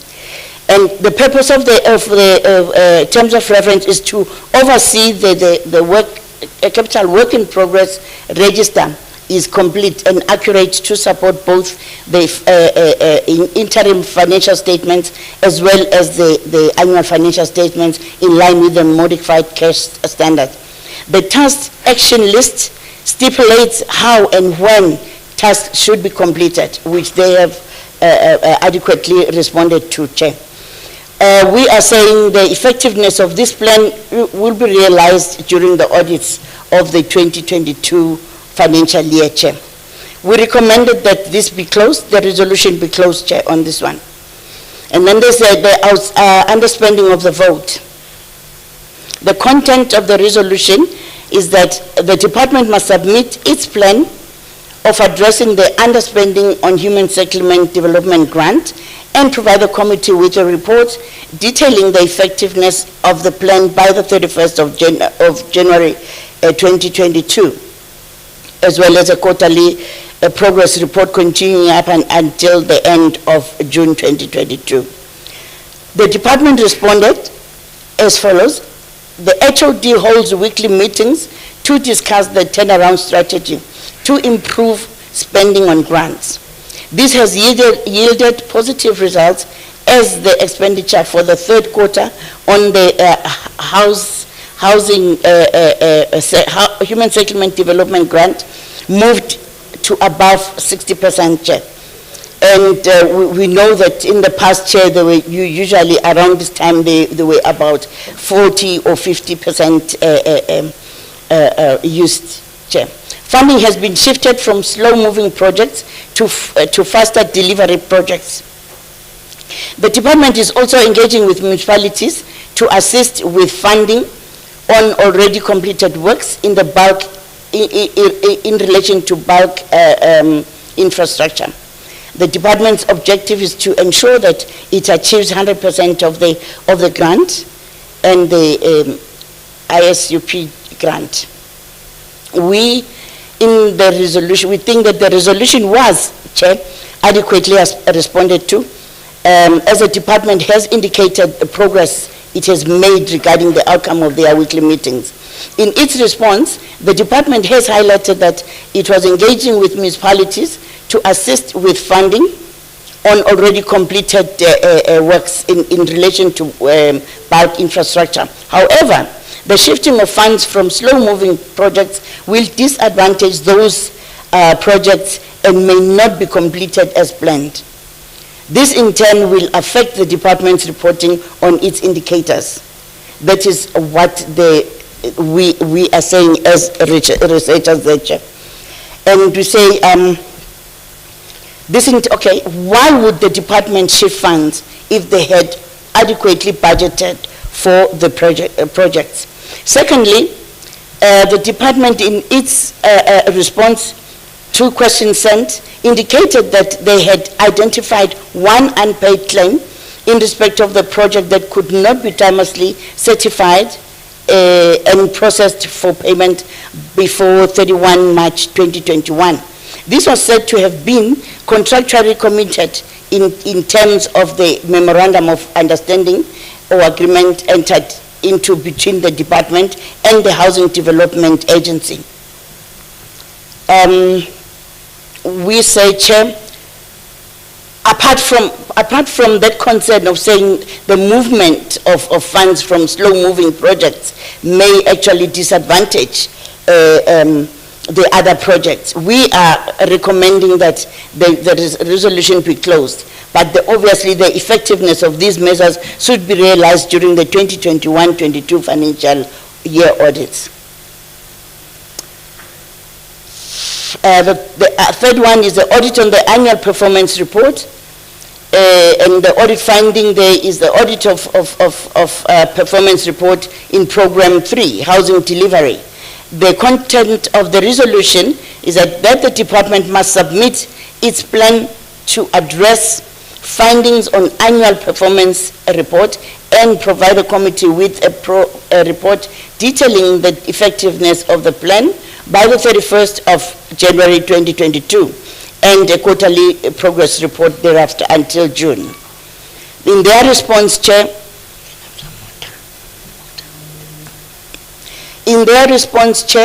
they say the output indicators that were switched around programs in the 2021 annual financial performance plan have been correctly placed in the respective programs in the 2021 APP. This corrective action should enable these output indicators to be reported on their correct respective programs in the 21-22 annual report. The methods of calculation for the output indicators listed below have also been improved upon the 21-22 APP. Among other things, with the assistance of the auditors from the AG, Auditor General of South Africa itself, as well as the Gauteng Auditor Services, the methods of calculation for the output indicators in question were revised, ensuring that their measurability was specific. And they say the following were the output indicators that were affected: the number of informal settlements, the number of informal settlements receiving phase 2 upgrading, number of pre-1994 title deeds registered per financial year, number of title deeds registered for post-1994 project completed by 31 March 2014. As part of ensuring that the achievements reported in the 21-22 APP for the following output indicators: number of mega project stands serviced per financial year, and number of legacy projects sites serviced per financial year match the supporting evidence. The definition of a service site was corrected as follows: service stands referred to an F/O site with installed water and sewer engineering services. It is a stand that's able to connect to municipal bulk engineering services, which is water and sewer. Electricity was removed from the definition since it was not applicable. which brought about the finding. Probable typos of the nature were reviewed to avoid the same emerging again, given the bulky nature of the APP document, with each program manager as subject experts having been accorded such responsibility to veto correctness and error-free contents of the technical indicators. Furthermore, reported performance reflective of rounding off has been equally avoided, like the together all other instances concerned. May I just mention, Chair, here that all this is, we do not correct whatever has been said. We take as it is from the department. Like the together all other consistency concerns that have been registered to for example, language use and reporting on intervention only as opposed to project intervention in alignment to the coined output indicator. Its assessment of dealing with a similar finding in the previous financial year, which is 2029. There has been improvement in the finding level against the department on the audit of predetermined objectives, in that the output indicators that received findings were different. As such, these have been subjected to independent parties for the review, e.g. the AG and guests and the Office of the Premier, respectively. And it's plans to minimize this funding in the future. Chair, the researchers' analysis, again, Chair, they have responded adequately responded to the resolution, but obviously, as we know that this may have been taken over by events, the effectiveness of plans will be evident during the current audits, Chair. And then we recommended that the resolution be closed.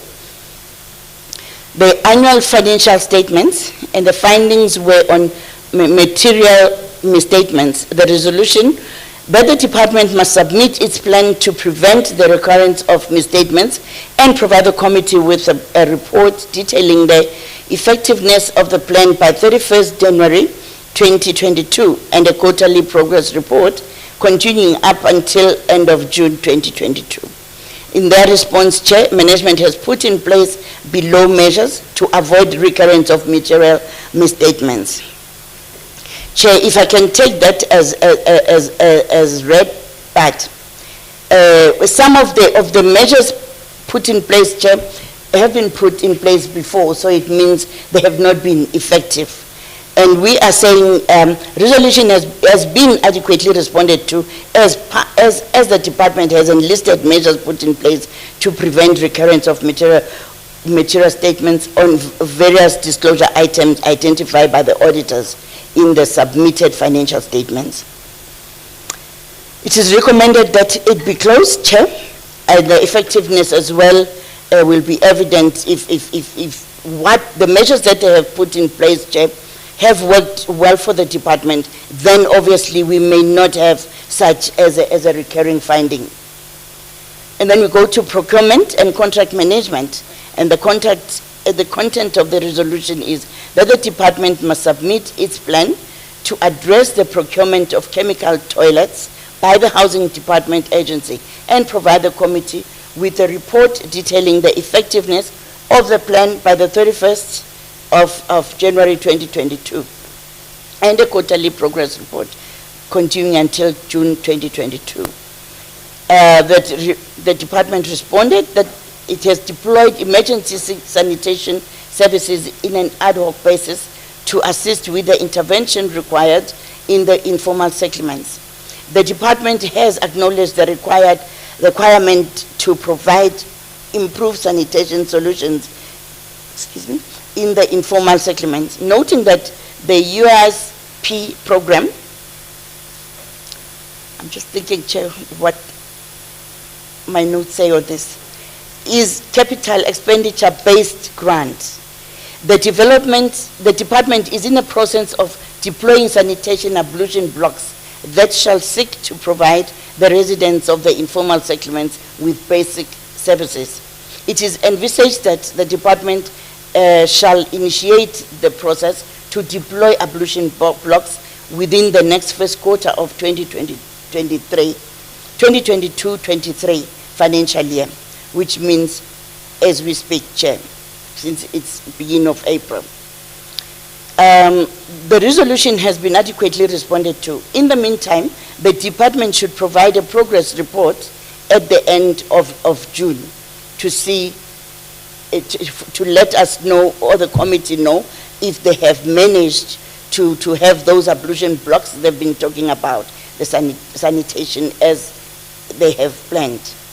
We recommend that the resolution be closed. Expenditure management, irregular and fruitless and wasteful expenditure.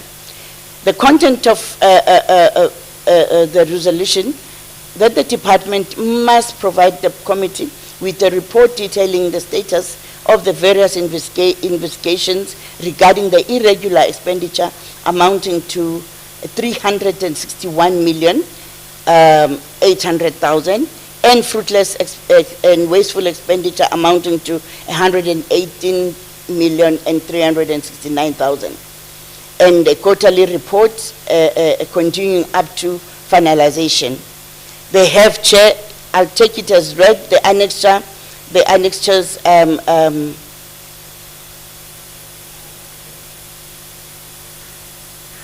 yes.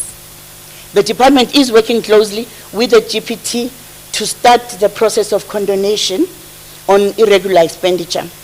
We did ask them previously, the previous financial year, Chair, as well, and this is what they said. The first submission will be sent to GPT in the fourth quarter, which means from January to March 2022.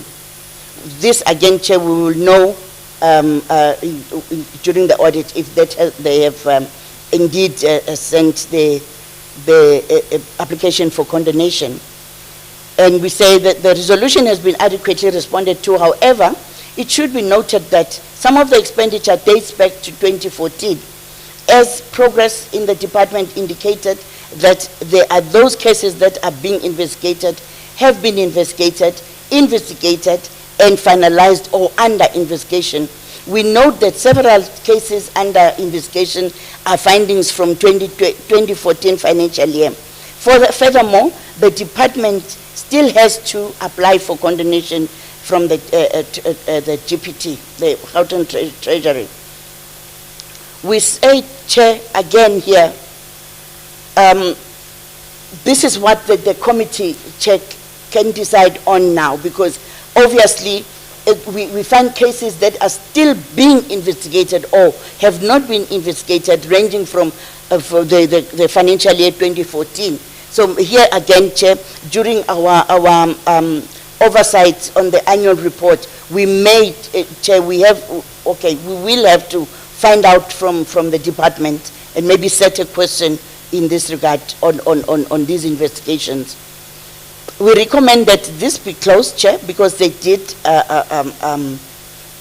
respond adequately. However, the committee may get an understanding of why some cases dating back to 2014 are still being investigated or even are still to be investigated. The other audit finding is payments of service providers within 30 days. That the department must submit its plan to address internal control deficiencies and provide the committee with progress made by the 31st of January and a quarterly progress report continuing up until the end of June 2022. In their response, Chair, the department has managed to pay its service providers within 30 days from the month of October until January. From the December 21, the department has started reporting on payments made within 15 days and has managed to achieve the below statistics. May I take that as read, Chair?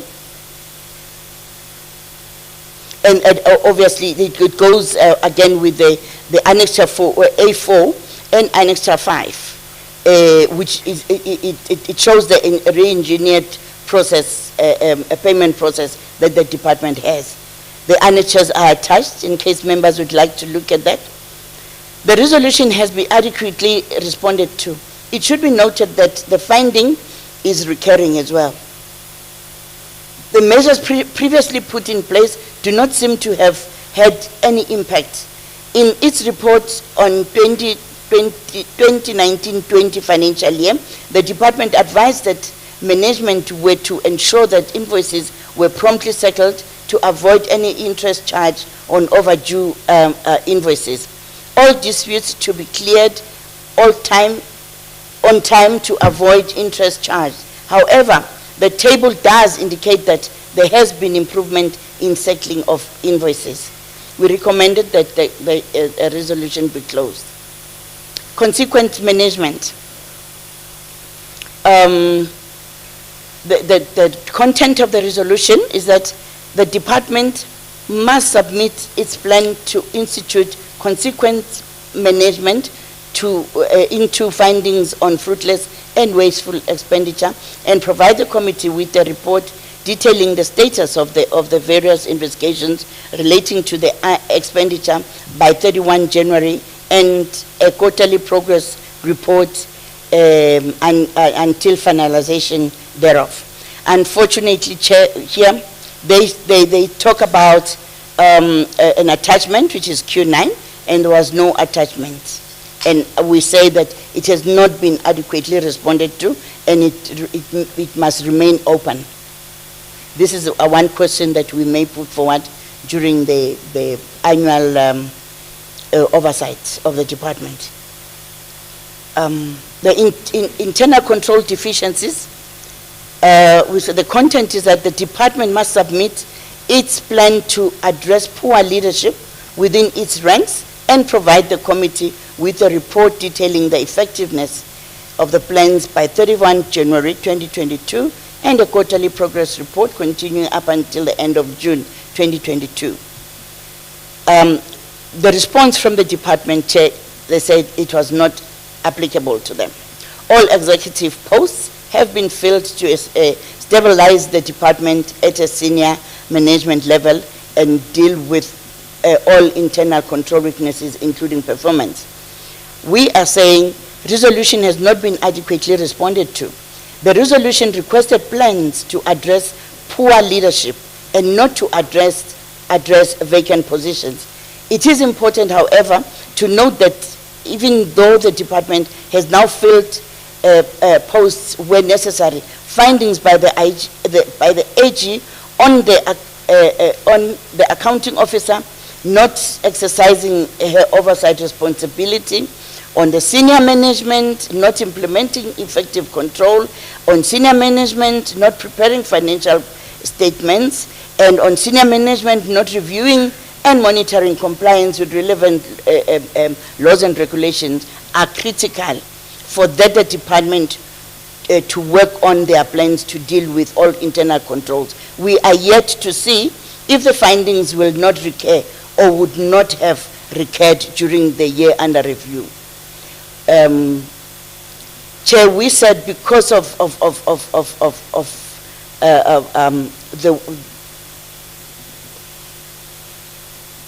okay.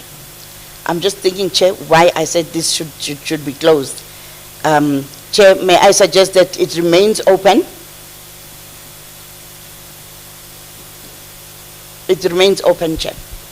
And then on investigations, excuse me, audit findings, and the content is that the department must provide the committee with a report on the investigations it is conducting, detailing the status of each investigation by 31 January, and a quarterly progress report until finalization thereof.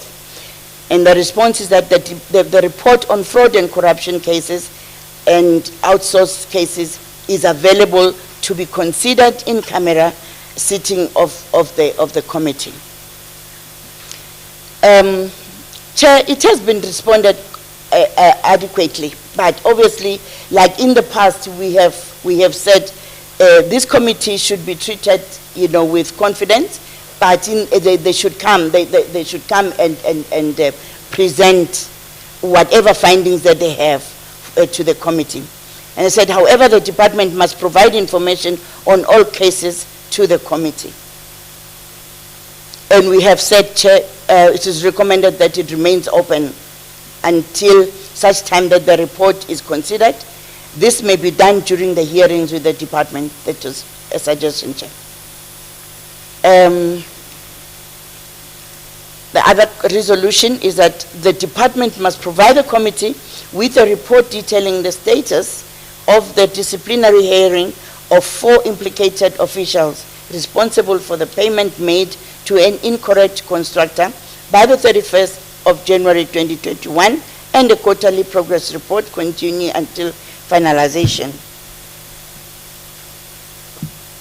The disciplinary hearings for the implicated officials responsible for the payment to incorrect were concluded, and the outcome was as follows. 2 employees were found guilty, and each was sanctioned with 1 month suspension without salary and a final written warning. And the other 2 employees were found not guilty and acquitted. We say that this has been adequately responded to. However, the department should still provide the committee with a copy of the complete report during hearings. We say that we recommend that the resolution be closed. The other one is in terms of the GPL Rule 179, the department must provide the committee and the portfolio committee with a report on the development of upgrading plans for prioritized informal settlements by 31 January. And the response, Chair, is that the department appointed 10 service providers with the view of undertaking the planning required for the upgrading of the informal settlements. It is within this appointment that the appointment of service providers shall undertake the process of developing contextual upgrading plans that direct the phases of informal settlement upgrading. We are saying the department in its response does not indicate when the 10 service providers were appointed. They have been appointed with a view of undertaking the planning required for the upgrading of the informal settlement. The department has yet to provide the service providers' plans to the committee. We say this one as well, Chair, that we recommend that it remains open. We can follow up during hearings. The other one is reported material irregularities, the contents of which is that the department must provide the committee with a report detailing the status of the case of theft registered against Boy Samuel Hadebe by 31 January 2022, and a quarterly progress report. In their response, Chair, they say the only state witnesses testified in the criminal case of Mr. Hadebe. The matter was postponed to 24 March 2022. Chair, it has been adequately responded to, but we can make a follow-up as to what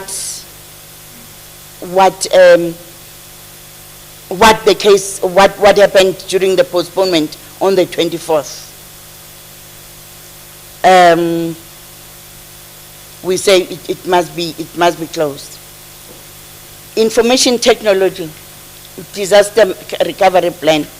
The content was the department must provide the committee with an update on its IT disaster recovery plan, considerations as part of the BCP based on a business impact analysis by 31st January. This must be accompanied by an indication of the service level agreement with the eGov and CETA, which has been finalized, approved, and signed. They've responded, Chair. The BCP has been finalized, and the other CRO to be finalized. Subsequently, the BCP has been approved on the 24th of January. The next step in the process is to verify and ensure an alignment of the IT to the BCP and implementation thereof. And they say, Chair, all the service level agreements with eGov are in place. They have actually attached an improved plan for the BCP. We say, Chair, this has been responded to and recommend closure. Audit action plans.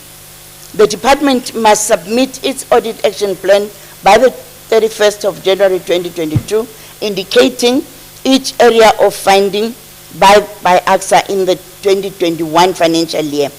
Plans to address the area of findings and timeframes for implementation.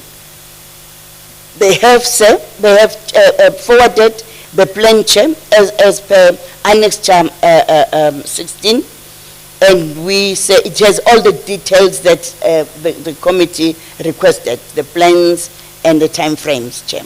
We say it has been adequately responded to and that it may be closed. The other one is that the department must submit progress made in the implementation of its audit action plans by 31 January 2022 and every quarter thereafter until final resolutions are resolved. As well, Chair, they've actually sent on attachment 17, which is their audit improvement plan, which entails everything that the committee sought from them. We say the recommendation can be closed, Chair. And the other content is that the department must submit its assessment of the implication of its audit action plans to the current 2021 financial year. Refer to attachment Q18, it is there, Chair. Again, they have actually highlighted, members can look at that Annexure 18, Chair. And we say that the resolution may be closed as well, Chair. Thank you, Chair. That's the end of the housing settlement. Okay, thank you very much. Any comments? Honorable Kanyane? No, thank you very much.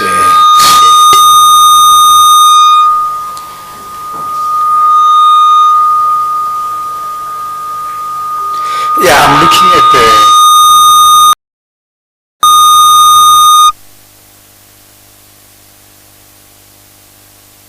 under number 6, where you talk about the irregular expenditure, the wasteful. You see, yeah, we will always, based on their response, close that response. But you have to be very careful, because if you look at the annexure, they're not necessarily responding to the question. They justify how they spent the money. They don't really respond to us to say, how do you come to this level where it becomes irregular and all that? They'll give you a list of expenditure to say, the money went this way, went that way, went that way. But what you wanted to find out, it can go that way but wrongly. So it's just to justify, to say, how did it happen that you get to this kind of a situation? That's the distinction that I'm battling with, which I wanted really to find. Because if you look at the annexure, they will give you all these details to say this, trying to justify, to say the money went here, but this is irregular expenditure. And we wanted really to find out what are the issues. Now, the other one, number 9, you see, when you say you want the plans to address poor leadership, I think I understand the department, the way they responded. It's very rude. They say not applicable, because it's very abstract. If you say poor leadership, I think you have to be specific. Because I'll tell you that no, it doesn't, it's not there, it's not in my department. I think this position that I've really filled, I got a poor leadership. But if you become specific, now you link it with the poor. What do you mean by poor? Because if it's abstract, what is poor to me, it might not be poor to somebody else. So I think that's just to be careful when we phrase that kind of a question. But now the other one, it's your disciplinary is under the discipline. Yeah, again, we said we are closing that one. It's number 10. But look at what they've done. It's just to suspend somebody a salary for a month and a return honing. That's very light. I mean, looking at what really happened. Because my understanding of punishment, I understand it's not to brutalize somebody, but it's more on rehabilitation so that you become an effective member of the staff again. But now, if just a month's salary, a return honing, will it really change my behavior? And I'm just looking at it. Because we are saying it's closed, but someone will need to go deeper into analysis whether do we really achieve objectives. That's the little that I know it's our questions, but we need to look at it moving forward. Thanks. Thank you. Any further comments? Okay. I see your hand, Bong. You want to say something? Thank you, Chair. Is correct, but it is the way we phrase our questions. And for instance, the number 6 you are talking about, it says, provide a report detailing the status. And the number 9, of course, we say, okay, I can't comment on this one. It is our resolution, the way we actually had it. And then this one as well, okay, we can go further and probe maybe during the hearings. Was it the only, and I remember at one stage, chairperson used to say, consequence management is not only punitive, so we must be careful on when we listen, we look at their responses, we have to gauge on what they would say. So in this case, that is why we recommended, the resolution can remain open, but it's not what we are expecting the department to do. Thank you, Chair. Okay. Based on our earlier discussion, honorable members, so this is what's going to happen. Even though, or first of all, where the resolution remains open as per recommendation, we will engage the department next week on some of those issues.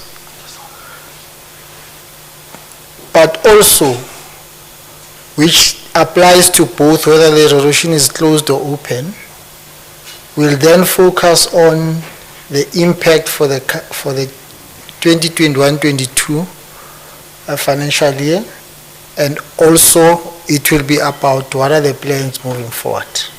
So it means even beyond this, there's work that we're going to try and generate questions that lead to that, and send them to members for them to look at them.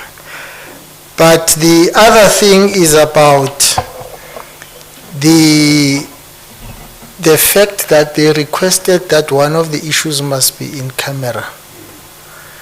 So I think at that meeting, what my understanding of that is that it must only be members, not your staff. Ne? You're not a camera, we are the camera, and the camera mustn't be there.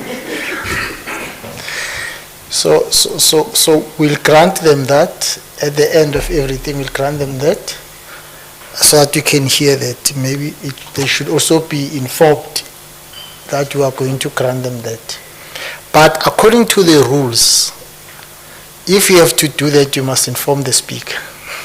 So we'll have to write to the speaker as well to inform her that you are going to have, during the session, we will have this in-camera discussion, because otherwise we might be taken to court that we're prohibiting or restricting public participation. So we'll note that, we note the report, the research analysis, we're noting it. We'll generate the necessary question for follow-up, and then we'll be able to move with the departments on that. Agreed? Thank you. So also it means that, okay, no, let's move on. Let's move on to the next one, which is the one housing fund. Yeah. Is it up already? Can I just find out, as you're putting it up, please go on. You must help them as well here, because maybe they don't know where it is. You've got it? Okay. Can I just find out, there was a time when Honorable Maile came to the committee and said, I think it was housing fund, that the reason why it's going to be like that is because they're trying to close it. Is it housing fund?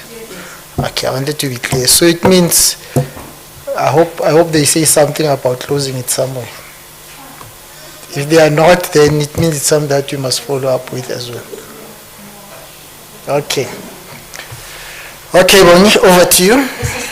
So Honorable Papa, your questions will follow them up with them. Sure. This is a housing fund as of 31 March 2021, and it has a disclaimer, and the basis for the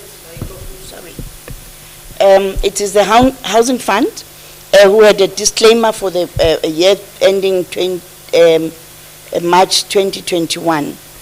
And the disclaimer of opinion, Chair, the content is that the entity must submit its plans to avail accurate and complete audit documentation on time. The plan must include the entity's assessment of the implementation of the plan in 2021 financial year. The entity must submit subsequent quarterly assessment of implementation of plans for the 2022 financial year from January 2022 until the closing down of the entity. In their response, Chair, the biggest challenge on the housing funds relates to immovable asset register. These records of assets, which was lost during the Bank of Lisbon fire, has caused the challenge of records for the housing fund. The department issued a tender for the appointment of consultants to develop the register with full accurate records, including digital images of each assets.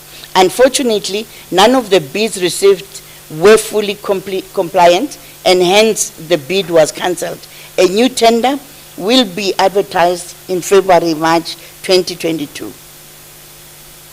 With the objective of creating these records. This department still works with units to ensure that we still keep and get records needed for audit purposes. We say, Chair, in its response, the department, in its response to House resolutions for the 2021 financial year, dated August, this was on the annual report, on August 2021, the Housing Fund advised that service providers were sought to assist with the process of asset verification.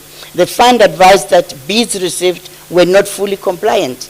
The resolution has not been adequately responded to. The entity could not forward its plans as they are dependent on the verification report from service providers. We say that the resolution must remain open. The other resolution, the entity must implement the recommendation of the audit action plan and provide the committee with a progress report detailing the effectiveness of the audit action plan by 31 January up until the end of June. Their response, Chair, was that see attached A6, which is a tracking Housing Fund report. The plans are tracked bi-weekly to ensure that targets are met through meetings led by the HOD.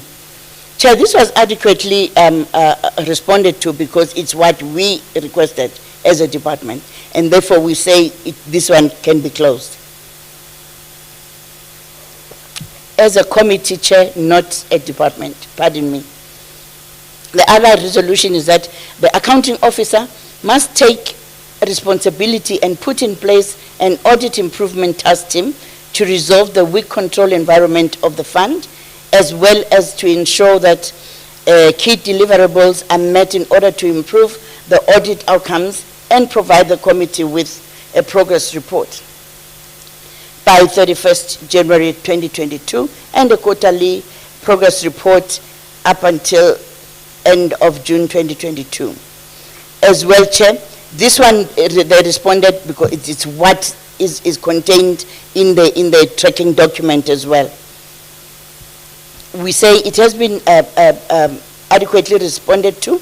The fund has highlighted that in some cases it together with the department have a dependency on the national department. From the attachment, we know that out of the 26 findings, 4 or 16% have been resolved. 16 or 69% have been partially resolved, and 4 or 15% have not been resolved. That is adequately, yes, it has been responded to, but we would like to have this one remain open. And the next one, Chair, is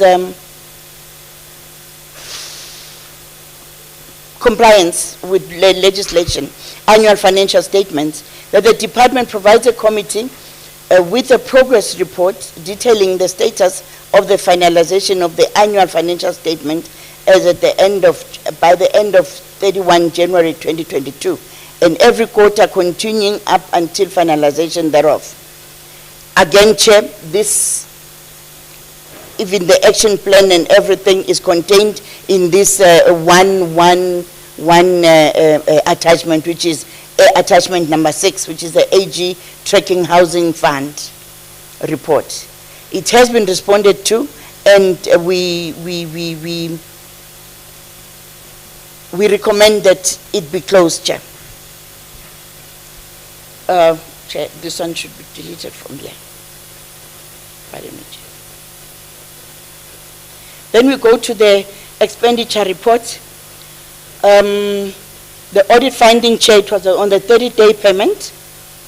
The content of the resolution, the entity must, by the 31st January, provide details of payments which were not made by the 31st March, if any, and reasons thereof. For each service provider, provide progress made to pay them by the 31st December.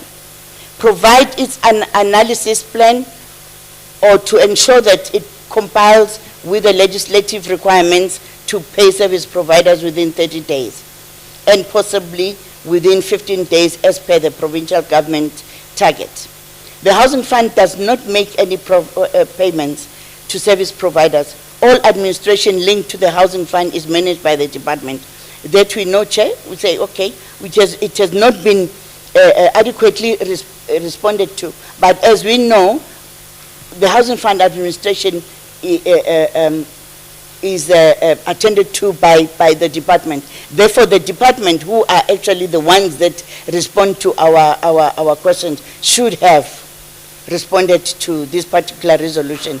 We recommend that it remain open, Chair. They didn't respond at all. And then the other one is audit action plans. We say that the Gauteng Housing Fund must submit by the 31st of January its audit action plan, including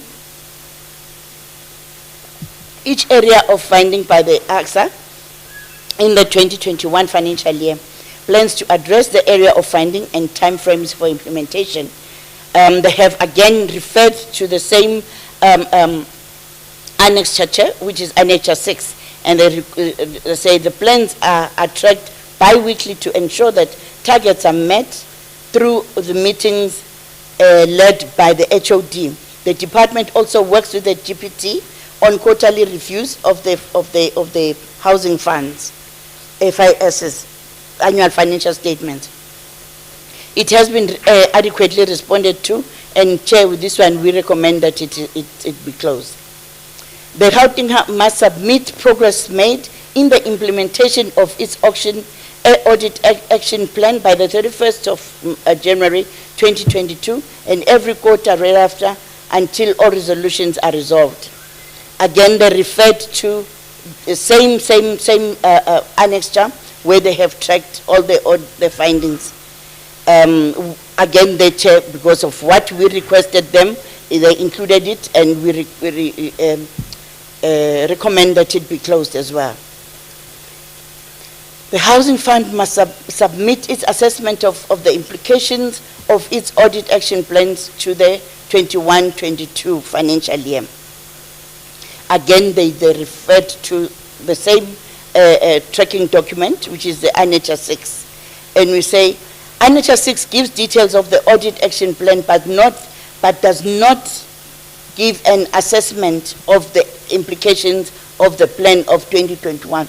Here, Chair, I must say that with most of the responses that we have read from the department, they don't seem to understand what is meant by assessment, impact assessment for the year. So they just respond anyhow. And therefore we say, Chair, the resolution has not been adequately responded to. It must remain open until they respond adequately. Thank you, Chair. That is the end of the Housing Fund. Yeah, don't worry about the last one. That's why we're calling them here. They'll understand when they are here. Okay. Any comment? Okay. It's noted. I think one of the things that we'll have to ask them strongly is about the closure of this fund.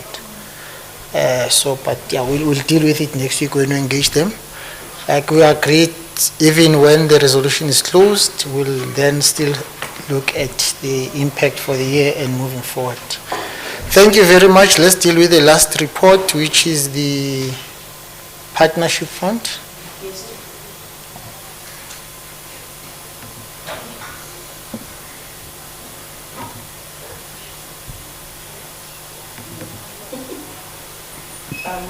Thank you, Chair. This is the analysis on the Housing Fund. Partnership.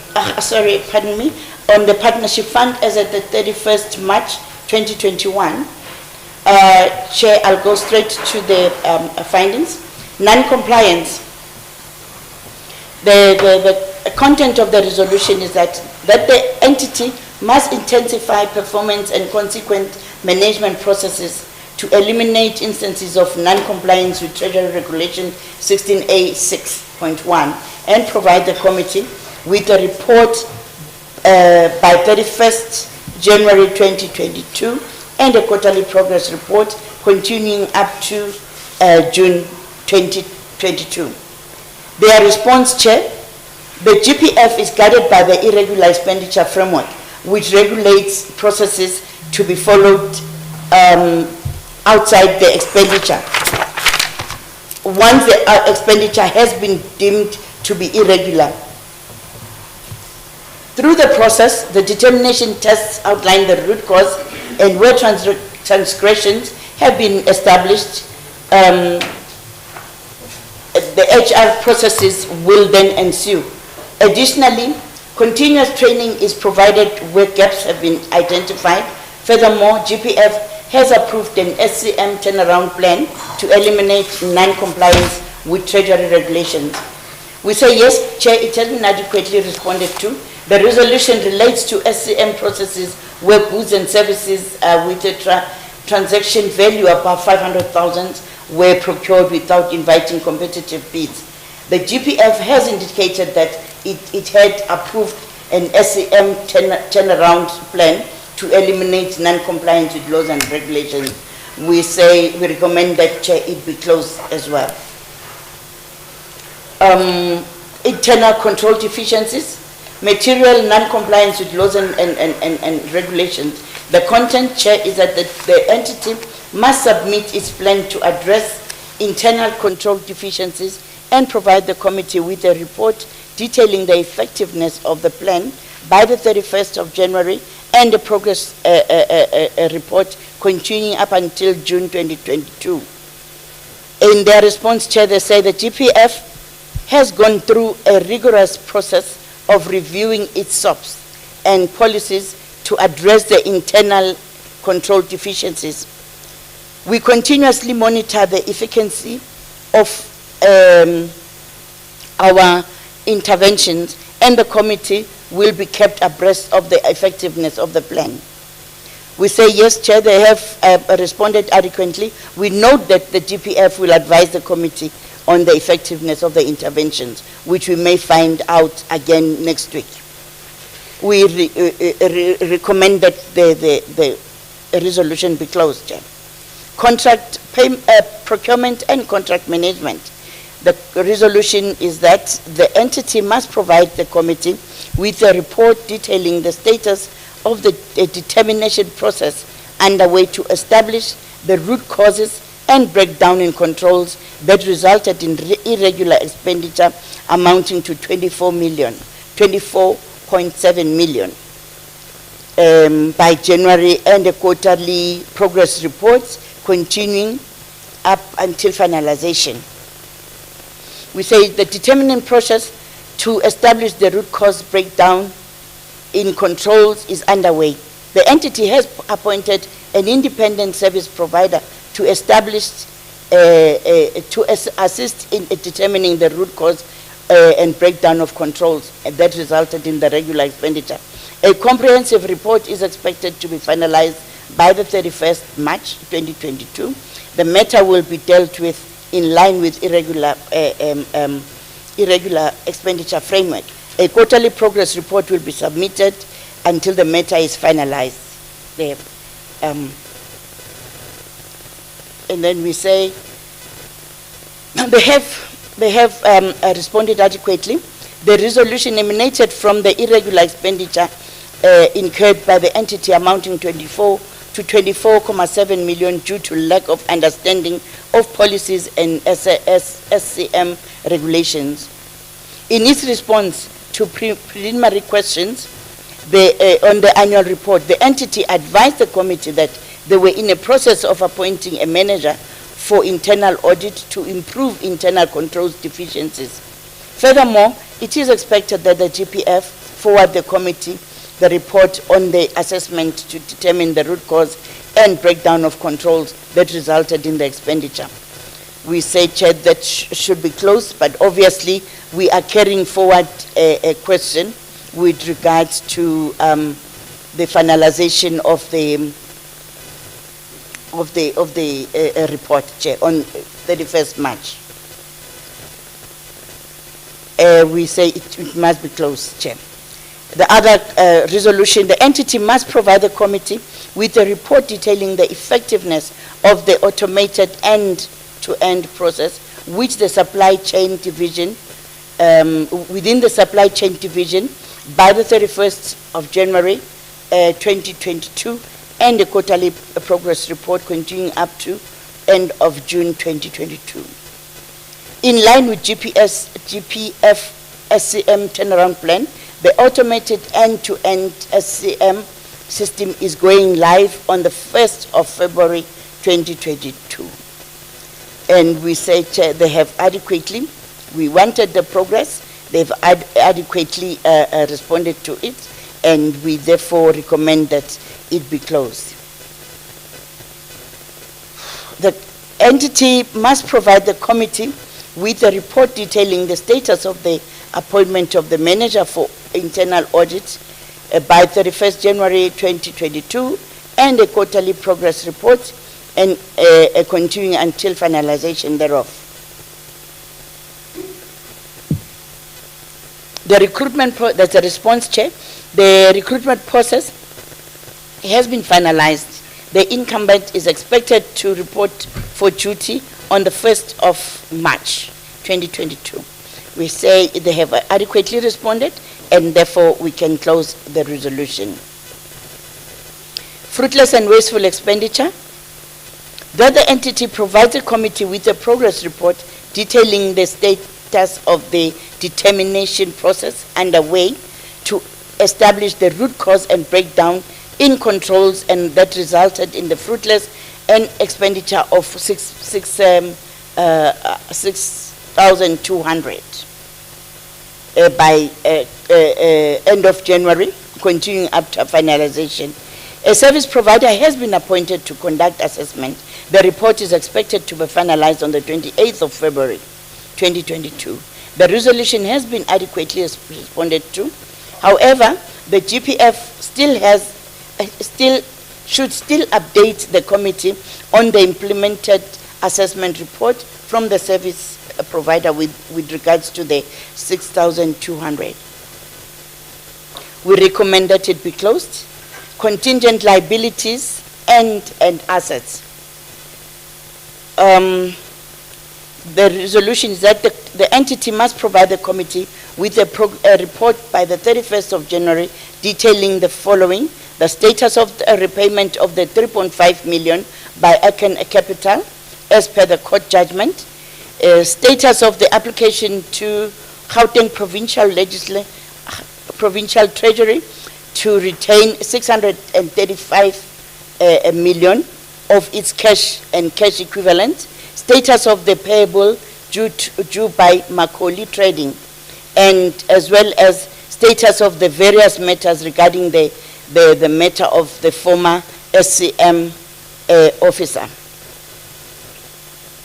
The response, Chair, on the status of the repayment of 3.5 million, the department says, following the judgment in favor of GPF on the 9th of February 2021, Gauteng Capital proceeded to file an application for leave to appeal.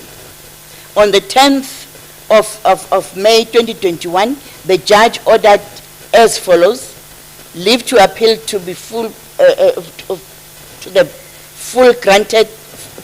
bench granted. Cause shall be in the appeal as well. On the 17th of August, the attorneys advised that they had received the record to be shared within the Supreme Court of Appeal.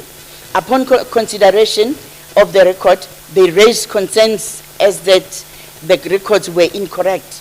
They have not yet received a response from the appellant's attorney regarding the documents.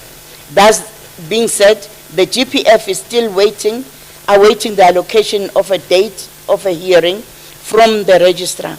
On appeal, the parties do not apply for a date, but the registrar allocates a date of the hearing of the matter after all the documents that must be filed with the court have been filed.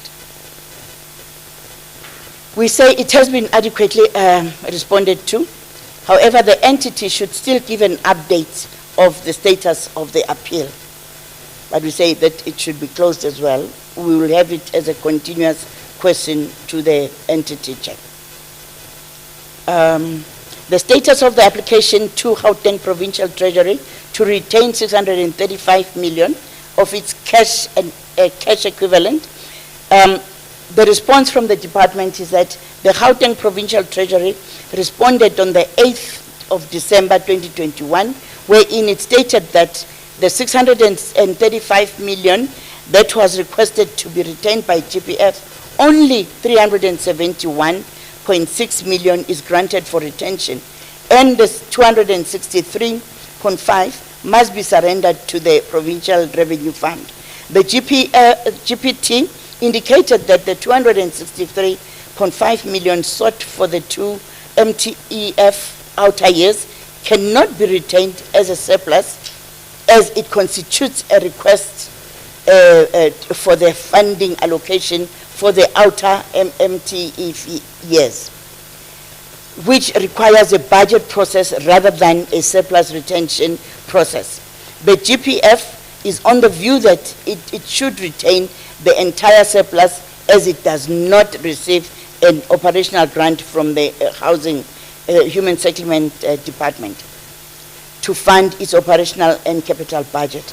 The GPF, through the Human Settlement Department, is currently engaging the GPT to resolve the difference of opinion. It has been responded to, Chair. The DPF had applied to retain 635 million. However, the full request could not be granted, as mentioned. The entity is indicating that they're putting through an appeal through the department. I think the DPF should provide the committee with a progress on this, or this should be actually, a question should be sent to Treasury as well in this regard, Chair. I don't know if it should be okay with the committee, plus a question to the department as well, Chair, to finalize this. But on this one, we recommend that it be closed, but put forward the questions to both the Treasury and the department itself. The status of payable due to Macaulay Trading. On the 15th of August, Macaulay was overpaid by GPF in the amount of 759,000, despite repeated efforts to recover the aforementioned amount. Macaulay Trading failed to make the requisite refund. The GPF has, through its attorneys, applied for default judgment, which is still being awaited. Macaulay Trading has no assets of value, and there is a probable loss for the GPF. Internal controls have been enhanced to mitigate against such occurrences. It has been adequately responded to as well, Chair. We know what the status is now.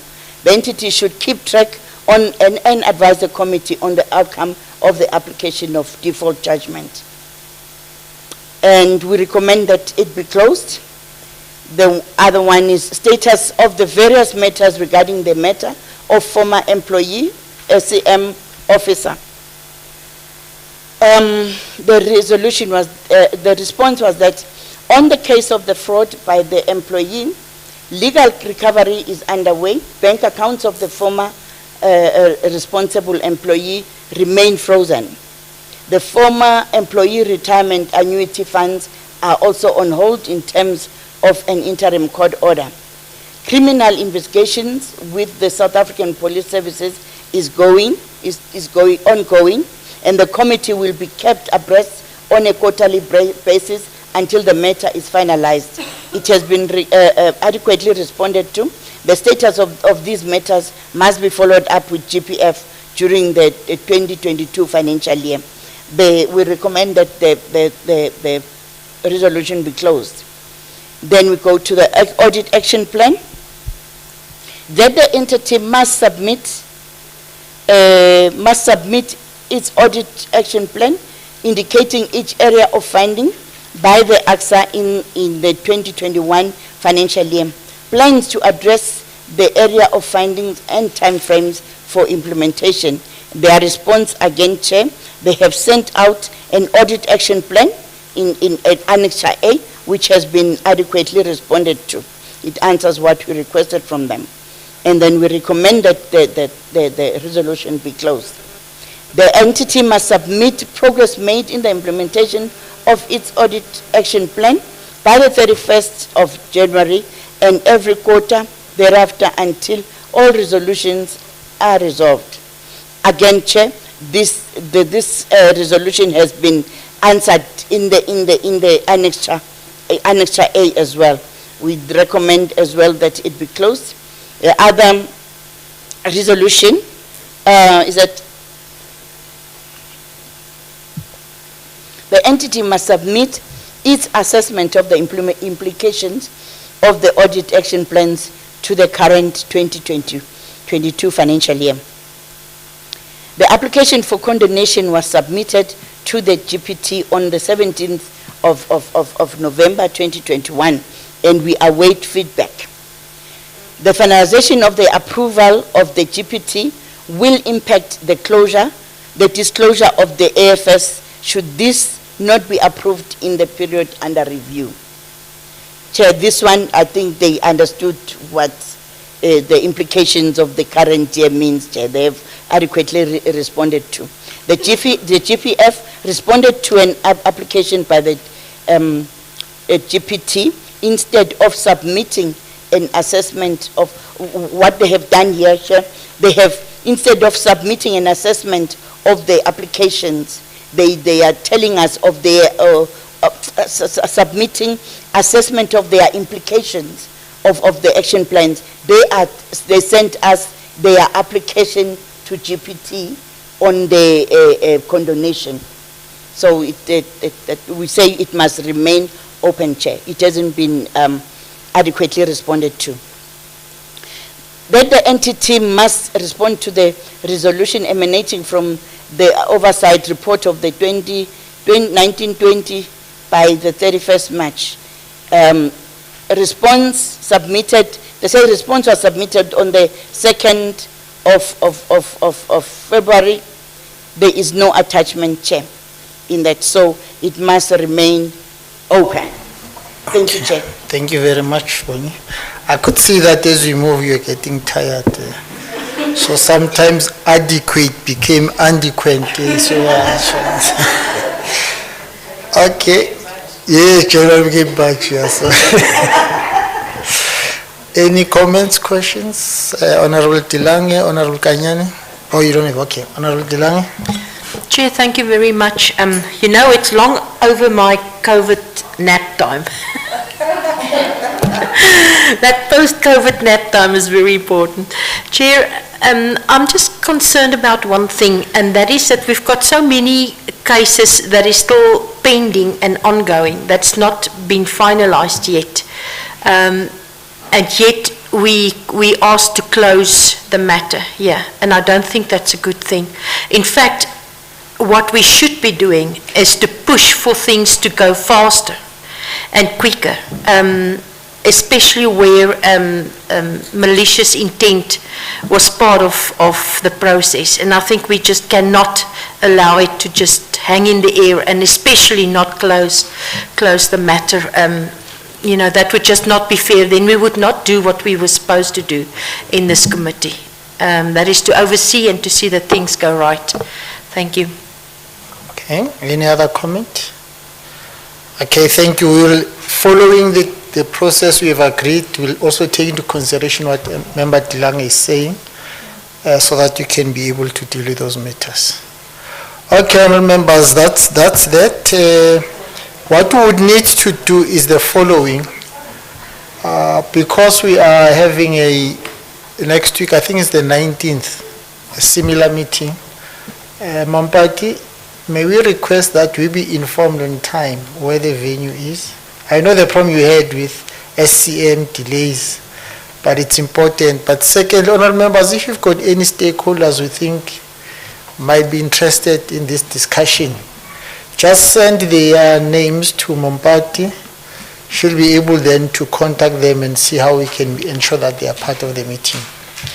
The difficulty is that we are dealing with more financial issues, so some people are finding it difficult to participate. It would have been easy with CEOs today because it's things they are working with, but also we discovered that the members of the hospital boards were complaining that these issues are far from them. That's why I asked the question, and the response said to them, no, I think it's something that you must look at.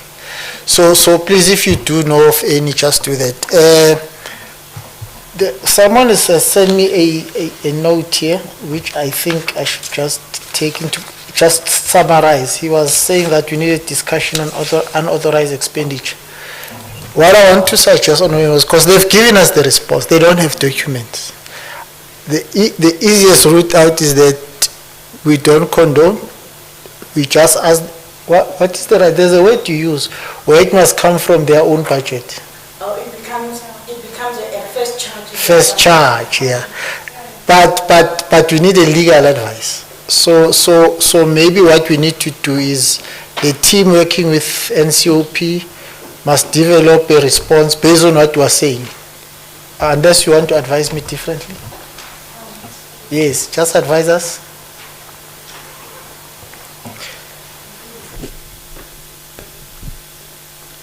Thank you, Chair. No, currently the committee doesn't need the advice. in relation to approving or not approving. If the committee does not approve, it's okay. Then thereafter the schedule with the indication that the committee is not approving, it will be sent to Gauteng Provincial Treasury. That's where they will prepare the bill. Then the bill will be tabled in the legislature. Then normal processes will unfold. Then the legal opinion will come thereafter on, yes, on the socio-economic implications of the whole thing. Thank you. So members seem to know, so that's our decision. Okay, thank you very much. That's our decision. So what will happen now is that we are coming to the end of our meeting. What's the other thing? No, thank you again, Chair. Is the committee considering the matter now? What is the way forward? The decision is that you are not going to whatever the so they must prepare the bill and then we. Yeah. Why didn't we? Because I don't want to punish them because of this technicality. Maybe if ever, I don't know what happened. Why didn't they really comply? That's my worry. Because you know this department, most of their, especially the unauthorized expenditure, is not of their own in most cases. But I understand what you are saying.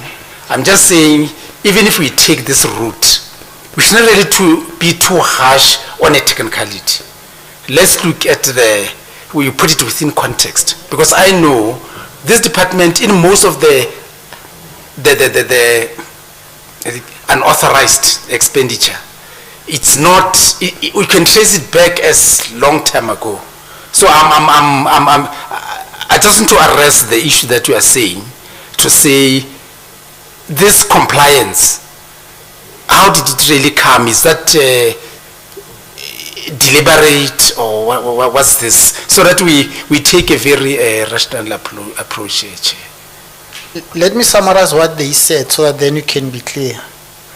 First of all, the 2005-2006 matter. Let's start there, which is about 17 years ago. Number two, it was considered by SCOPA then, 2012. But when they considered, they said, give us documentation for that machine that you bought, and there was another thing. The department couldn't bring the documents, and SCOPA was, we can't approve without the documents showing that they bought this thing and all that. So there was no document. So we've asked the same thing, that if we were to approve, we can't just say it's fine if we don't have. So that's where we are at. Maybe we can then be advised from there. Yeah, but it's a matter of 2005 and 2006. Yes, ma'am. Chairperson, just to remind the committee, we're setting a precedent. We actually have already set a precedent in how we deal with these things in I think it was sports. Yeah. With a similar situation in sports, and we said at the time that, number one, how do we justify condoning this? Yeah. We don't have we can't justify it. We have nothing on which to justify it.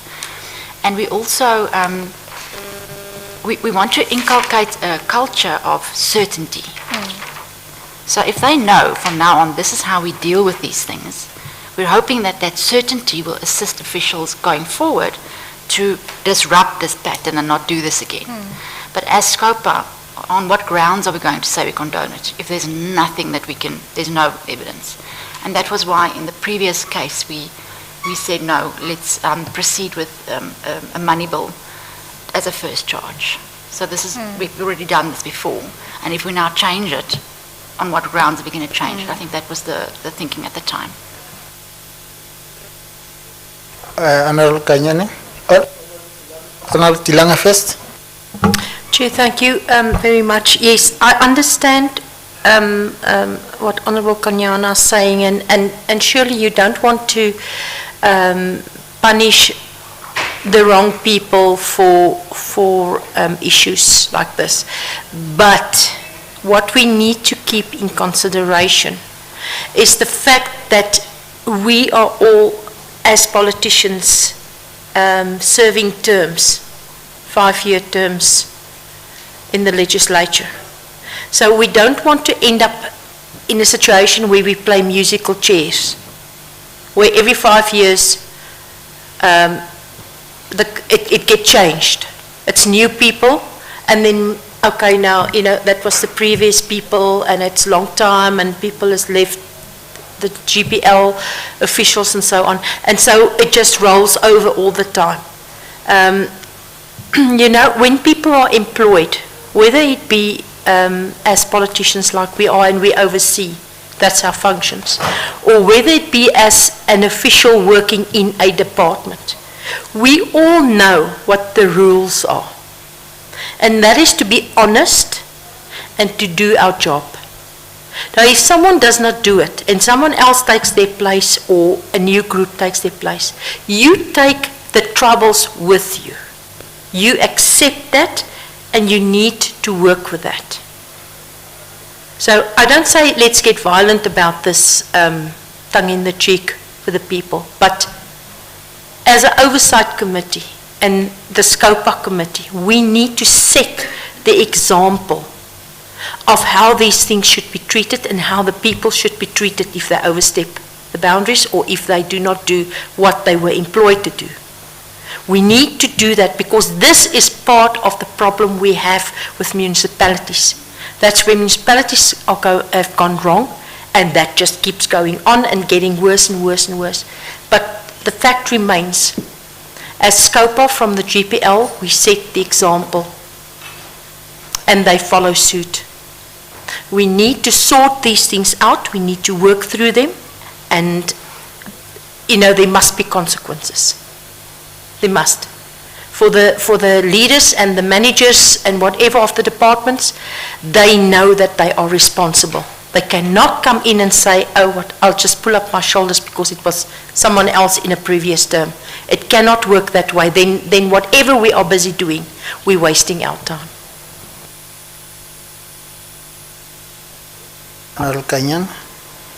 No, it's all right. I think I really understand the issues that are raised.